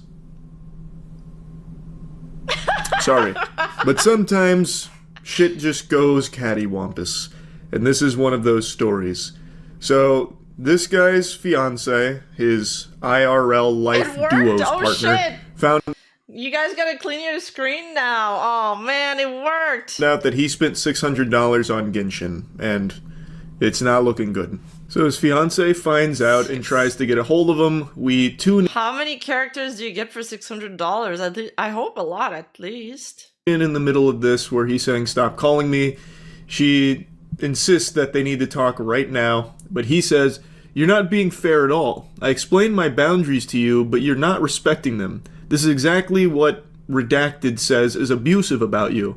So she says in caps lock, "You spent $600 on our credit card on a fucking game. I explained it already to you. $600 for 2 virtual characters you don't need without asking when we are paycheck to paycheck. That card was for emergencies with the Civic." Breaking and then he news, just drops a Korean screenshot of one of the president is officially ruled guilty of unconstitutional acts and all charges. Korea will go into new elections within 60 days. Oh, no way. Wow. Well, Muji's gonna have to make a new video now. Genshin Impact characters that he bought. An interesting strategy. He tries to turn this around on her and begins calling her abusive here in a little bit, but he starts by saying, I told you my boundaries and you're not respecting them. What the fuck? I told you I was going to spend all of our money on Genshin Impact. You can't be getting mad at me. You're not respecting the groundwork I've laid out here. I told you I was going to do this. What's the issue here? This is very unreasonable. You told me you wanted her too, but you aren't happy for me, LMFAO. Which is worse, we wasting money on Genshin, or we barragal maldin, or we very spending money on MOBAs, or we only personally is Valorant is true game. Which is worse, a guy wasting money on a Genshin, or a guy malding over spending money on MOBAs? I think it's spending somebody's code. Like, you can do whatever you want with your money, but if it's money that you put aside for saving with your partner, then that should be off limit. It's like putting your, like, gambling your house or gambling your kids, like, fund or something. He puts, like, the picture of the Genshin Impact character that he bought as, like, a, look at this. How can you be mad when I bought this for us? I did this for us. You said you wanted it too. How can you possibly be mad? So what? I spent all of our emergency money. Look at what we got for it in Genshin Impact. You should be thanking me. I just love how he's saying that she should be happy for him. Like, oh my god, honey, I'm so proud you bought this Genshin character with all of our remaining emergency money. Oh my god. In his defense, Farina is second best girl. I did it for us. I did it for us. I don't know. She played the game too. I think he did it for you. Goodness, I've never loved you so much. Then he goes on to say, actually, I am done. I am a 29-year-old man. I am allowed to make purchases without needing your permission. That is an abusive dynamic. No, explain come that. on. Or blank. Explain. Dude, it's like when somebody gets caught, like, doing something bad and they try to flip it on them. You're the one being abusive. Bro. Explain that very well to me. She did nothing wrong. Come on. Jack out of the Matrix here for a moment here to digest that statement. I like how he puts his foot down. I'm a 29-year-old man. If I want to waste $600 on Genshin Impact characters with money that we have been saving for emergencies while living paycheck to paycheck, then damn it, as a man, I'm gonna do it! And he, like, rips his shirt, like Hulk Hogan style. In his mind, I bet this went so hard. He's like, I'm putting on the big boy britches this time. No. I'm a man.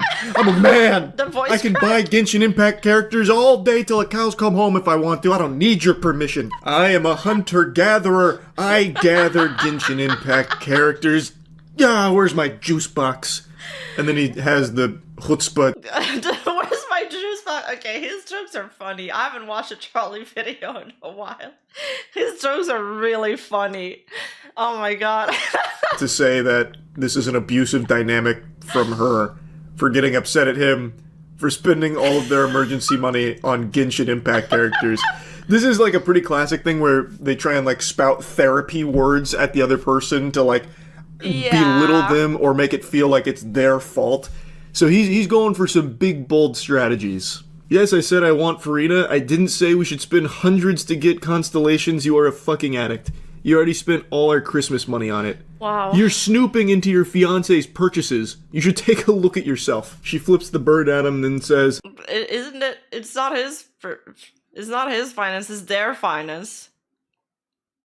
This is a shared card that I set up for emergencies and you went behind my back. Why don't you tell Redacted about your gambling addiction to video game characters? Jeez. He just says A. That's like a classic anime, like, Actually, Redacted... Oh, that's what it means? ...told me all about your coercion, and I believe you are a narcissist personality. That is why you are continuing to try and control me and control my financial decision-making. Gaslighting time! You know this is my values, and I have had Farina as my wallpaper. How is that a value? That's not a value. That's not what this word means. That's not a value. Forever. I refuse to be verbally abused for... That's not verbal abuse either. That's not verbal abuse. being myself. I'm battling anxiety, and you do not care at all. There's a lot that just went on here. Yes. So he tries to make her feel bad for looking into the finances, saying you should look at yourself, which is a crazy thing to say when it's a shared credit card that she set up and you went behind her back to use that money for yourself. Like, it's not like she was snooping. She set it up, and it is your joint credit card with her. I think he's just panicking, so he's throwing all these words at her. He's trying to put up all these defense, and that's why he's like switching up so much. Also, I just noticed that statue. What is this? Is this Dragon Ball Z? What the fuck? Dragon Ball Z on steroids? Her, so of course she's going to see it. We then get into some real pathetic stuff where he calls her a narcissist that's trying to control him and control his financial decision-making. Brother, this isn't financial decision-making, this is Neanderthal caveman gooner brain. This guy's saying that he's had Farina as his wallpaper forever, so he had to indulge in this obsession. Brother, it makes you sound like fucking Gollum with your Precious, where he's like touching his phone, like petting Farina's wallpaper. No, you don't get it. I've had this for my wallpaper forever. I had to waste our money on it. How can you be so heartless? You know I'm battling anxiety. And wasting all of our money on Farina? That helps. Farina's the only thing that can cure my anxiety. Do you want me to suffer? Is that what you want? I'm a 29-year-old masculine beast. I have to spread my wings sometime and waste all of our money on Genshin Gacha. You know this. I set those boundaries. That's having no money and being in credit card debt is totally gonna help his anxiety, that's for sure. You narcissist. He just has the gall to call her verbally abusive and controlling and a narcissist. Meanwhile, this unhinged goober just wasted $600 of their emergency funds for virtual Genshin characters. It's unbelievably pitiful. And he tries to blame her for not respecting his battle with anxiety. Hey, buddy, you know what's going to make that anxiety much worse? Having $0. I think that's going to make it a lot worse. Farina's not going to come to your rescue. She's not real. Sorry to hit you with the cold water. All you're doing is digging yourself into a deeper hole, and now you're losing your fiancé over it as well because you couldn't... I swear, spending money on gacha is worse than gambling, because with gambling you have like this very slim chance of getting some money back, but not with this. I'm gonna mute while I drink water because it's so loud. Resist the urge to waste your money with her on this game behind her back. Everything pops off here in Act 4 of this. He spirals out of control. I don't want to get married to you. I'm not talking on the phone. So now he's the one calling the marriage off. If you can't respect me wasting all of our money on Farina and Genshin Impact characters, then we're just not meant to be. You narcissist. You thought that you could control me? You can't control me. I'm like Michael Jordan in his prime. You can't control me. You can only hope to contain me, but you can't do that either because I'm hard addicted to Genshin Gacha. And I will waste all of the money that I ever see in my life on it. I emailed screenshots for my appointment tomorrow. Thank you. I emailed screenshots for my appointment tomorrow. Thank you for giving me a horrible anxiety attack and ruining my night. And no, I didn't do a fucking thing with Farina yet because of your calls. That's heartbreaking. God. I spent all this money on Farina, and you yapping and blabbering about how bad and big of a deal it is has prevented me from spending time with Farina. You proud of yourself now? I didn't even get to use Farina yet. As he's like shedding tears, profusely crying in his bathtub. She then makes a threat that sends him off the rails. This was threatening the nuclear option. She said, I'll call Capital One and dispute the charge. Your account will be banned. Oh my god. Oh my god. He's gonna flip out. I didn't see that part yet. He's like, I've read the first two pages of screenshot, but I've never seen this page yet. I have no doubt when he read that, his heart sank. Yes. The pit in his stomach expanding to a black hole in his soul. All the color in his world turned to gray as he was faced with the possibility of losing Farina. He said, try it. You'll lose me forever. Why? I'm going to Scottsdale for the night. Stop calling me for 12 hours and we can talk then. Good night. Will you please answer my mom? Now he wants to talk. Uh-huh. Mom, please. Please. Please don't ban my account, please. I mean, gambling in Vegas, the house always wins. During this, his mom, I guess, was trying to get involved. Like, how can you do this to my son? According to the... That's a terrible mom if she's actually taking his side. Come on, man. He's struggling with addiction, clearly. Fiance here. His family started calling. I hate parents that are too soft on their children. Pisses me off, dude. Her abusive for this, which is crazy that even his family doesn't understand how bad it is to waste the emergency money on fucking Genshin Impact characters. So his mom, I guess, was trying to call to give her a piece of her mind, an earful on this. Like, how unreasonable can you be to my son, you abusive narcissist? It's also so disrespectful to bring like the step parents into a dispute with your fiance, especially over this. Like, come on! Oh my god, he's such a mama's boy. Cringe. And then he tries to do the old Jekyll and Hyde routine. So he comes back and says, "I apologize for my reaction. As I said, my anxiety is bad today, and I have to do better. I love you. You don't need to dispute the charges. I'll get you the money soon. Redacted can spot me 600 tonight, so you can text him your Venmo. Anxiety really bad." Bro. He's doing everything so she doesn't dispute the charge. That is almost worse. Redacted, please. That damn anxiety using him like a goddamn fleshlight here. He treats anxiety like he's trapped in a fucking genjutsu. I love how everything about him changed once she threatened to dispute the charge and he might lose Farina. Yeah. No, don't do that. Please, don't do anything drastic. We can still come back from this. Look, don't. Without Farina, I have nothing. That's literally No man see it took my wife's man how there see Ilmao. Yo, for real? Oh my god. His impersonation of him is actually spot on. I have nothing. So now he's getting his mom on the horn, like, "Mom, we have to save Farina." He's treating it like a hostage negotiation now. And he's like, "I'm sorry, I'm so sorry.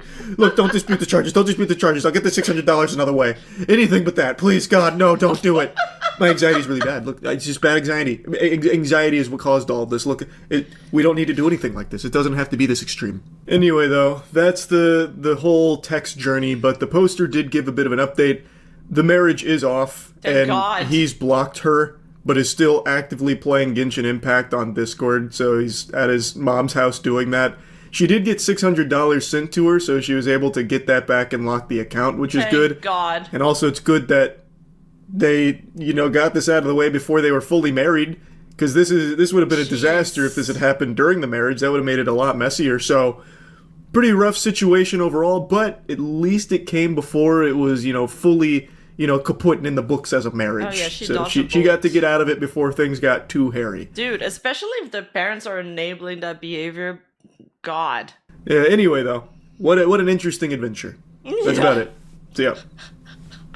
Hayami Saudi, no. Oh, man, what a ride. What a ride. That was funny. Holy shit. Holy shit.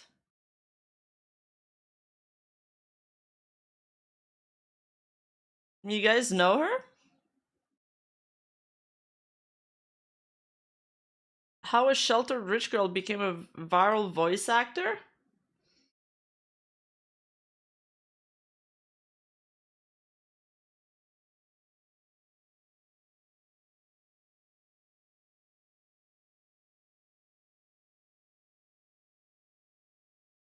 She's the best Tanya. Oh.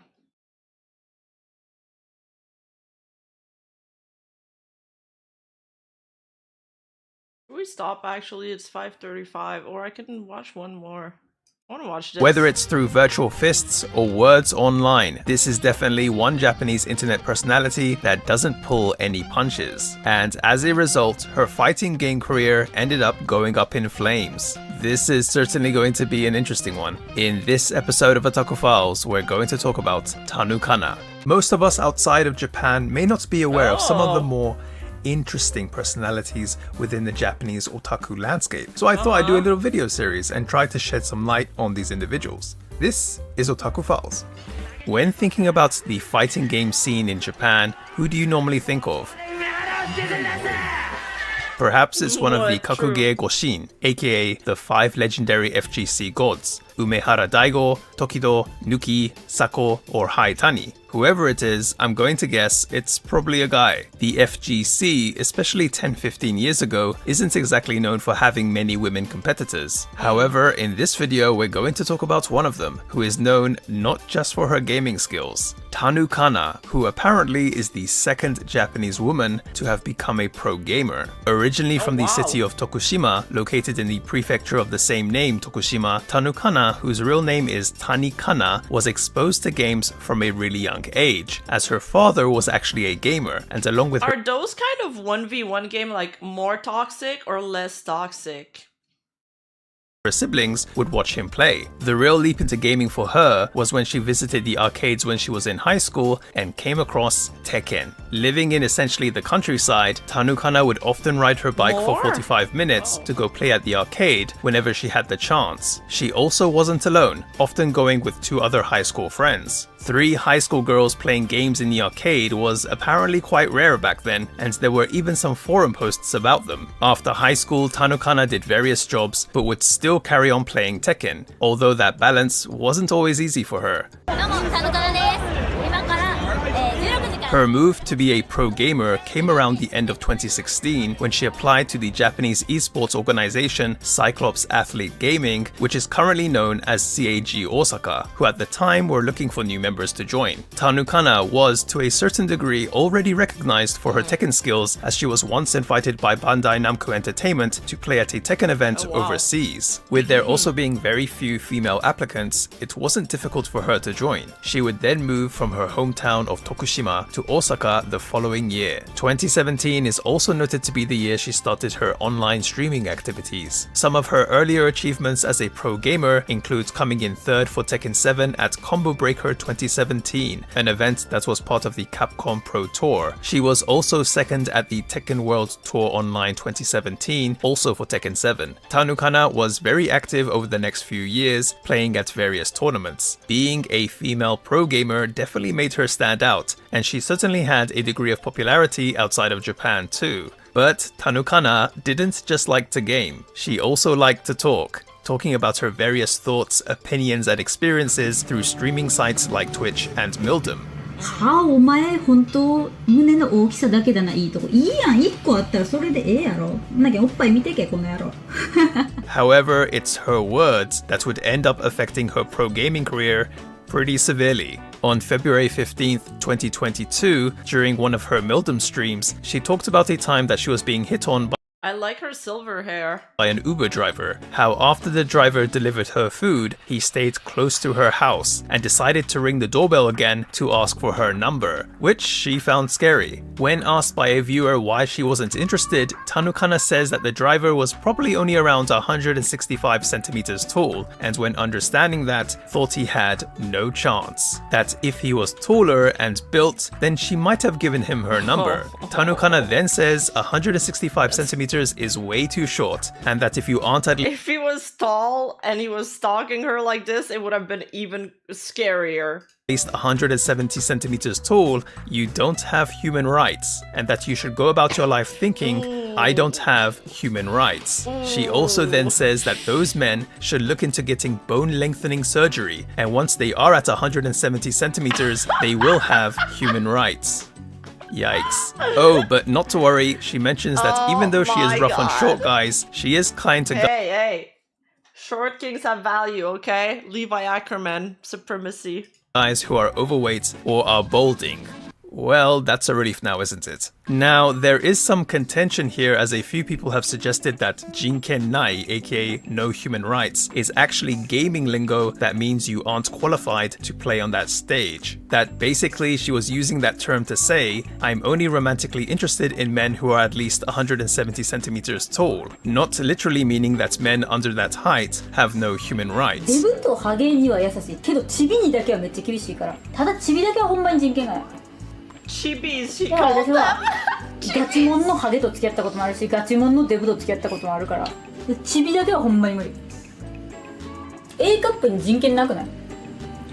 一緒よ However, even though there were only around 30 or so viewers during that particular stream, word spread online like wildfire, with those calling the statement hate speech and even discriminatory. Something that should be noted here is that the average height of Japanese men is noted to be around 170 to 172 centimeters, meaning chances are there are quite a lot of Japanese men under 170 centimeters. Tanukana did put out a tweet saying that indeed it wasn't her intention to hurt people and that she was talking about preferring taller guys. She also did apologize, but in a somewhat casual manner, not in the formal way which many in Japan would expect in this sort of situation, which apparently had the opposite effect. Tanukana received a whirlwind of hate. There were even comments that went as far as to say, "Someone go stab her." Cyclops Athlete Gaming also issued an apology to fans and sponsors. It seems that Tanukana did also later tweet out a more formal apology, but it was too late. All of the sponsors that were listed in her page, including Alienware and Red Bull,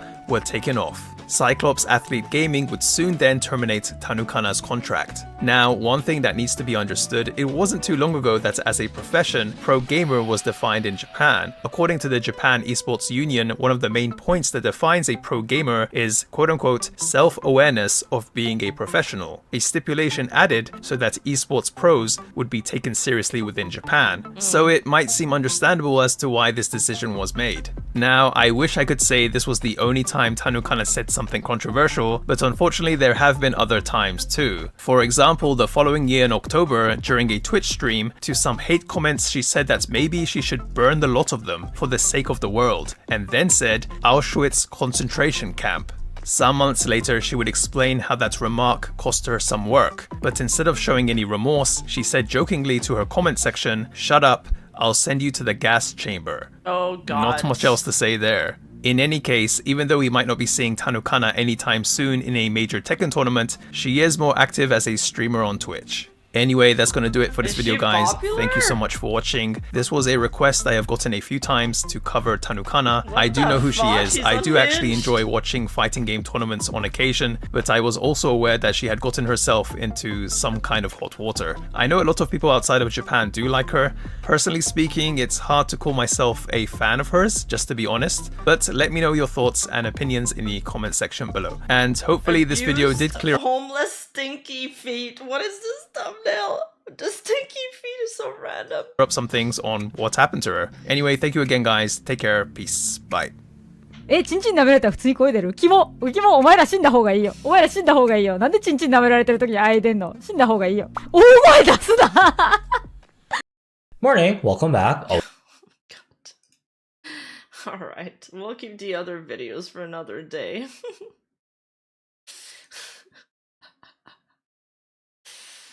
That was fun. Fun stream.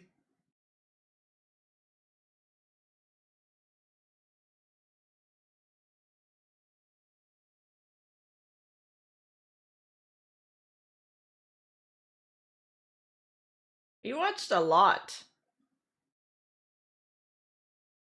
I mean, I heard way worse go unpunished. I can see why people get mad. Yeah. I feel like, I mean, the reaction was a bit disproportionate. The Auschwitz stuff is definitely worst than the short guy comment. Even though it's like, I mean, how to piss off your entire fan base.